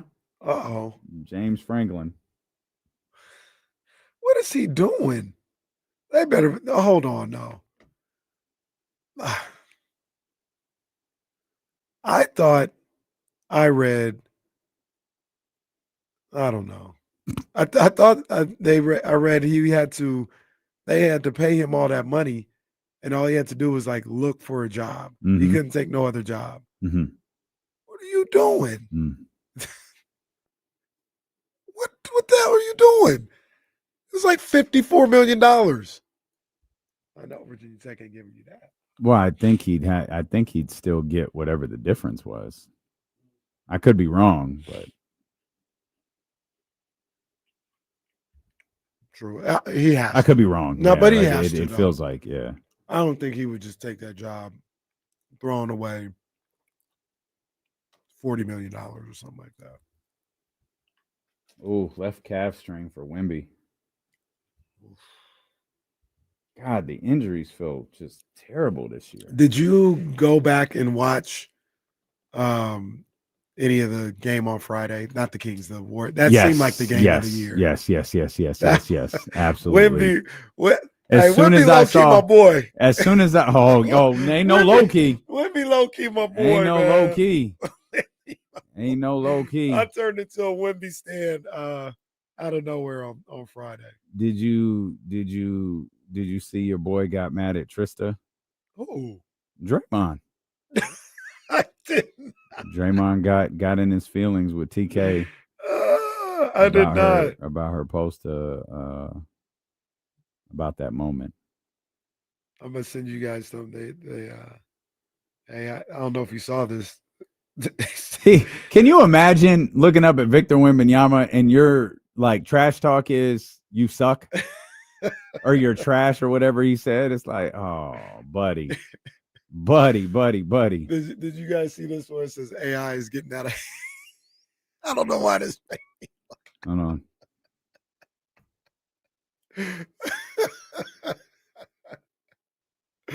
It's simple but hilarious.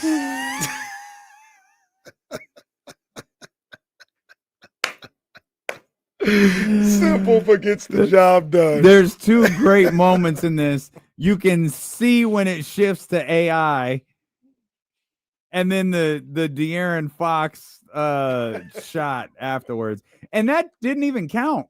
No. I mean, it counts in our heart, but Vic is crazy. That's so funny. Victor Wembanyama is crazy. Did you see Legends had it? Yeah. That's what I'm saying. That's what Draymond was saying to him. Yeah, bro, you suck. Yeah. It's like, okay, dog. And I thought about the end of For the Gold or whatever it was when I was like when he scared the shit out of me, right? Mm-hmm. I thought about that because in that play, Draymond's doing his Draymond, he's dipping his head and all this other stuff. And the ref's like, hey, and he says, hey, settle down. Draymond said, we're good. And Vic was like, it's fine. What? Yo, who is this guy? He says it's fine and then spin moves, dunks on him. Yo, this dude's he knew what he was gonna do. He's terrifying. He knew what he was gonna do. He did something else over the weekend too. That I was like, yo, this dude. I think he was talking about that play, and he was like, yeah, he tried to talk to get me out, but it's whatever. It's no big deal. Yo, this guy's crazy.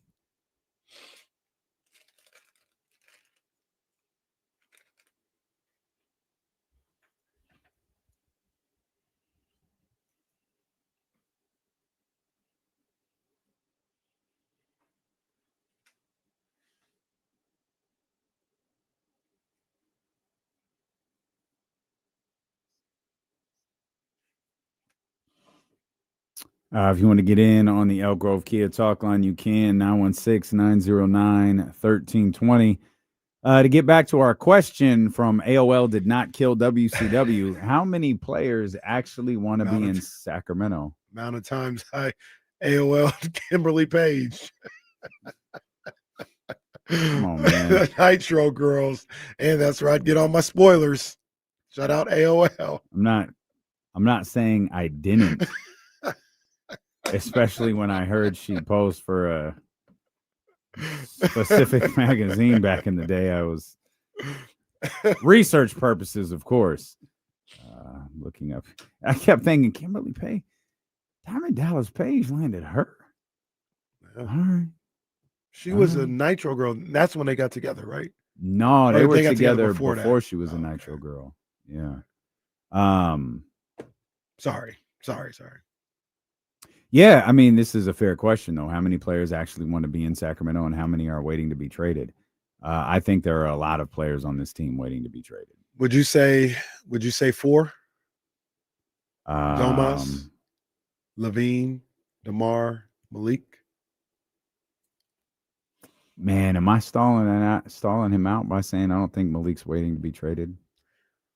I don't think so. No, you're not, because the way he's playing and his effort is dictating. I just think his mentality is like, I'm just gonna play basketball. Whatever y'all do, you do. But I'm just gonna. He's not. I'm just gonna play basketball. I don't think he's waiting to be traded in a negative sense. I think he's waiting to be traded because when they get the chance, that's what they're gonna do. He's not letting it necessarily affect how he approaches. It doesn't feel like, at least, like his energy and trying to do the best that he can. Like you said, just play basketball. But I think I'm just waiting for when they can. They will. That's what it feels like. LaVine for sure. I feel like LaVine. I feel like DeMar. I guess Domas too. If you weren't trying to actively trade Malik and you asked him, do you think he'd want to be here though, going forward? Yes. Yeah. I guess that's where he'd go on the other side for me. Like the front office can have whatever plan, but I think if you ask Malik Monk, I think he'd be someone who wants to be here. I think so too. Yeah, I think he'd want to be here. He'd want to be part of figuring this out and getting it right. And yeah, I don't know if you can say that for the other three. Then I'm not chastising. I'm not like trying to get at them. You know, DeMar don't have a lot of time left. Like, why would you want to be in this situation? Try and go somewhere where you can win. LaVine, I'm not sure what Zachlin wants to do. Domas, he may be at the point where, I thought this was something, and not that he's old, but I'm entering the prime. Like, I don't want to waste it on a like.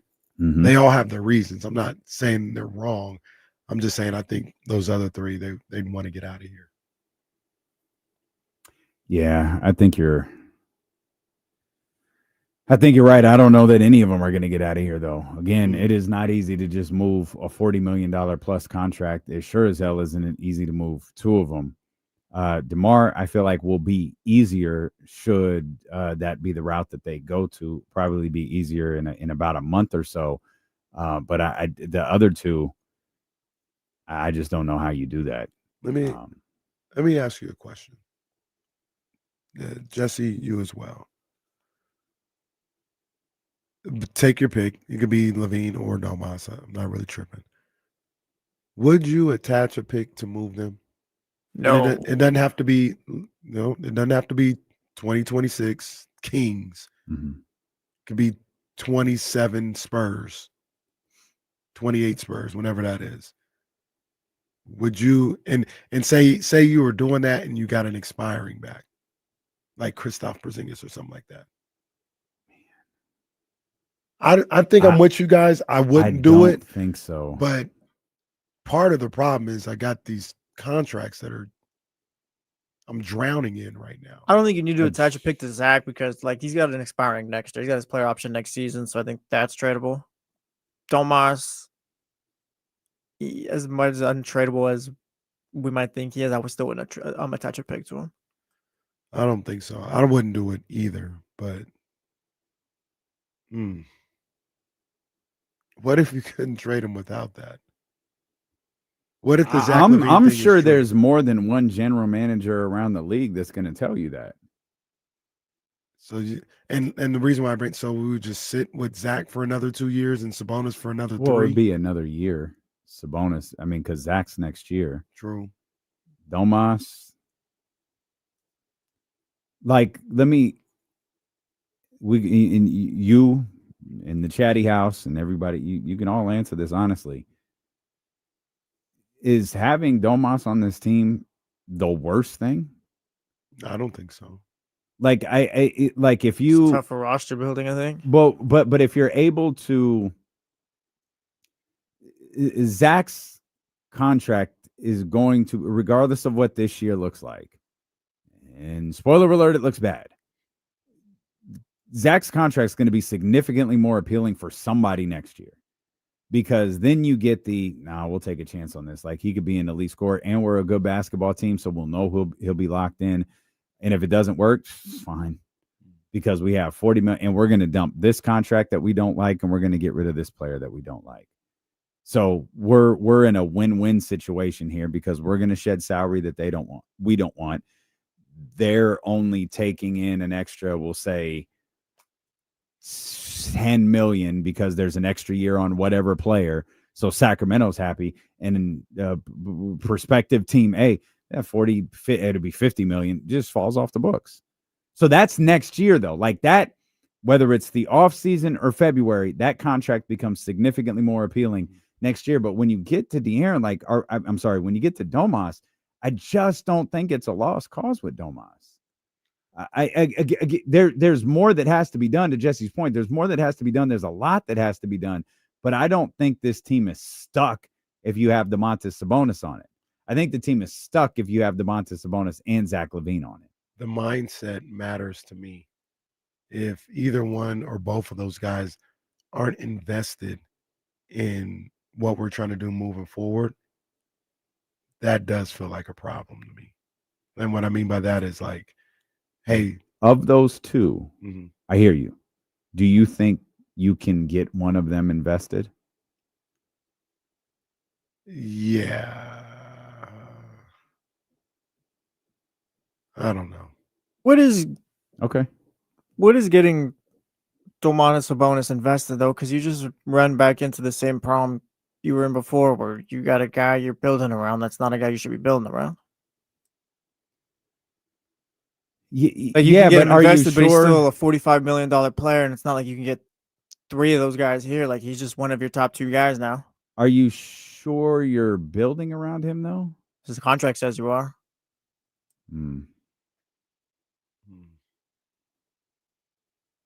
It feels like it would be difficult to really start this process with both of those guys on the roster. And once again, both on the roster, and they're not like locked in and invested and caring about what is trying to take place here. If one of them was, and you were able to keep the cool, hey, we're trying to bring in this young guy, kind of giving him the keys a little bit. Let's see what he can do. Like, help bring him along. You're essentially grooming him to take your spot as the lead scorer, the number one guy. You down with that? Yeah, let's get it done. Check still clears, right? Yeah, cool. Let's get it done. But man, I ain't giving this rookie, like, what? Man, they try to prop up this rookie around here. Like, I'm the dude. Like, that's what I mean by not invested in what's going on. And yeah, so I just asked the question, would it be more beneficial to what you're trying to do long term if those guys that aren't invested aren't here, and you maybe had to give up a little bit more than you wanted to get them out? Would you do it? The draft pick attached, for those who kind of got lost in this conversation, would you attach a draft pick if it meant you could move either Sabonis or Zach LaVine? I wouldn't attach any of my own. Depending on the deal, depending on what I might get back. and what I had to do. And the Spurs pick, maybe, because I can rationalize and say it's going to be like a late first round pick, but it's still a first round pick. Like, it's still a pick that you can use in other trades or something like that. So I wouldn't be. I'm not gung-ho. Do you think that's appealing to someone, a team, a San Antonio Spurs first round pick? Clearly not as much as a Kings first round pick, but right. maybe you can talk the GM into saying you can use this in the press release. We got a first round pick back for them. Mm-hmm. That doesn't matter with minor details that it's a Spurs pick. We got a first round pick. Put it in the tweet, Shams. Right. Okay. Minor details. Maybe use it that way, but I don't know. And I guess like the way you guys break it down, I'd be more apt to use that for Sabonis than LaVine because there's one additional year on Sabonis's contract. Mm-hmm. To answer your question, to get off the fence, today how I feel, no, I wouldn't do it. But I'm thinking about it. Like, I think everybody, no, absolutely not. It's not I got to think about it. I got to see the deal. It's on the table. Mm-hmm. Whereas for, a lot of people, it's not on the table at all. It's on the table. This team is not trading first round picks because they're 1-12. But I just can't get over how funny it's going to be when you realize the team that could use Domas the most is Indiana, and how ridiculous the news cycle will be when Domas gets traded back to Indiana for a fraction of whatever Tyrese Halliburton is, and the Kings remain the butt of the joke. I don't know what Indiana's draft capital is like. Like, I don't know if they have another team's pick to trade, but he makes so much sense there. Like, he literally makes perfect sense there. There might be some other teams where he makes sense. I've seen people talk about Memphis. Maybe Memphis works. Warriors. TC, the Warriors. TC brought up Brooklyn earlier. And the Warriors are in position to do it with Jonathan Kuminga and, whatever else you want to attach to that. They might want to run pods out of town now. So who knows? There are probably more suitors for Domantas Sabonis than I originally gave him credit for. I still think it's just going to be a tough road to trade him. Yeah, I don't think there's. I think it's the same amount of suitors that I thought before. Because the question isn't do you like him as a player? Mm-hmm. I think there's a lot of people that like him as a player and see him as a fit. How you get there is the problem. What are you willing to give up? Do you have the contracts in place that won't take away from what you're trying to add with Domantas Sabonis to make it work? I think there's less than a handful of teams that would really like Brooklyn. Why would Brooklyn want Domantas Sabonis? Well, Kyle asked, why would Brooklyn do it? Though they don't seem ready to start winning. They have cap space. That's why they would do it. Like, okay. You're not spending any money. You're moving money out. Like, it almost doesn't affect you. You just have a better player than anyone that you have now. And I hear you. If I was Brooklyn, though, is whatever pipe dream it may be, Giannis free agent in 2027. I know it's just one contract slot, but nah, not for Domas. If it was, I don't know. I don't think Domas takes you out of the running for that, though, does he? No, he doesn't. Because you have. I always think of it as like 3 slots. Yeah, and you're moving money out. Like, you should still have more than enough to like outwardly sign Giannis if that's your pipe dream. Yeah, and you have a player like, maybe not. I would just keep Nick Claxton. I was going to say, I don't know that you want to pair Domas with Giannis. Nick Claxton actually does make a lot more sense. But Nick Claxton's contract is up. Year that Domas is, I'm sorry, the year that Giannis is a free agent. Yeah, but I could just sign him to a cheaper deal. You could. He's making 25, I think. Yeah, 25 per. So, in theory, yeah, I'd like to have Domas, but in actuality, TC says this has to be a trade that's going to happen because KC is pushing back too hard. Well, they're on to you, pal. They figured out they figured out the tea leaves. Yeah. They Nothing gets past you, pal. Figured out your little system, buddy. KC pushing back too hard. That means the trade is going to happen. Tell Hoops Hype. That would be their headline. KC pushes back too hard on Domas trade. Sabonis off to Brooklyn. I mean, that's what they did with Dave's tweet. Might as well do it with KC's show. Hey, a quick reminder. You can nominate someone for High School Player of the Week over at ESPN1320.com. We're going to announce our first high school athlete of the week tomorrow at 3 o'clock. Now, the window for submissions for tomorrow is closed, but you can start for next week. You can, the submissions are available all day. It's just or any time of day.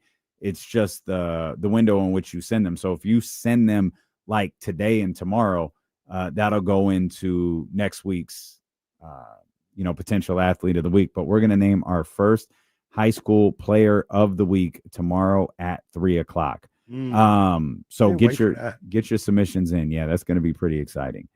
We will get back to the Kings here in just a few moments. 49ers get a win yesterday. I'm all for what I saw yesterday. 49ers got a win, a good win, put up points against what appears to be a really bad football team. Perfectly fine with everything that happened yesterday. Love seeing Brock Purdy in his return. We saw the 49ers get a couple of interceptions, which is just absolutely crazy. But 49ers get a win. Yeah, man. This is that stretch that I've been circling and have my eye on, this 5-game stretch where you've got, I include Arizona in that, but you got the Cardinals, you got the Panthers, you got your bye, you got your Browns, you got your bye, you got the Titans, and then concluded with the Colts, where this is the move. This is the time to push forward and make the move, and that was a good way to start it. It just looks a little different with Brock Purdy under center. Mac Jones did really well. He did really well. They had some really good games. But Brock, I think some of it has to do with his talent level. Some of it has to do with his comfort level with the offense and his teammates. But it just kind of looks seamless. Like he sees it before the snap, knows where he wants to go, knows where the mismatch is. It just feels different with Brock back there. He didn't light the world on fire like Mac Jones had. Though. Yeah. Mac Jones had stats that were comparable or better in the past or whatever, but it just looked and felt different with Brock. It looked more fluid. Yeah. He looked really, really comfortable out there. Man, this is really, really disrespectful. It kind of looked like he was in a pickup game, like he was just out there getting comfortable, just like finding guys, kind of like, feels good to be back out here. Yeah. That's unfair. Jacoby Brissett was out there busting his ass. He took some brutal shots yesterday. Talk about not being able to get to the quarterback. Jacoby Brissett begs to differ. He got hit a couple of times yesterday, but of course he dropped back damn near 60 times also. But Brock just looked like it was easy for him. Yeah. And against a team like Arizona, that's what you want to see, in my opinion. The sneaky thing about this, and I don't look, Niners are about to take on a lot of true champions. A lot of true champions on that schedule. Yeah. What's the schedule coming up? It was the Cardinals. It was the Panthers coming up on Monday night. Yeah, that's it's the Browns. Yeah, it is Shedeur Sanders. It's true champ. It's the Titans. Okay. And then then the Colts. Okay, well, literally two those Super Bowl wins. Those last 3 weeks between the 5 of them. two combined Super Bowl wins between or is it was gonna say, is it 2? Yeah, the Colts won Super Bowl 3, didn't they? Oh, you're talking. Oh, you lumped the Yeah. Colts into that. Yeah. Okay, I'm sorry. All right, Yikes. Bad stretch for man. That stretch at the end though, the Colts, Bears, and Seahawks. Yeah. But You better get these dubs against.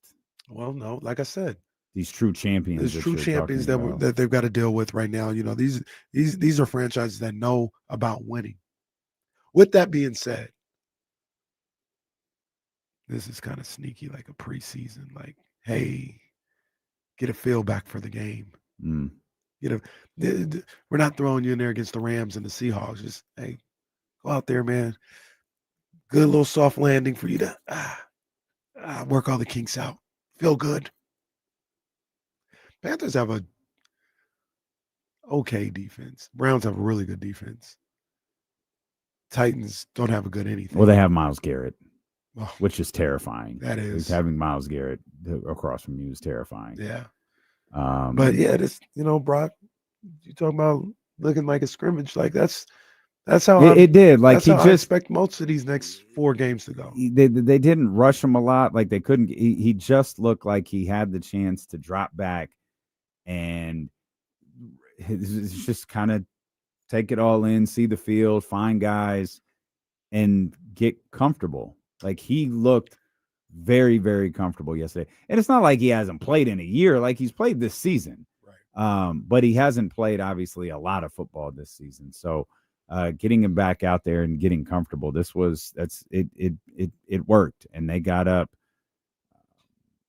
pretty comfortably, pretty quickly, and just kind of kept their foot on the gas. Defense did their job various portions throughout the game. And, he found Juwan, he found George Kittle, Christian McCaffrey had another one of his games. So from a 49ers perspective, I don't think the game could have gone any better. No one got hurt for the year. No one's in surgery right now. Yeah. Notice you said for the year. People got hurt. Oh no, of course. It wouldn't be a 49er Monday if we weren't announcing someone being out for a couple of weeks. But this year it had been announced, well, Mikel's out for the year, Nick's out for the year, Fred's out for the year. It was just week after week we were announcing someone was surgery went well, but they're gone for the year. Right. That wasn't the case. Didn't have to deal with just that. A couple of weeks. But I'm starting to see and understand, not that I didn't all the way through, but what Kyle was talking about with this defense. Like, man, it's difficult to feel like they would get the necessary stops consistently to make a run. Now, I think about this though. And they were better last year, but is the Commanders, did they have a really good defense last year? Didn't feel like it. Felt like it was just like a random fine defense. Like it was good. It's nothing I would constitute as bad. Right. But they had Jaden and that offense allowed them to get some games to get to the NFC Championship game. I don't think that's out of the realm of possibility for this Kings team. Or the 49ers. The Kings. The 49ers. If only the Kings played defense like the Commanders did last year, we'd be in a different problem place. is they play defense like the 49ers now. Well, yeah. Well, 49ers defense is a little better than theirs. I was going to say, yeah. I understand they're not good. Are they really that bad? I don't think so. There are things that they don't do well, right? Like they can't get they don't rush the quarterback well. Yeah. There's very obvious reasons for that. All 3 guys who rush the quarterback really well are gone. Right. But like, would you constitute them? Like, this was the conversation with Kyle a couple of weeks ago. Kyle said they were awful, just dreadfully bad. I didn't think they were that. Yeah, I don't think they're awful. You're right. But I get that they're not good either. It's how stellar does their offense have to be? Like, we'll have a conversation about the Eagles coming up here in a few minutes, where I think the discussion is reversed, where you're talking about their defense versus their offense. The question here is how stellar does their offense have to be to get? Well, it's crazy to say this, to get anywhere. Yeah, 30 points a night or for the rest of the season, maybe. Maybe. Yeah, I mean, what was yesterday? 41. I mean, 22 was probably more than you want to give up to the Cardinals, but yeah, like it might be that. It might be 30 plus. And you've got a Colts team and a Bears team coming up in the not too distant future that's going to test you on that. Hell, even Carolina might push you on that a little bit. Yeah. We'll come back. We'll talk more 49ers. We haven't discussed like Zach LaVine and his lack of fourth quarter play. So we'll get into that. Man, there were some major performances in the NFL this past weekend that we just might not be able to get into today. Is James Ham's going to join us at the top of the hour? We do have some news on Keegan Murray that's got to be discussed. So it's going to be a real busy couple hours here with Dylan and Casey on Sacramento Sports Leader, ESPN 1320.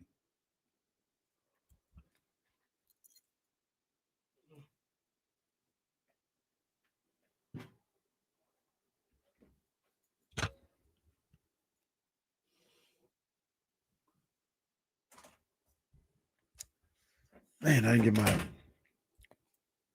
13th round ready just yet because Conor Ben. I actually got to watch that fight. I want to watch it. I know what happened, but I want to watch that fight.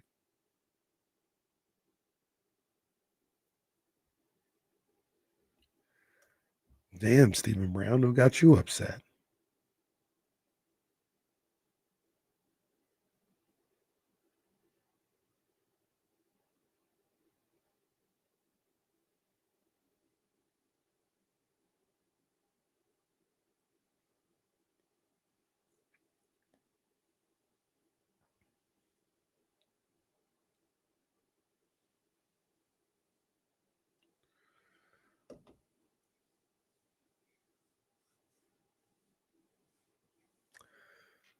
I don't know this whole story. I think it's kind of developing now, but yeah, I'm not sure. I saw what happened. Like they both got ejected, but I don't know the backstory.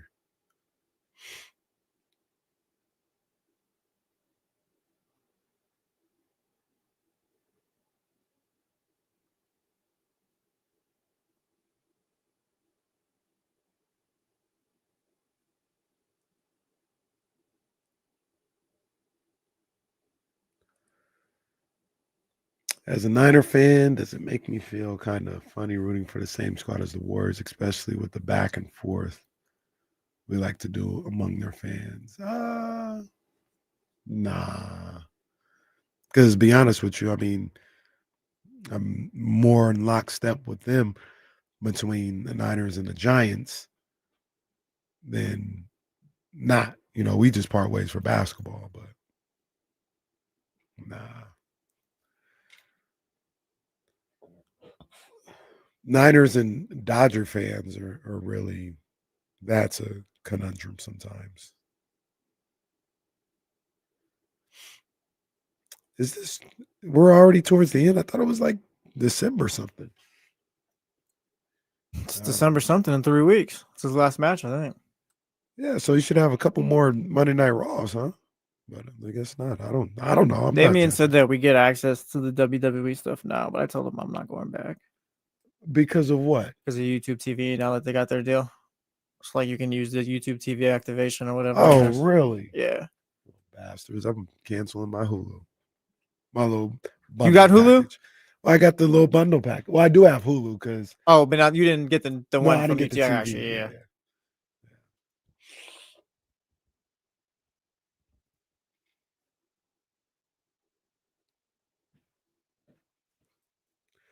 Wizzo back. What's good?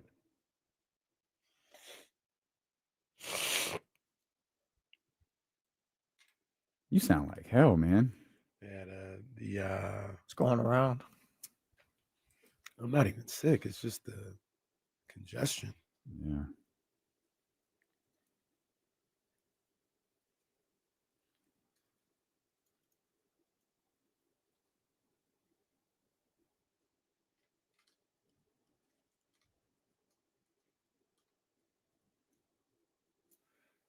Cena's last match is at Survivor. I thought it was Saturday Night Main Event. It is. Oh, last pay-per-view. My bad.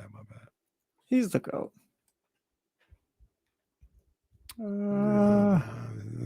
I'll push back. If you're willing to move past the Hulk stuff, he's the GOAT. Well, no. Wait. Yeah. Wait, what did you just say? No. If you're willing to move past like Hulk Hogan being the greatest of all time and just get over that nonsense, then yeah, John Cena's the What do you GOAT. mean? But that's not nonsense. He is. Sorry, you guys aren't over it yet. Aren't over it. Hey, I don't like him either, but like, the no, GOAT. call it what Look, it is. 20 He's the years from GOAT. now, you'll be able to run back, Cena stuff, and wow, this ages really well still. This is still great, blah, blah, blah. What? You can run back 80s Hogan and be like, wow, No. this What? probably would have been great if I was 8. What? No. This? You want to run back this? What? Don't do that, dude. Whatever you want. Just I'm saying his stuff will age better 20 years from now than Hogan stuff does now. Like Hollywood Hogan, great, but 80s Hogan, okay. Cena's. Look. I'm not saying that it's bad. I'm not even saying it's on the same level as Hulk or The Rock. I can't think. Now, granted, it's not fair. I was gone for a little while. There ain't nothing memorable that I can think of with Cena for me. That doesn't mean he's not great, but what's memorable? Stuff with Edge was memorable. Yeah, the stuff with Edge was great. Yeah. I mean, he had some great stuff with Shawn Michaels. He had some really good Rock stuff Cena was with AJ memorable. Styles. The stuff with Randy Orton's always been good. Yeah, the stuff with Rock was good. I mean, he's like, Does he have and once again, I'm the wrong person because I was gone during this. Does he have a match that you go back to though? That you're like, or matches that like, no, this was Him versus Punk at Money in the Bank. ooh, there you go. was that Yeah. in Chicago? Yeah. And I mean, that was like Punk's thing, but like Cena walking out, he kind of knew the moment. But what's the face though? Yeah, that was Punk. No, Well, it was well, Chicago. It was the Yeah. crowd. Like, but that's Yeah. no different than Toronto with Hogan Rock. Like that was the crowd that made that match. I They think did the but- match again like 6 months later, and it was ass. It was the crowd, but that was the moment too. Like that was Well, it that- was that the WrestleMania, moment. but Yeah. it was the crowd. Like the crowd Yes. made that a Yes. moment, just like they did in Chicago. Yes, but I give that to Punk too. But the difference is the match in Chicago was brilliant. It was brilliant storytelling. The match in Toronto was ass. It was just they reacted to like everything they did, which Yeah. made it incredible. once again, I was gone during Cena's heyday. Now Cena can wrestle. Like he's like not like he's really good. He has the ability to get in the ring with AJ Styles and say, AJ, do your thing. Or they had I think it was a near hour-long match a couple weeks after WrestleMania overseas with Shawn Michaels. It was brilliant. Like it was really, really good. He's just been on top for so long. It's like, yeah, he's got to be one of the greatest. See, he is. He's better at Top- promos as well. He's top 2. No, I think his promos are actually kind of whack. I disagree. His promos are promos great. for me, they're his- kind of corny. Like he talks really corny. like I think especially during this, when he wants to like do it, he can. But like I think most of the time he's talking to he's talking to like kids. Yeah, He like the parallels between Cena and Hogan are there. yeah. Like they're Well, very, very similar. And Hogan went Hollywood though. Yeah. Yeah, I said that was great. I said that was great. He ain't got no Hollywood. That age is amazing. You can watch that back whenever. He ain't got no Hollywood on his resume. He not. Well, we're talking about one guy. Like he's not better than one guy. That's all we're talking about. That's I fine. like- Honestly, I was just I trying to like- stir it up a little bit. I like Austin better than Cena, but I can't. I like Shawn Michaels better than Cena too, but I can't say. Shawn for me, like pound both for of pound, those is the two. best. But I think all the things considered, like Cena's the GOAT. Yeah, Shawn probably is the best. Yeah. Shawn's got everything. Yeah. Yeah. Sean. Yeah. For me, I think Sean's my favorite. What keeps him from being the greatest? Just the cultural impact. Was a big jerk face back then, maybe. Yeah. Probably part of that. Like, yeah, he doesn't have an impact. Like he's just great. Yeah. He wasn't even around for the Austin era. Yeah, he was only around. He put Austin over and was gone. Yeah, he was gone. By the time he came back, I think Austin was gone. Well, he did the little weird comeback where he was supposed to be with the NWO, that whatever the version that was, right? Right. Yeah. But he didn't wrestle. It was like that was still not wrestling Sean. Sean didn't wrestle till he had that SummerSlam match with Triple H.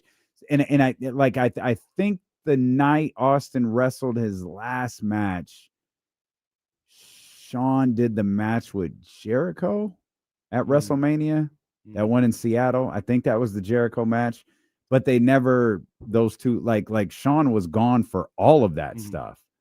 So there's only a handful of guys that have big impacts though. Like Austin and Rock, they have it. Yeah. Hogan has it. And I'd argue Cena has it.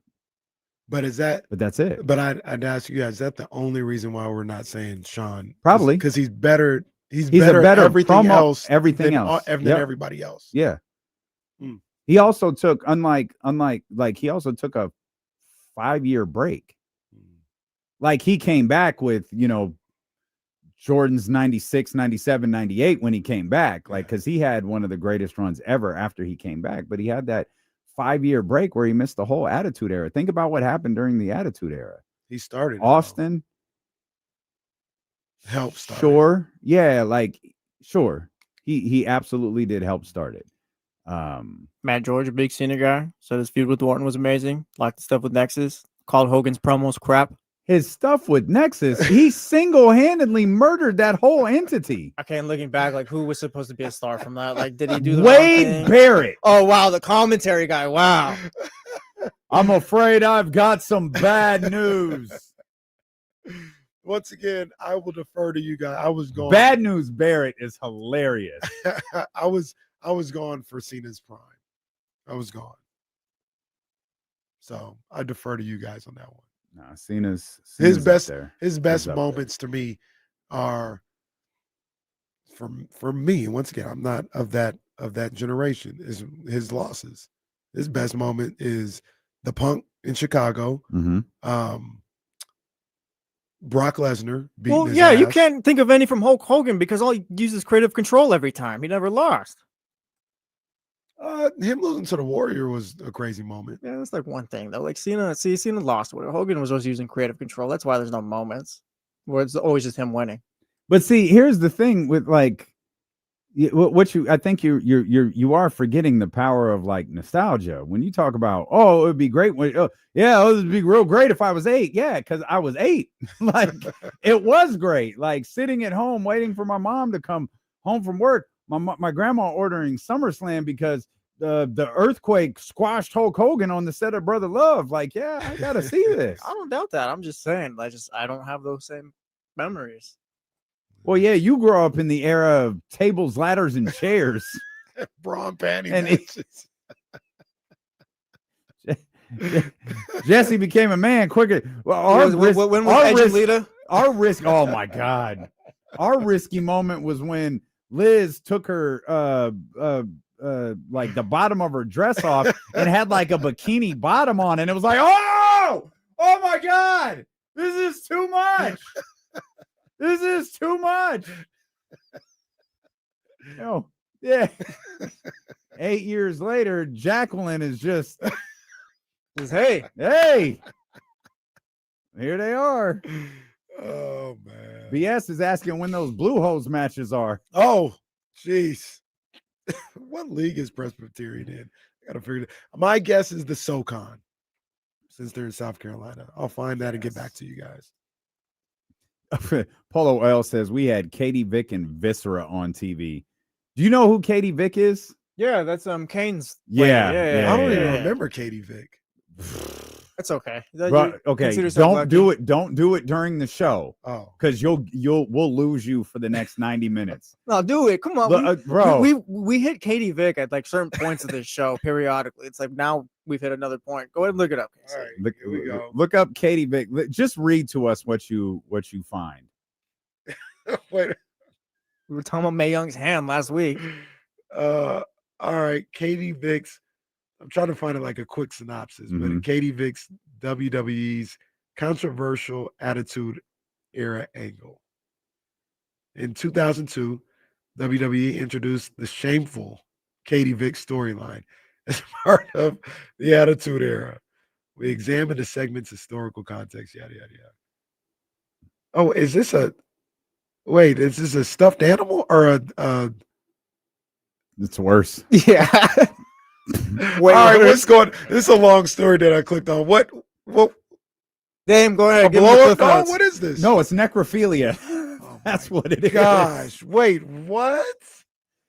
So they did this thing where they said Katie Vick was Kane's ex-girlfriend, who he apparently killed in a car accident. So somehow, some way, Triple H, dressed as Kane, went to a funeral home where this casket was, and he crawled into the casket and proceeded to. All right, man. Hey, this is your era, bro. Right, This don't do is- that. Don't do this that. is your- this is No, John no. is the greatest. John Cena was not here at that time. John Cena was not there at this time. What the hell? I don't know is what the this? hell was going on in between Hulk and this, but What Does the anybody hell? remember when they brought out a second Kane? like Kane When versus Kane fought Kane? Yeah, I remember that. Well, that was just a recycled.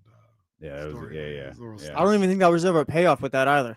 No, because it was so bad. Yeah, it was just And the crowd was just like, "Oh God, they're doing this again." Was there a payoff? Was it a buried alive? No, I think Under- they just had a match. And it- Undertaker like versus they- Undertaker? Yeah, they just Yeah, they ended didn't it. even. They just ended it. They were like, "Just get out He of got this." pinned and just left. Yeah, it was just What? gone. This guy's supposed to be some demon, and he gets pinned and leaves. I do. Angle was terrible. Angle was terrible. They ran it back with Kane. You know what really sucked? The Undertaker versus Undertaker. Let's do it with Kane. Awful. Absolutely. Man, I don't know about that era, Jesse. I don't know. like I said, that's like in the gray area. That's not saw- my area. That's not yours either. We'll just leave it alone to the side. So AOL says, look up White Kane, aka Coke Kane. Your buddy down in WCW sent me a clip of this, and it is hysterical. I don't think I've ever It's heard about this. Awful. So the guy's name is Coke Kane, and he's dressed just like Kane, except in all white. He's significantly smaller, and he gets his superpowers from. Oh wait, no, bro. Yeah, Cocaine Wrestling on YouTube. He gets All his right, man. superpowers from what appears to be a white powdery substance. What? What the hell? It's what makes me so glad I don't watch wrestling anymore. What? Oh, it's so I'm bad. watching a short right now. It's like, oh, he's got some. What's he pulling out? He got a baggie. Oh my gosh. Let me see if I'm. So I'll send it in the group right now. Oh No. man. Oh. Cocaine. Yep. I'm all right, man. Yeah. So you can either watch Kings, please figure it out because we're down bad. Jesse, did you see where he does the thing Mhm. and it's powder? Doing the broad chalk toss. Oh my. and I'm assuming you've seen the Michael Jackson indie wrestler.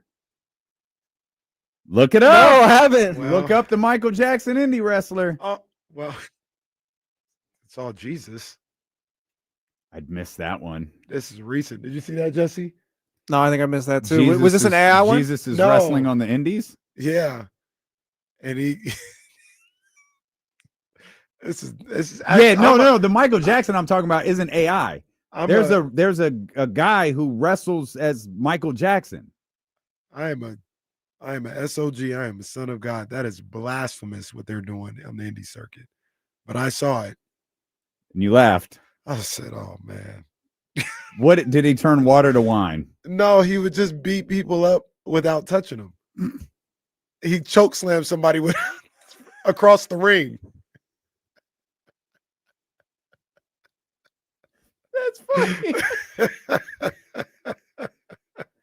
The Michael Jackson wrestler's hilarious too. Oh, Oh man. man. All right. Oh, I did see the Michael Jackson. Yeah, that was pretty funny. That was pretty damn funny. Oh man. The guy who does the Michael Jackson workouts is hilarious. Like the Michael Jackson boxing workout. It was like a comedian. That was some good stuff too. Actually, Michael Jackson doing all sports because Michael Jackson is the character and he boxes, he plays tennis, he does it. It's pretty funny. It's really clever. This is what happens when the Kings lose 6 straight. The only good thing that came from AI is these wrestling clips. Because they got a Michael Jackson AI one too, and he said, "I'm not singing, I'm swinging now." I've seen a couple of Michael Jackson ones where it's like, no, come on, man. Stop it. Stop it. Still nothing colder than MLK's heel turn. Damn. Now I understand why we're not allowed to do that stuff. Yeah, come on. But when he said, I don't have any dreams.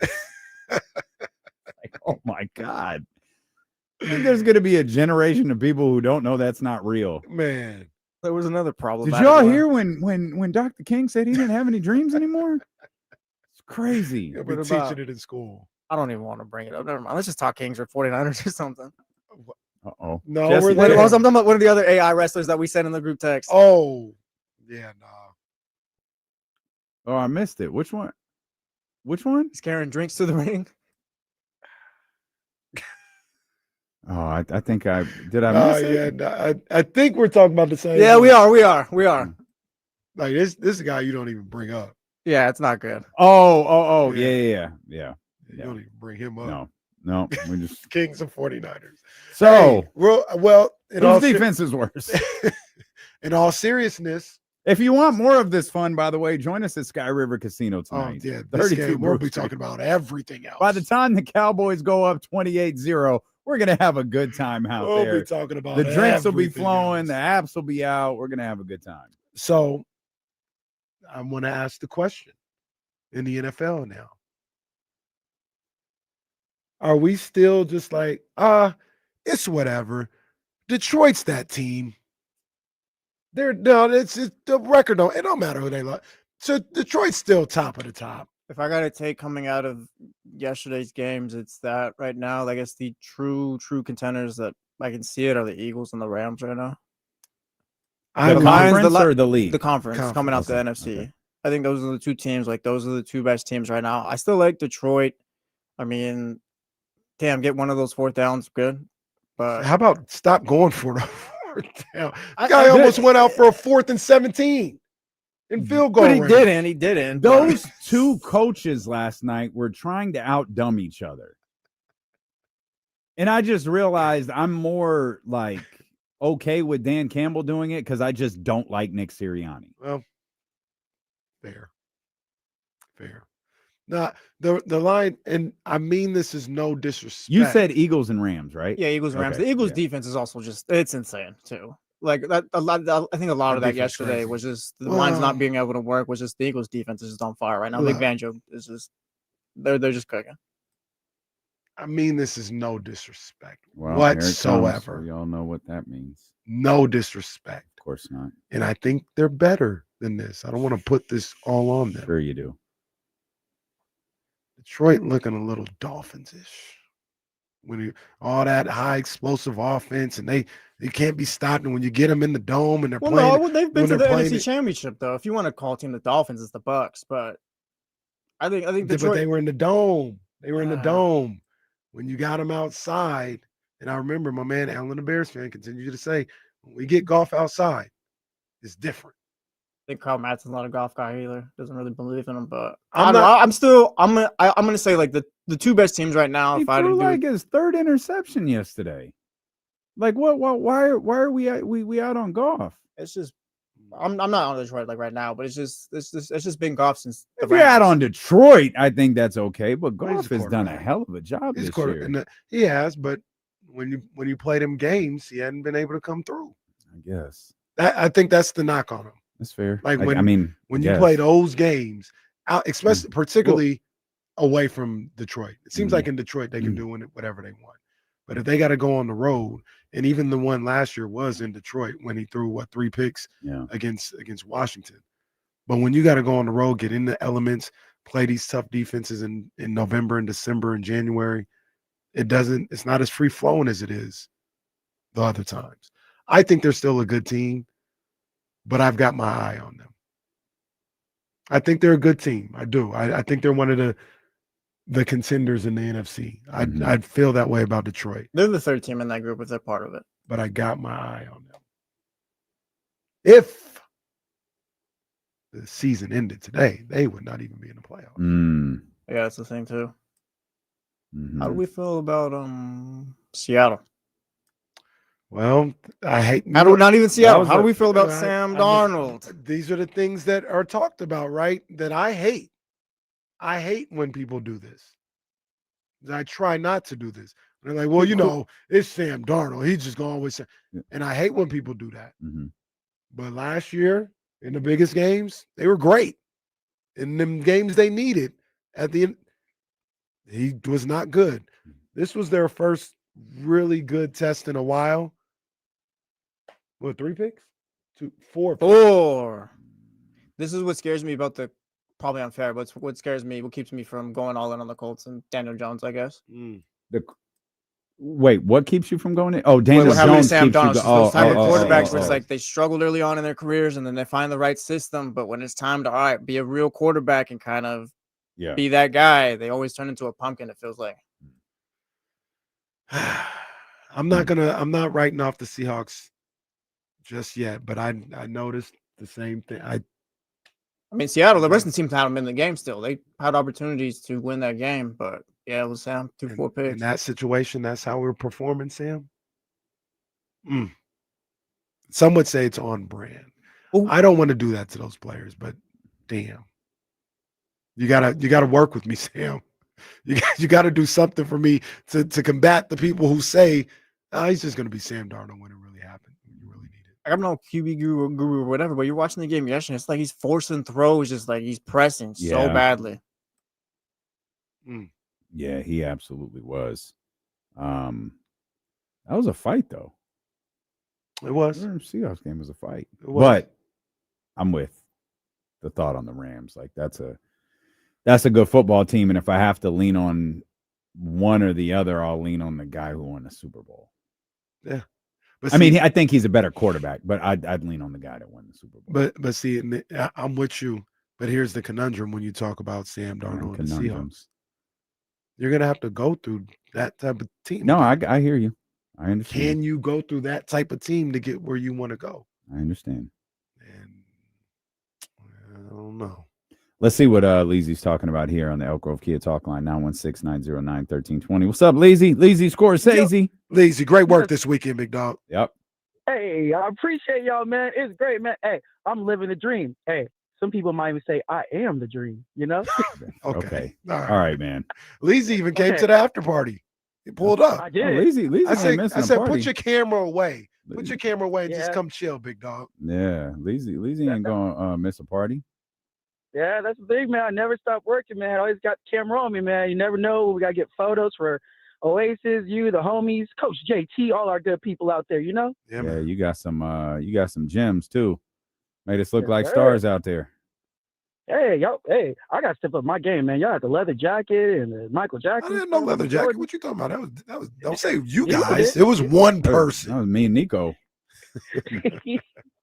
Shout out to Nico Suave. Yeah, big ups. What you want to talk about your little sorry Eagles? Yeah, that's right. Yes, sir. I just want to come in and check them receipts, man. Oh, so what the hell? We'll do this and that.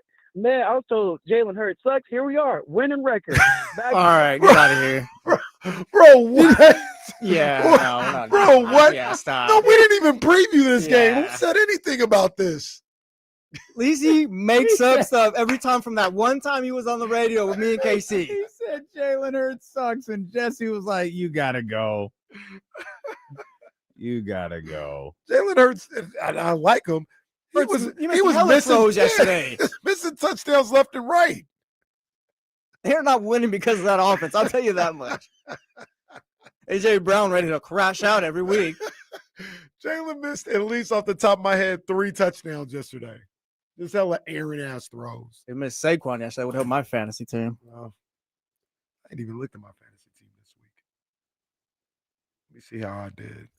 No one cares how your fantasy team did. No, they do. They're waiting. No, literally, no one cares unless you got Josh Allen on it. Because Josh Allen, goodness gracious! I was thinking just for the briefest of moments, like, man, this could be a moment for Tampa if they could figure out a. Oh, Josh Allen just scored again. Ooh. Okay, all right. So it's going to be that familiar story of the Bucks are going against one of the big boys.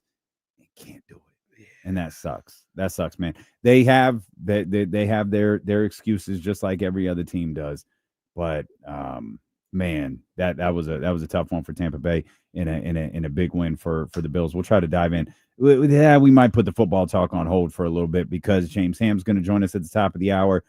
We've got some news to talk about as it pertains to Keegan Murray.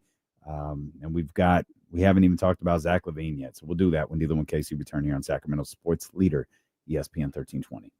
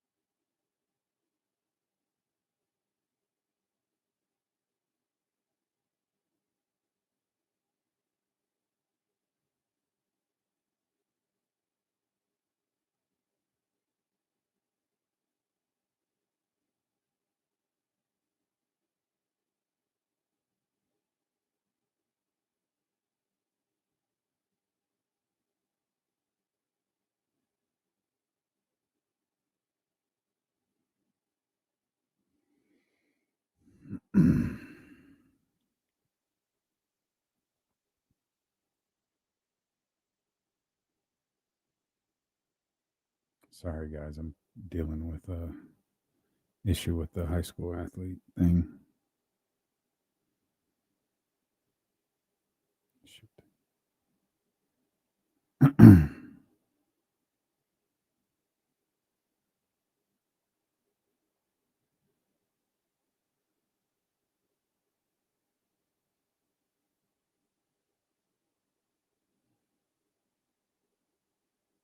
All right.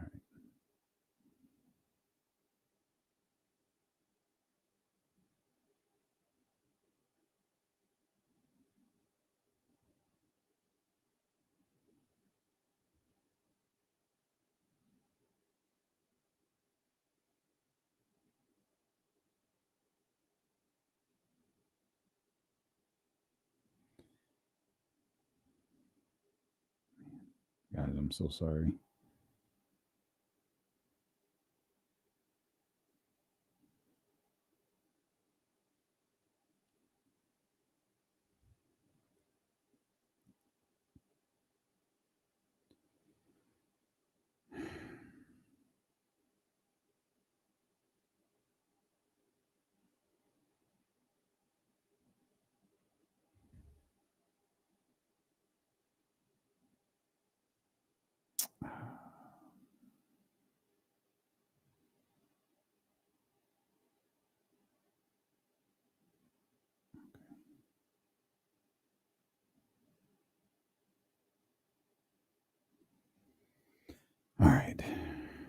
Sorry about that, guys.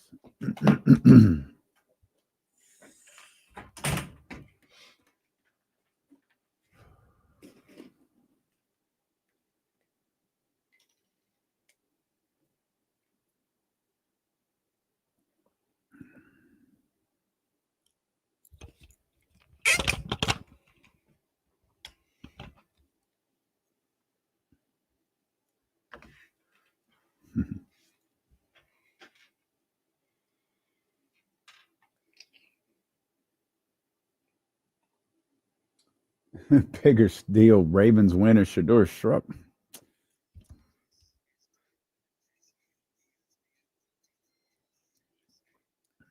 These blue holes out here eating. Jesus. I'm using that as an insult from now on. These blue holes out here just eating up Shador's debut yesterday. Oh, they couldn't wait for that. Like, I don't know what y'all thought was going to happen. Like, that man entered the game with little fanfare and just went out there against the Ravens team that's running and lost. Looked a little rough with that. But we might see him again. Browns team. Yeah, that team's terrible. They made no good. That team's terrible. I think. Oh, do I get half a point for this? No, you don't. Said, no. I said the answer's Presbyterian was in the SoCon. Damn. Know all this stuff already, though. Yeah, They're not in the SoCon. They're in the Big South. Then why would you get a why point would you for get that? half a point? Because it's the South. It's the South. It's the region. I did have that. Stop. No. You out here begging for points, bro. Stop. Yeah, we didn't even started the season yet. I think we did, and I won. Well, I think we have, yeah. we just haven't really played very often. Part of they have the Gardner-Webb running Bulldogs in this Big South Conference. They got some So every weird once in a names while, here. the running Bulldogs face the Blue Hose. Blue Hose. Presbyterian took a loss. Took a loss the other day. Probably the most Presbyterian's been talked about in a while. Didn't they have an NBA player that went there? This white guy. Oh, don't stop, stop, man! If Don't you can do guess this player's name, we'll give you don't a do this. championship. Don't do this. Don't do this. Because I feel like you know, and then like we're gonna have to throw you out of all the I leagues. keep on wanting to say Penberthy, but it's not him. It's not Penberthy. Maybe it is. Well, are we? Do we talking NBA players Yeah, or yeah, NBA players? It was a white guy, a guard. Nah, maybe not. Players who no players from Presbyterian have ever been drafted into the NBA. Maybe I'm Negative just points. Wow, yeah. I didn't. As a matter of fact, you're suspended. You're Jamar Chase. You're suspended, pal. Did you see the story with Jamar and Yeah. I didn't know Jamar's that. out. I didn't spit on anybody. Meanwhile, they're like, "Sir, we got you in 4K." Yeah, Like, they what got you Zapruder mean? film of it. I didn't know all that went down. I saw them get into it. I saw them get ejected and stuff, but I didn't know they got into it. He said Jamar spit on him. Jamar was like, I didn't spit on him. And then like an hour later, there's a video of Jamar. Like 10 different angles of the video. Yeah. So they suspended Jamar Chase today for that. What I look like spitting at Jalen Ramsey? Oh yeah, I spit on Jalen Ramsey. Of course I did. That's a terrible Rick James impression, but point still taken. Point still taken. Kings got Oklahoma City. So no game tonight. No game Tuesday. They'll take on the Oklahoma City Thunder for the third time on Wednesday. Jesus. And a game that I think is going to have some new intrigue for Kings fans. Thursday. Second night of a back-to-back. They'll take on the Memphis Grizzlies in Memphis in a game that might be Keegan Murray's debut. Yeah. We'll get more details on that from James coming up in about 10 minutes or so. Yeah, that's hey, welcome back, welcome Keegan. sight. Yeah, no, welcome back, Keegan. We'll be 3-12. Welcome back, pal. Damn. I mean, the scenario that you laid out, that we were just joking about, but like, what if he does come back and just settle everything down? Be amazing. And then they play The calming good presence basketball. of Keegan Murray. What does his role look like coming into this team that's a mess. Start at the 4 and play 48 minutes. Well, I mean, like, yeah, like that, but also like, all right, Keegan, like, go ahead and get 18. Like, what is he behind DeMar DeRozan and Zach LaVine in shots taken per game? Like, what is his role coming into this? Well, he's not behind Zach LaVine. Yeah. If there was a big concern about Keegan Murray losing shots to Zach LaVine, that concern can be dead after what happened. Like, is Doug Christie telling him, all right, you're a focal point now that you're back and stuff like that? Or just what is, just I guess, like, what are we looking for from Keegan? I'm looking for more of the same. I've said this a number of different times, and I understand, people wanting more from Keegan. Like, I get it. But I think a lot of what Keegan does and how he plays is perfectly fine for me. I don't necessarily need him to do more or to be more. I don't need it. If that's what happens, that's awesome. If like he grows and the game grows, that's fantastic. But I'm not going to press him to do even more. I need to find better players around him. That's always been my thought. Obviously, that may not happen right now with this particular group, but maybe a little bit more aggressiveness on the offensive end, but just come in and be Keegan Murray. Do what you do. Hit the open shot. Once again, be a little bit more aggressive, but I don't need you taking 23 shots a night. Like, should he, though? I mean, just we're trying to move this thing forward. I guess see what you have. I don't think he'll get to 23. 23 is a lot, but I mean, should he get more shots up? Shoot more shots, yeah, for sure. He should. I was on the other side. I didn't like what I saw that first preseason game, where he was just taking shots just to take shots, just because it's like I'm gonna be more aggressive, and he was just throwing up shots. Who was what that? were the Against shots? The Raptors. He's just taking shots. Like none of them were in the flow. They weren't good shots. They weren't in what I feel the scope of how his offensive game works. It felt like he's like, I'm gonna just take shots because this is what I'm supposed to do. I don't want that. Like, I don't want that. Now, there's gonna be some shots that are gonna be. You felt like they were forced. bad shots. Yeah. Okay. So just don't take bad shots then. Take what, but I if also the agree, shots like, are there, or no, and like 17-foot half spin fadeaways. Like, that's not your game. What are you doing? Okay. Like, just asking. I'm a broadcast journalist. Don't be mad at me. Now I do understand with more aggressiveness, you're gonna take some more chances. Like, not everything's gonna be a perfect wide open shot. Like, I get that, and if that's what he's trying to do, sure, let's see what it looks like. But I love that you're telling Keegan, hey, you don't have to take more shots. Meanwhile, I'm begging for Domantas Sabonis to take more shots, and neither one of us are going to get what we want. Neither one of us. I think you do get more Keegan shots, though. I do think he's going to get out there and be more aggressive this year with what he took last year. He took 10.8 shots a night. I think you get somewhere around 13. Okay. What do you have his year by year? Yeah, it was 9.8 his rookie year, 12.7 his second year, and last year 10.8. Okay. So you're gonna get closer to that second year, Keegan.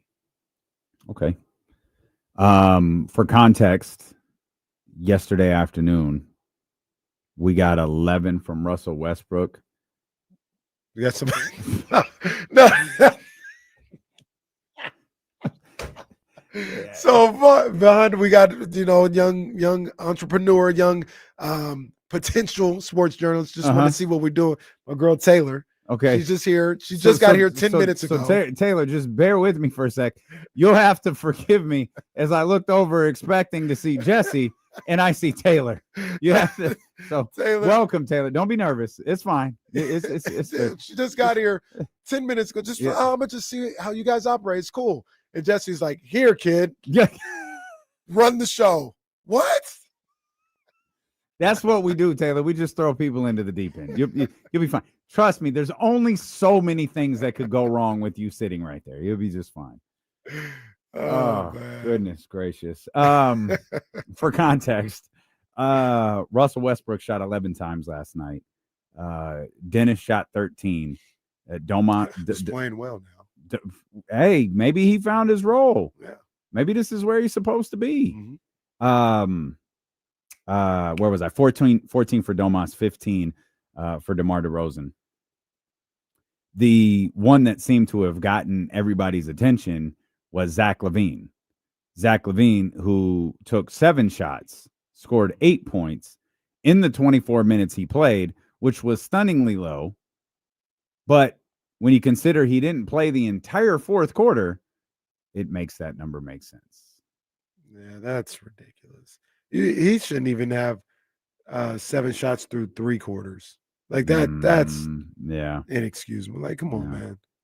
Like, what are you doing in a game that you're down, that your team is struggling, and trying to work your way back? Like, what are you doing taking 7 shots? He's not the only starter who didn't play in the fourth quarter yesterday.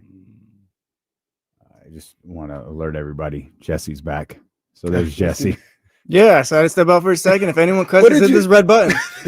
Is that what you told her? Yeah. Like, what else? Like, that's it. He's been here 10 minutes. You said if anybody cusses, push this red button. Yeah. You gonna come watch D'Lo and KC? Like, fine, come sit behind the board. That's amazing. Let's go. That's absolutely Let's go right amazing. Anybody cusses, push this red button. Jesse the GOAT, man. Yeah, Keon Ellis didn't play a single minute in the fourth quarter yesterday. He started. That was it was actually that made this the 12th different starting lineup. As we noted, Precious Achiuwa wasn't feeling well. He was questionable going into the game. He wound up playing maybe 3 or 4 minutes or something like that. Russ played at the 1. DeMar moved to the 4. Keon started at the 2. Yeah. And it did not go well for Keon Ellis. To be again fair, a little fair. Maybe I'm just stalling him out for no reason to Zach and Keon. That group that played the majority of the fourth quarter did get the lead down to 6. Mm-hmm. That's right. So, maybe it's like, when are you going to sum them out? Like, they're playing well. They cut the lead down. They got it down deep in the single digits. Maybe because I think that happened with around 5 minutes or so to go.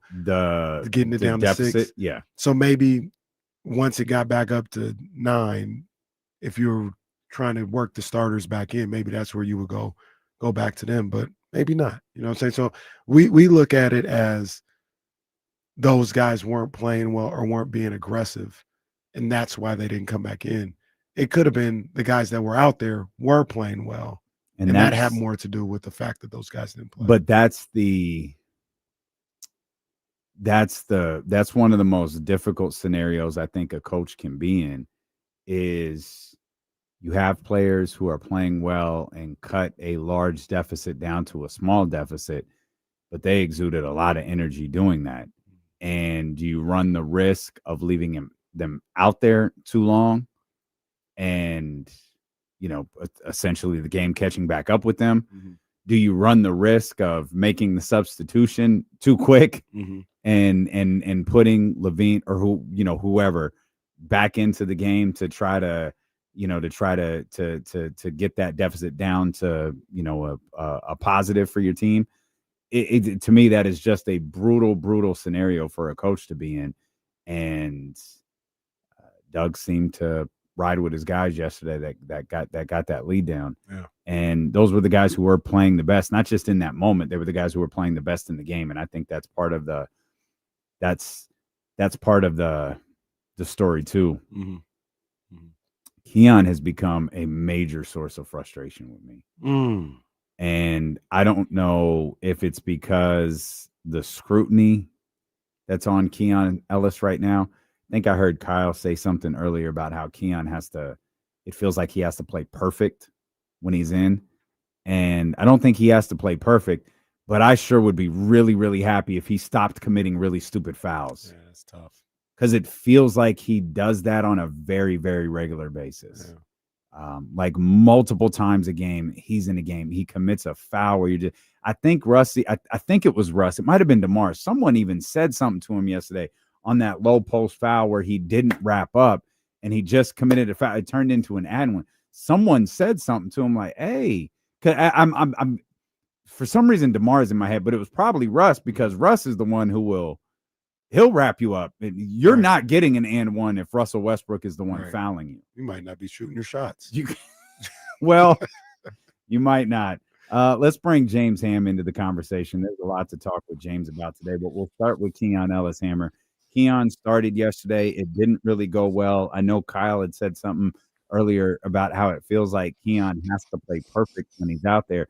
I don't think he has to play perfect, Hammer, but it feels like Keon makes a lot of really bad mistakes when he's out there, and he did it again yesterday. Yeah, it just feels like he hasn't eased into the season yet, and we talked about this a little bit earlier on the Insiders. There's just this feel with this team that, so many of the guys can do everything, right? They're do-it-yourself offensive players, and Keon's not, and Keegan isn't. And there's a couple others, again, like Precious Achiuwa isn't that type of player. But it feels like there are so many of the guys that again like to create for themselves, and the other guys just kind of are kind of getting left out. So I don't know. I think it's difficult to settle into a team that just isn't playing well, and everyone is trying to do too much and then trying to do too little, and then it just looks like everything is wrong. And I think it's more or less that he's just caught in the middle of that. Plus, like, let's be honest, like some people deal with a contract year in a good way and others don't. So sometimes a guy will come in trying too hard, trying to put his stamp, trying to show the other, 29 teams in the league of what he can do every single time he goes out there.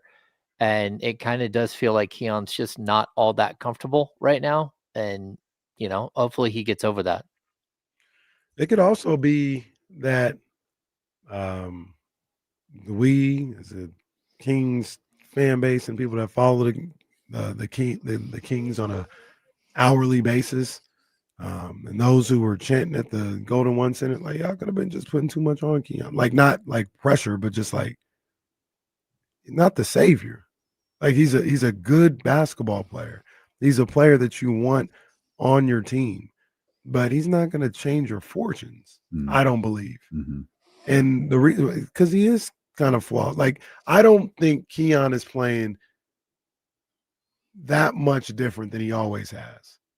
Maybe he's not getting the same amount of shots that he would when he would get extended minutes.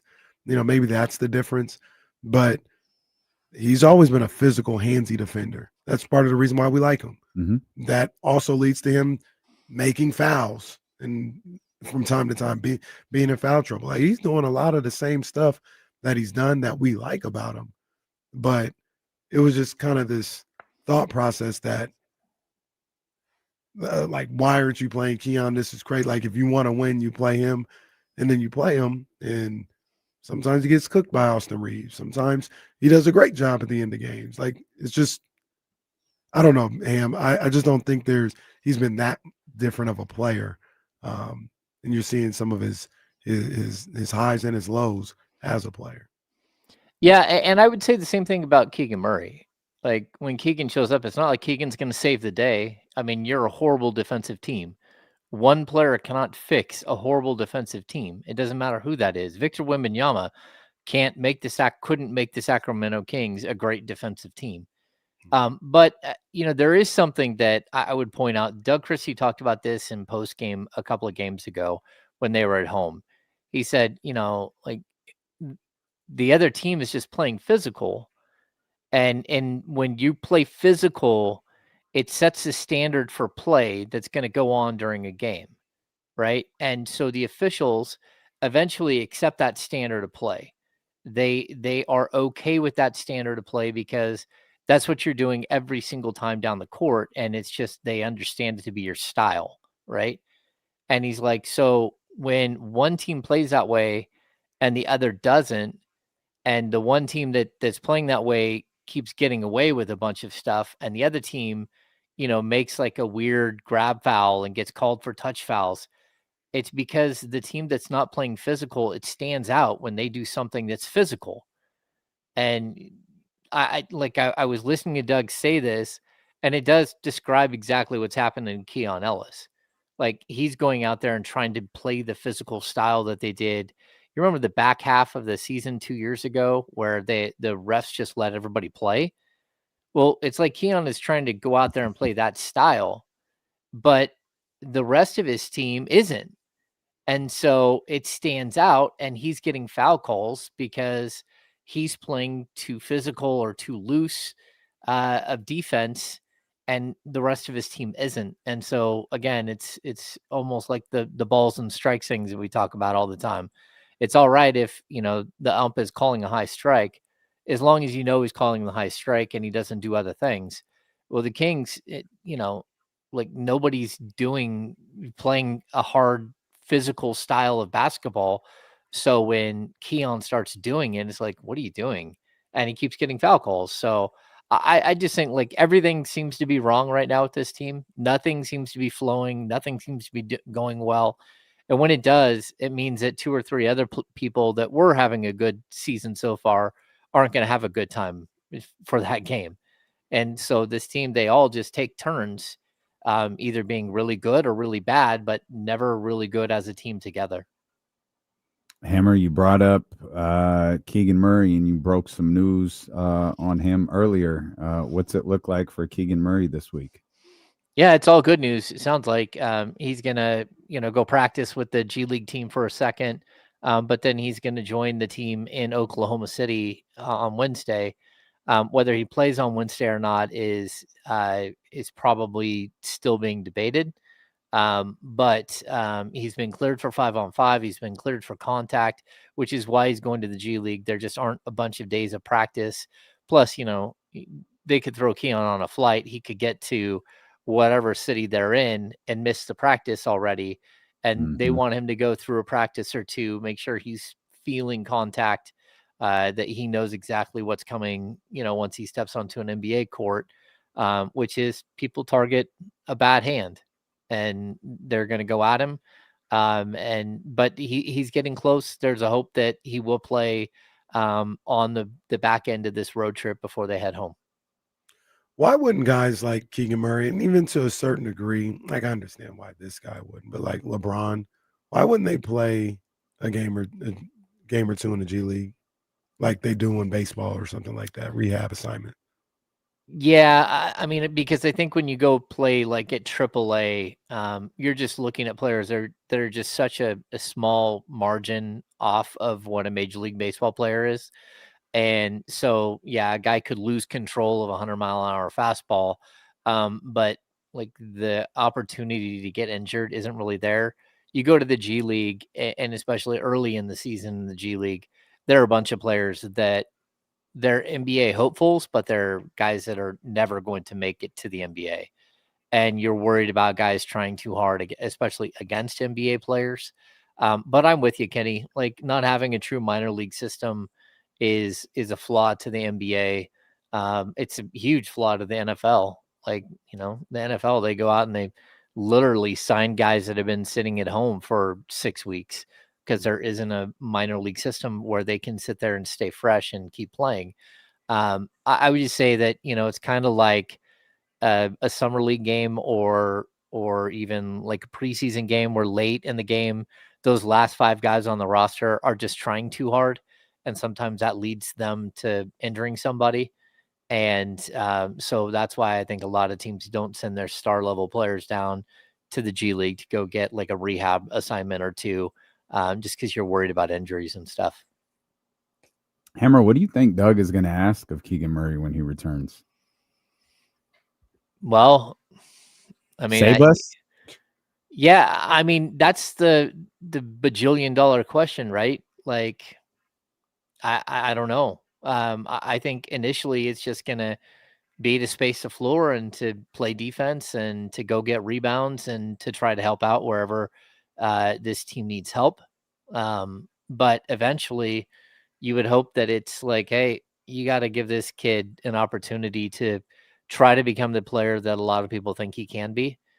And that means that you're going to have to clear out some of the people around him, or just give him opportunities to play with people that play a different style, that are willing and able to let him be more of a cog on the offensive end. But I don't know if that's going to happen or not.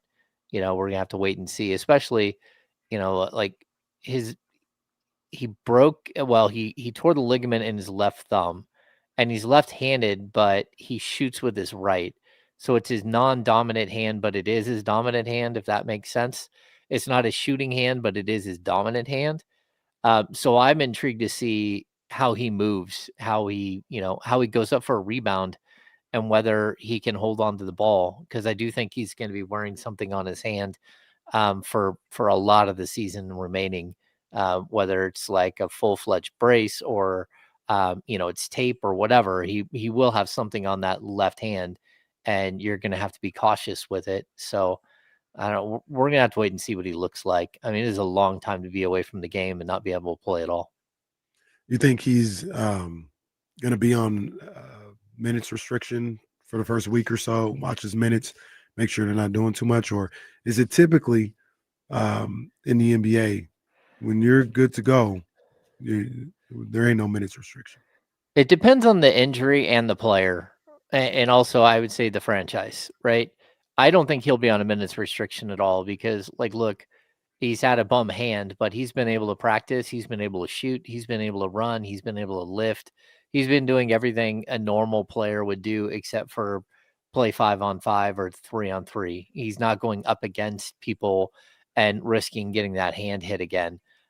Once he gets into a game, like, look, it's not like there should be some limitation on him. It's going to be realistic. Like, how does he play? And how does he play through the injury? Like, does he drop a bunch of balls out of bounds that are, drop a bunch of rebounds out of bounds? Does he struggle with, getting his hand caught in a crowd, and worrying about his hand? Is it something where he literally can't go left and use his left hand to attack the rim? We don't know, and we won't know until we see it. But for me, like, he's a really good player. We talk about, like, who's the best player on your team and all that stuff. Like, when it comes to all around basketball play on the defensive end and on the offensive end, his ability to be a two-way player makes him one of the most valuable players on this roster. And teams around the league would love to get their hands on Keegan Murray. And it's one of the reasons why the Kings signed him to the contract extension they did. Because not only do they believe that he has a ton of skill, but they also know that teams around the league think that there's more to his game, and there's a possibility down the road that he will be a big ticket item that they might use to go get other players down the road. So for me, I really think that, we need to see who Keegan is. This is the year that he was supposed to show us who he is, but so was last year. And you're hoping that, whatever the limitations of the roster and everything else, they don't stop him from elevating and being the player that we hope that he can be. Do you think there's because of how bad this has all gone, that there's an added element of added amount of pressure on him? Sure. Like, I think he'll be in the same situation Keon is, where you're out there trying too hard. And again, they're in a different I don't situation. think so, because his bank account is different. Yeah. Or it will be. Yeah, but that doesn't mean that you don't feel like you have to live up to that bank account now. Sure. So I think there is a balancing act here. And hey, let's be honest, Keegan Murray, like, just on his rookie scale deal, is making 11 or 12 million bucks this year anyways. He's making a good 9 or 10 million more than Keon Ellis. So Keon has a lot, riding on this. But I also, like, if you can make it to the NBA, you should have goals beyond that, right? If you're the number 4 pick in the draft, you should want to be your team's leading scorer. You should want to have aspirations of being an all-star, an all-defensive team player, all that stuff, somehow working your way into being a Hall of Fame player down the road. And I'm not saying any of that's on the table for Keegan, but that doesn't mean that he shouldn't aspire for that. And while he's not very vocal, I do think that he wants big things. He does want to be a really, really good NBA player. And, like, opportunities don't come around all the time for you to be that player. So hopefully he does get some of that opportunity here as the season goes on. Talking a little bit about that game yesterday in San Antonio, we've talked about how Keon and Zach LaVine didn't play at all in the fourth quarter. I know the initial thought is like, hey, they got benched. They weren't playing well. Doug Christie had enough, and he wasn't going to play him. Think about it a little bit more nuanced. Do you think it had more to do with the fact that the group that was out there cut into that lead and got it down to 6, and you kind of got into a in-between spot when you talk about substituting somebody in for that group? Or was it what a lot of people think is they weren't playing well, so they didn't get to play? No, I think it's something different. I think, like, look, when you're watching a team, a group of players start to play well, and they're veteran players. Let's not act like this is a group of young players that you put out there and they clawed back into the game. Now it's time for the vets to come back in. I mean, if Dennis Schroeder is going to find his game, then go ahead and play. If Russell Westbrook is going to go out there and hit some threes and go grab rebounds, then stick with him. Malik Monk is bringing the energy. Stick with him. Like, you can only play so many of the guards that they have on this team, the guards / forwards, and DeMar DeRozan's out there hitting every shot. Like, Domantas Sabonis is the best rebounder in the NBA. Like, and you're everything. So, like, who are you gonna pull to put in a Zach LaVine or a Keon Ellis if the guards around them are playing extremely well? And sometimes the decision is to go with the guys that are playing the best that night and that have got you in a position to potentially win a game. Like, I don't know what to say about Zach LaVine, because Zach LaVine was sitting on 4 points forever. Didn't take any shots, sitting on 4 points. And remember, he had the 4-point play from the corner when he got fouled on the 3. He doubled his point total and went to 8. And that was it. Like, man, if you're going to be out there, like, be active. And a lot of the problems this team has is just even when they shared the ball, it's almost like an intentional sharing of the ball. Like, see, I gave it to you that time. It's a very, very selfish team on the court, and they're really struggling with that. And, the passive players, the guys like Keegan, the guys like Zach can be passive. They're the ones who are going to lose when you got players on this team that are selfish, that are, definitely very driven by their numbers and very driven by, scoring and doing the things that they've done their entire career. And that's part of the issue with this team. And it was always going to be this way. They just have a massive imbalance. And it's not just a massive imbalance of, tall people versus small people, which they have that issue. It's an imbalance of styles of play, where you have a lot of players who have spent their entire career scoring a bunch of baskets.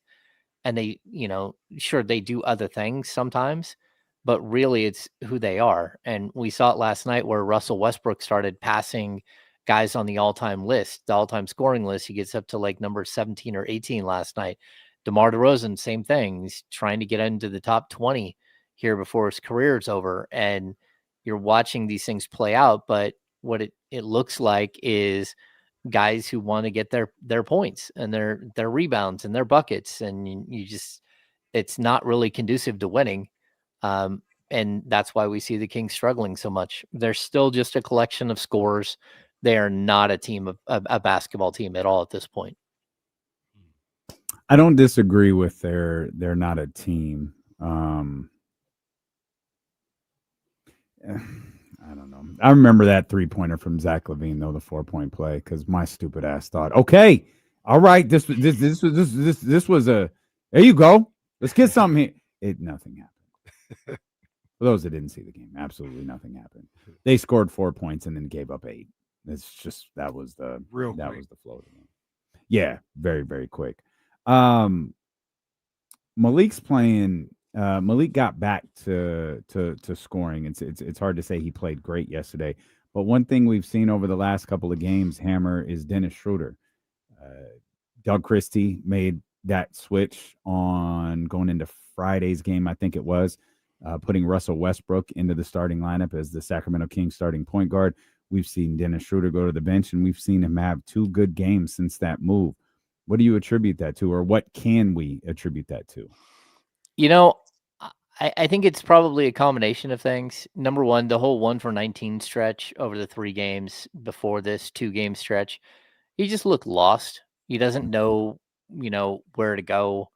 Again, this isn't a team that is flowing at all. There is no like offensive flow at all.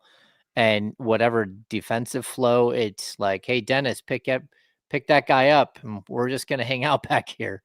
I think that when he went to the bench, he's able to look at the game, each and individual game as it's playing out, and figure out how he fits into what's going on. And that's something that good bench players can do. And I've always said the value to Dennis Schroeder is the fact that he can play off the bench. He can start, he's done everything in his career, but realistically he's about 50-50, whether he's a starter or a bench player. So when you're sitting there watching everything unfold, you can go, oh, I think I can take advantage of that spot right there. Or I think I can do this. I think I can help the team in this way. When you're with the starters, it's kind of like the same thing that Keegan has gone through. Like a lot of times when you're the starting rotation with this team, you're out there with 4 other like top tier scorers. And so you're the 5th option. And I feel like Dennis has kind of been lost in like, what option am I? And, when Precious is out there, clearly he's the 5th option. But like, are you the 2nd option? Are you the 3rd option? Are you the 4th option? And, a lot of times having defined roles for players is really helpful. And when he's coming off the bench, that's his team off the bench. And, Malik Monk is being asked to not be the distributor that he has been in the past. He's been asked to be an off-ball shooter, and he's done a really good job at that so far this season. His assist numbers are down, and I think it's kind of like not using some of the superpowers that Malik has as far as like a pick and roll player. But again, there's only so many bounces of the ball on every possession. And this team has a lot of guys who feel like they need to be the one bouncing the ball. Is it just as simple as he started making shots? Like, do you feel like the looks are different off the bench and in this situation, or did he just get more comfortable and got the same looks? This time they're just going down. I don't know if it's just as simple as the ball's dropping, that he's hitting shots. I mean, that's helping for sure, but there's a different confidence to him when he's shooting those shots. And so it's sort of like the chicken or the egg. Like you're not quite sure what it is that's the problem. But he definitely is shooting the ball with a lot of confidence from the perimeter. But he also was shooting the ball with quite a bit of confidence before. He just wasn't hitting anything. And so I felt like he got a little gun shy. So maybe you're right there. Maybe that is kind of what's happening. The ball is falling. But I also just feel like he's playing the game. He looks like he's just out there like in the flow and trying to be a good basketball player, where before it kind of felt like he was trying to pick his spots. And a lot of times picking his spots were like some really bad shots. You just look at like, what are you doing there? And it was almost like you could see him like, oh, I better score. And that wasn't, conducive to winning either. So I don't know. I do feel like it's a lot about finding a role. And the Kings right now, they don't feel like they have a bunch of players who understand what their roles are or play to a role. And it's kind of a free-for-all. Well, I know what James's role is, and it is the top insider in the game. So we'll come back and we'll talk with our Kings insider from the Insiders, James Ham, here. More with D'Lo and KC on Sacramento Sports Leader, ESPN 1320. See, Taylor, easy work. Nobody cuss.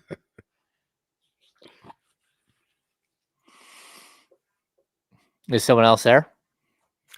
Yeah, we got a young Taylor interested in sports journalism. Want to just kind of come see what goes on at the radio station. Nice. You go to? Oh, she might not be able to hear me. I think she goes to Sac State. Okay.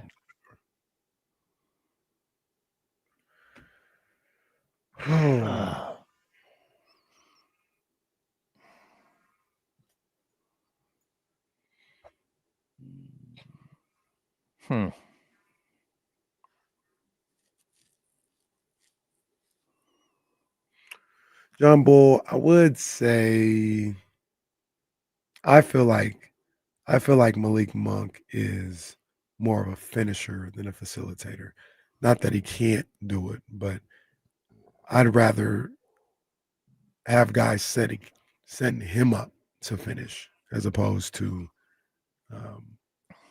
him looking not to finish as much and setting other guys up. Like, he can facilitate, but what's he best at? He's a scorer. He's a bucket getter. Like, let him be the best at what he's best at. So now that's kind of my thought. That doesn't mean never pass or never look for any other guys, but I want to make sure he's comfortable finishing. Yeah, I would say, like when the Kings went out and got Malik, part of it was because De'Aaron Fox said, "Hey, this dude can play."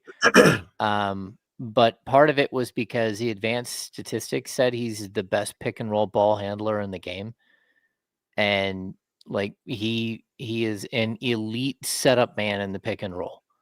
Like there isn't a better one. And for that matter, when they went out and got JaVale McGee was the top roll like finisher in the league. And so the idea was they would use those two together. It just didn't work out that well because JaVale McGee, was past his prime as a player and struggled with some basics. But there's a way in which you can use him with Domas. Just think how many bad pick and rolls this team does. How many times they turn the ball over, trying to get the ball to the roll man. I mean, I've seen it like countless times. I mean, the games where Russell Westbrook is turning the ball over 5 times or 7 times, which has happened like, I don't know, 3 of the last 4 games.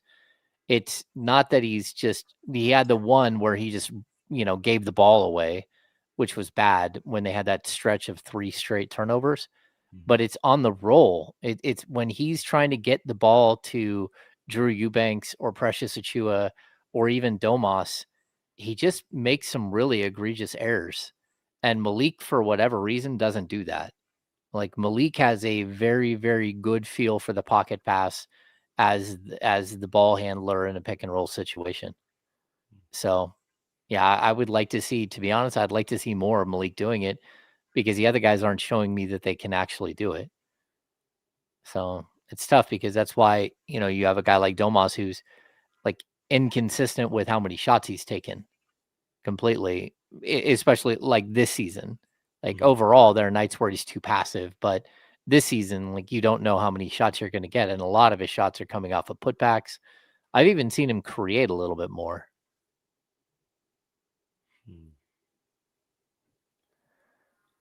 Stevie B 916, do I think that the Kings are shopping Malik like they were since he's been playing well? Stevie B, they're shopping everybody. Yeah. They're shopping everybody who is under contract. I mean, I don't know if they're shopping if it's like, but they're listening. They're listening to anything because they want to flip this roster. And Malik's under contract this year, next year, and has a player option for another year at like $21 million that he's going to pick up.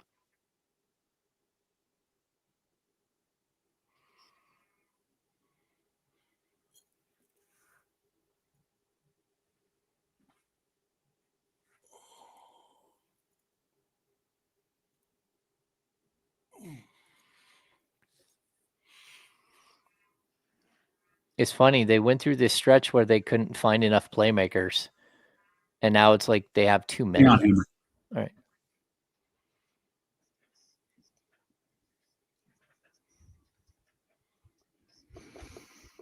Let's just get right back into the conversation because it certainly didn't stop during the commercial break. Hammer, you were just talking about the playmakers or perhaps lack thereof on the Sacramento Kings. Yeah, I mean, if you think about this a couple of years ago, they lost Kevin Huerter and Malik Monk right at the end of the season, and they walked into the playoffs or the play-in not having enough playmaking at all. And, the original Beam team, again, Malik Monk got hurt right before the playoffs, and you didn't have that secondary playmaker. Now it feels like this team has like way too many way too many guys who are playmaker extraordinaires. And, I think that's, that was part of the apprehension with going out and getting Russ. But it's also, you got Dennis Schroeder and you have Malik Monk, and, you've got DeMar, who doesn't really play make for others, but, he likes to, his usage is high. He likes to dribble the ball and do what he does. And then you have Domas. Like, it just feels like a whole bunch of people who are, it's not just taking turns taking shots, it's taking turns like with the ball in their hands. And so there isn't a pecking order, it feels like, with who should be the guy. And that's where, like, again, I think Dennis is finding a lot of success off the bench, because with that second unit, they're kind of giving him like carte blanche and saying, go ahead and do whatever it is you do. And then the same thing with Russell Westbrook in the starting lineup, like, go ahead and be who you are. That's fine. But it does feel like, that whole thing where in the final 8 seconds of the shot clock, that's when you get it to the guy who's supposed to go create and get a bucket, right? And I don't know who that is on this team. I think they all feel like it's them. I think Zach feels like it's him. I think Dennis and Russ and DeMar, they all feel like it's them in that moment. And that's where we're kind of having this problem with, not only that, but the spacing issue is always going to be a problem too. Because while these guys are great playmakers, none of them are, above average 3-point shooters outside of, for their career, outside of Zach and Keon. But Keon's not one of these guys who's handling the ball a whole bunch. So when you don't have the playmaker, when you don't have the floor spacers, it becomes really difficult to play make. Like, just the floor, there's nowhere to run, there's nowhere to go. And so you need to have better screens and all that stuff. And again, the Kings are super undersized at every position. So that becomes an issue as well. James, we kind of went through this hypothetical earlier today about the Kings. Number one, their record, their feeling people have for them. Do you feel, how, I should ask you the question, how much do you feel the schedule plays into their record? And what I mean by that is, are they just a sorry team that it doesn't matter what the schedule is? That's what their record would be? Or the fact that they've played, it's going to be Oklahoma City 3 times, Denver twice, Minnesota twice. Like, they've played the top of the top throughout at least the Western Conference so far this year. How much of a role does that play into what their record is, in your opinion? I think it plays a huge role, and I don't want to use it as an excuse for this team. But let's say that they had this schedule where they got to play the Kings, they got to play the Clippers, and then they had to play the Nuggets. But then Jazz, Grizzly, Jazz, Spurs, Warriors, Clippers, Pelicans, Mavs, Indiana, Hawks, Trailblazers, and you're looking at that schedule, Minnesota again, Spurs again, Rockets. But then, like, the front half of that schedule, that's the Suns schedule, which is the easiest schedule in the NBA so far as like strength of schedule. So when we look at the Suns wins, everyone's talking about them. Oh, they've got 8 wins. Their wins are against the Kings, the Jazz, the Spurs, but then the Clippers twice, and the Clippers are horrible. The Pelicans, the Mavs, who are bad, and the Pacers, who are the worst team in basketball. So that's what their schedule looks like versus what the Kings schedule looks like. And look, I think one of the problems that the Kings have is that when things start to go wrong, you lose a key player. They've had a bunch of little ticky-tack injuries throughout the season. So, like, very rarely do they have their entire roster. But even when they do, you have no way to build momentum when the next game is against OKC or the next game is against Minnesota. And it's like, there are no soft spots in the schedule so far for the Kings outside of the first 4 games, which we talked about when it was happening. And I said, man, they really need to go 3-1. They really need to go 4-0, but 3-1 at a minimum. And then they didn't, right? To open the season, they went 1-3. Like, those were the easiest games of the schedule. The Suns aren't really that good of a team if you really break it down. I still believe that. The Lakers, without Luka, without LeBron, aren't that good of a team. But then once you get past that, like, how are you supposed to take a breath and actually bounce back when you play OKC one night and then a game that might be against a lesser opponent the next night, is against the Bulls, but it's a back-to-back.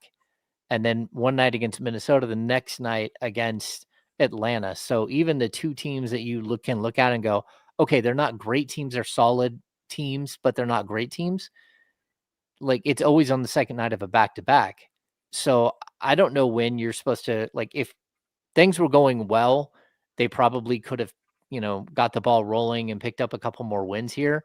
But when things go bad and it just feels like the weight of the world is on you, it really kind of snowballs and gets out of control. And that's why I think, you're looking at the schedule and you're like, man, is this team going to win again until they get to Memphis? And then are they going to win again until maybe they get to game 18, 19, 20? That's really tough because you're looking at the whole time as a player going, man, we have a legitimate shot at going 5-15 to start the season, or 4-15 in the first 19 games. That doesn't feel good. And it feels like the schedule is just another gigantic, wet blanket on this team, because it's not like they can get up off the deck. As soon as they do, someone else is ready to knock them down and hit them in the face. And that's just a tough place to be in when you're a team who hasn't really found your rhythm and found who you are or flow as a team. I'm with Hammer. I don't know when this team is winning again. You brought up Memphis. I'm not sold. Even with Ja? I have, yeah. I mean, I guess we haven't touched on that. Ja's out. I love that. Do you notice? 2 weeks. Did you notice that the new thing in these tweets is to say, John Morant will be reevaluated in 2 to 3 weeks with a ankle, like whatever it is.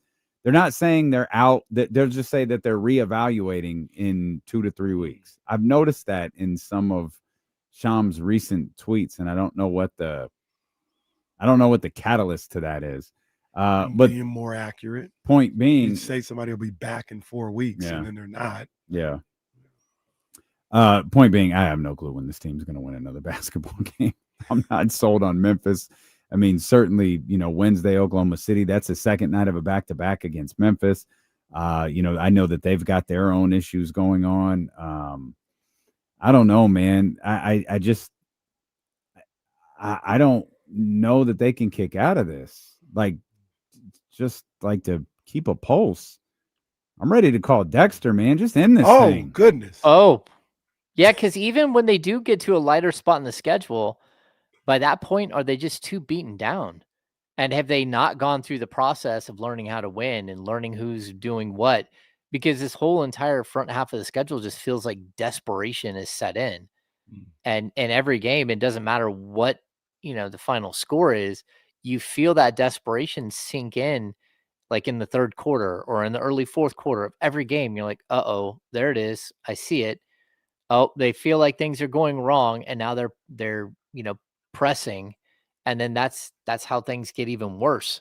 So yeah, I don't know. Again, once a soft spot in the schedule comes, are they going to be too damaged by that point to even get through a soft spot in the schedule and pick up a bunch of wins to try to get themselves back in the right frame of mind? And then the other thing is, I mentioned this earlier.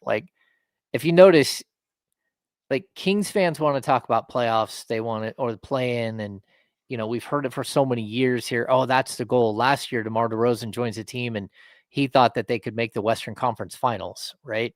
That was the big thing to open last season.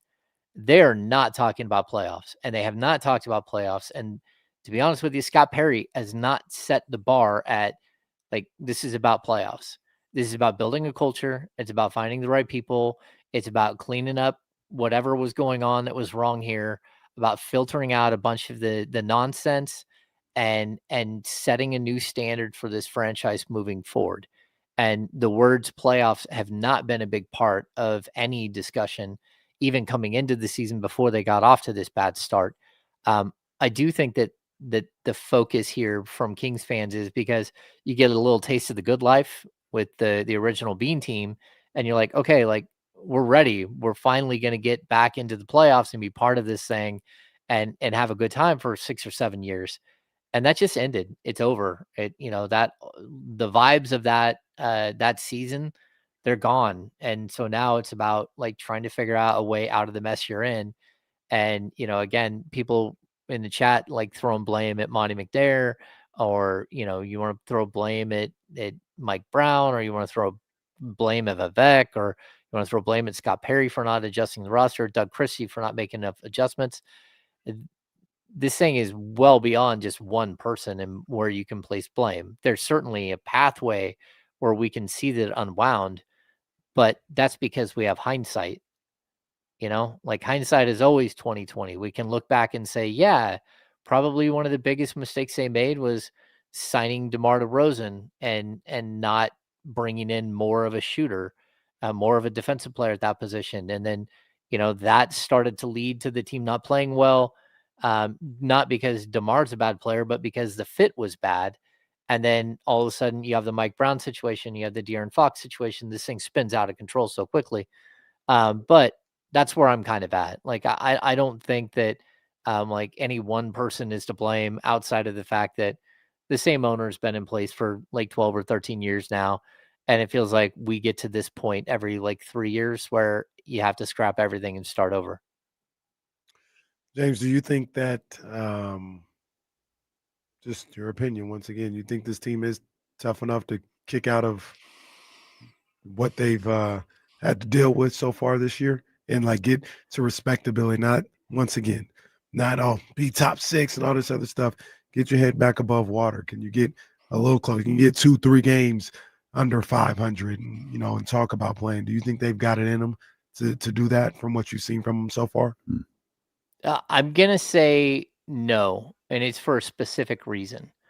I think that, anyone can look at the schedule and realize that the final 25 games of the season are like the easiest games the Kings are going to play, right? But I don't think that the Kings want to get to the phase where they're just trying to win as many games as possible to make the play-in at the very end of the season and try to dig out of some monster hole.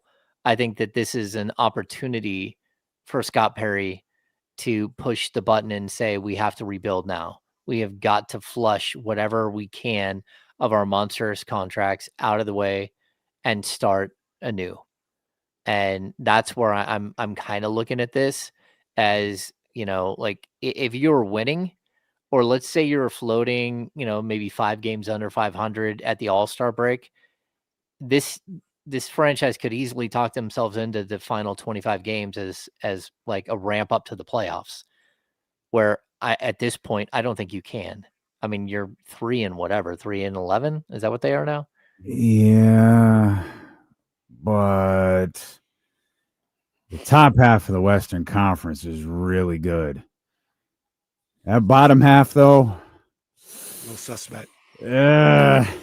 it's a little rocky. Like, I mean, we talked about Memphis a minute ago, everything that they're dealing with. Now you got the Ja injury on top of that. Of course, we saw an Atlanta team play better when their star player went out. So who knows what's ahead for Memphis? You've got a Clippers team that, I don't know, man. Like, I don't know. You decide. Like, they appear to be an absolute disaster. You've got the Mavericks down here. They fired their general manager. The New Orleans Pelicans, they fired their head coach. The Utah Jazz are lingering around this conversation. God knows what they're even attempting to accomplish this year. Portland and Phoenix aren't in they're in that same vicinity as well. It's not crazy. Like, I don't know. You pull together a couple of games, rally the troops. Like, it really isn't that crazy. It's just a dumb conversation to have today. Yeah, when they've lost 6 in a row. Right. It is a dumbass conversation today. But when you look at the state of that bottom part of the Western Conference, it's like, because Dallas is going to get its ass kicked by Oklahoma City, Denver, Houston, all of all of those teams up there. You got LeBron James getting ready to return to the Los Angeles Lakers. Who knows what that's going to look like? You got, this situation now with Wemby out for the next couple of weeks. Like, there's just so many different things at play where it's like, yeah, this is it's a little crazy there at the bottom of the West. Yeah, and I think that's why you can always talk yourself into it, but I don't think that that's the route they're going to go. Like, I think they would like to win more games. They'd like to feel more comfortable because, like, building a culture while you're losing is nearly impossible. But, like we're sitting here talking about the Memphis game. Like, again, it's an easy one on the schedule. And again, they play the Oklahoma City Thunder the night before they play the Memphis Grizzlies. Like, there is no easy spot in the first 18 games of this schedule, 19 games. And that's just like the brutal reality. And I expect, like what we talked about earlier, like the Phoenix Suns have had the easiest schedule in the NBA. Their win percentage against is like a 420 win percentage, where the Kings is like a 595. Like, it's just imbalanced. But after we get through like tomorrow night's game and then the Memphis game and then like maybe the Minnesota game, the Kings will have the easiest schedule the rest of the way in the NBA. Like, that the schedule flips completely. Strength of schedule wise, they will have the easiest schedule to go.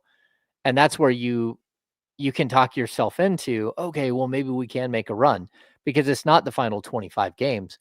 We're talking the final 60 that you have the easiest schedule.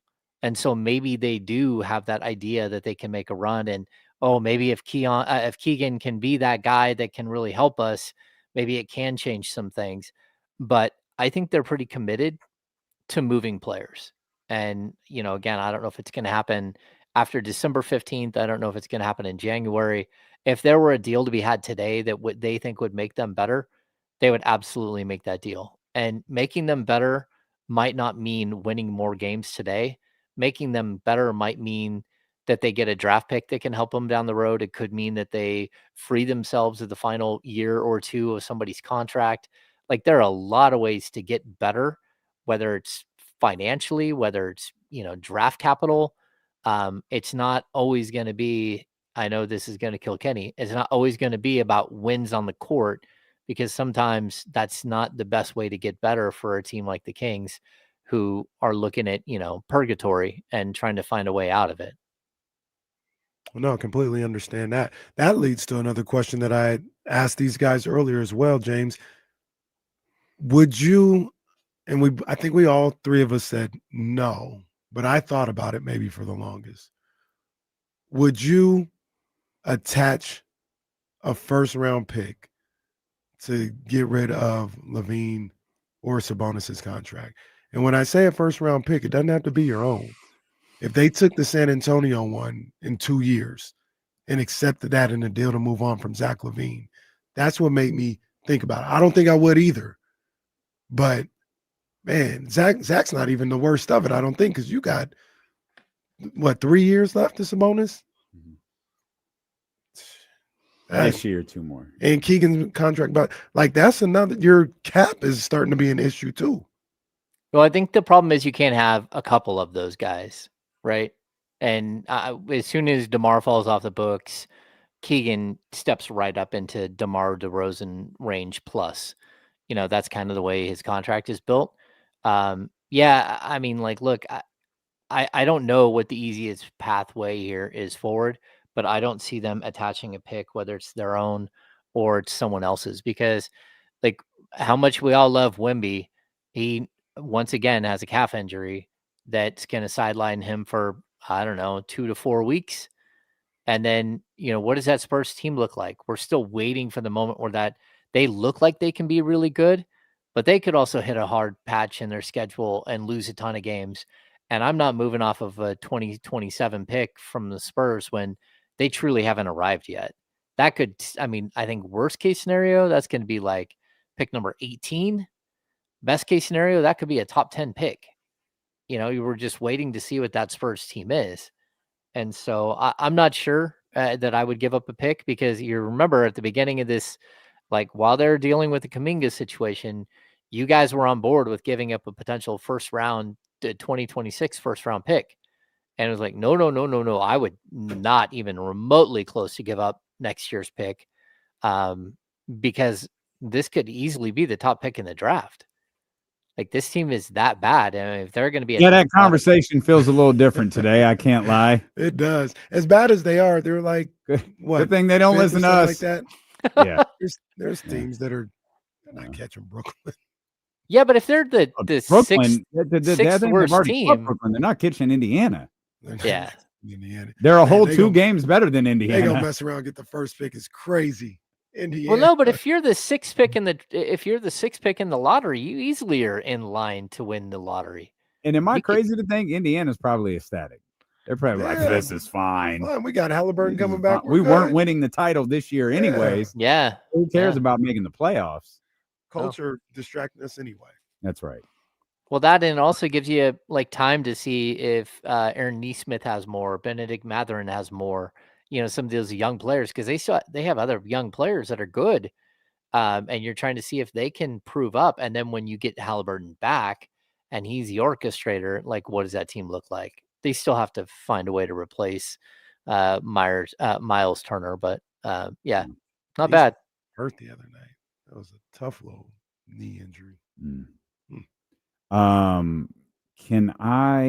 We got to do two things. We're going to be at Sky River Casino tonight, man. We would love to see you. 32 Bruce Street, Monday Night Football, just over an hour from now.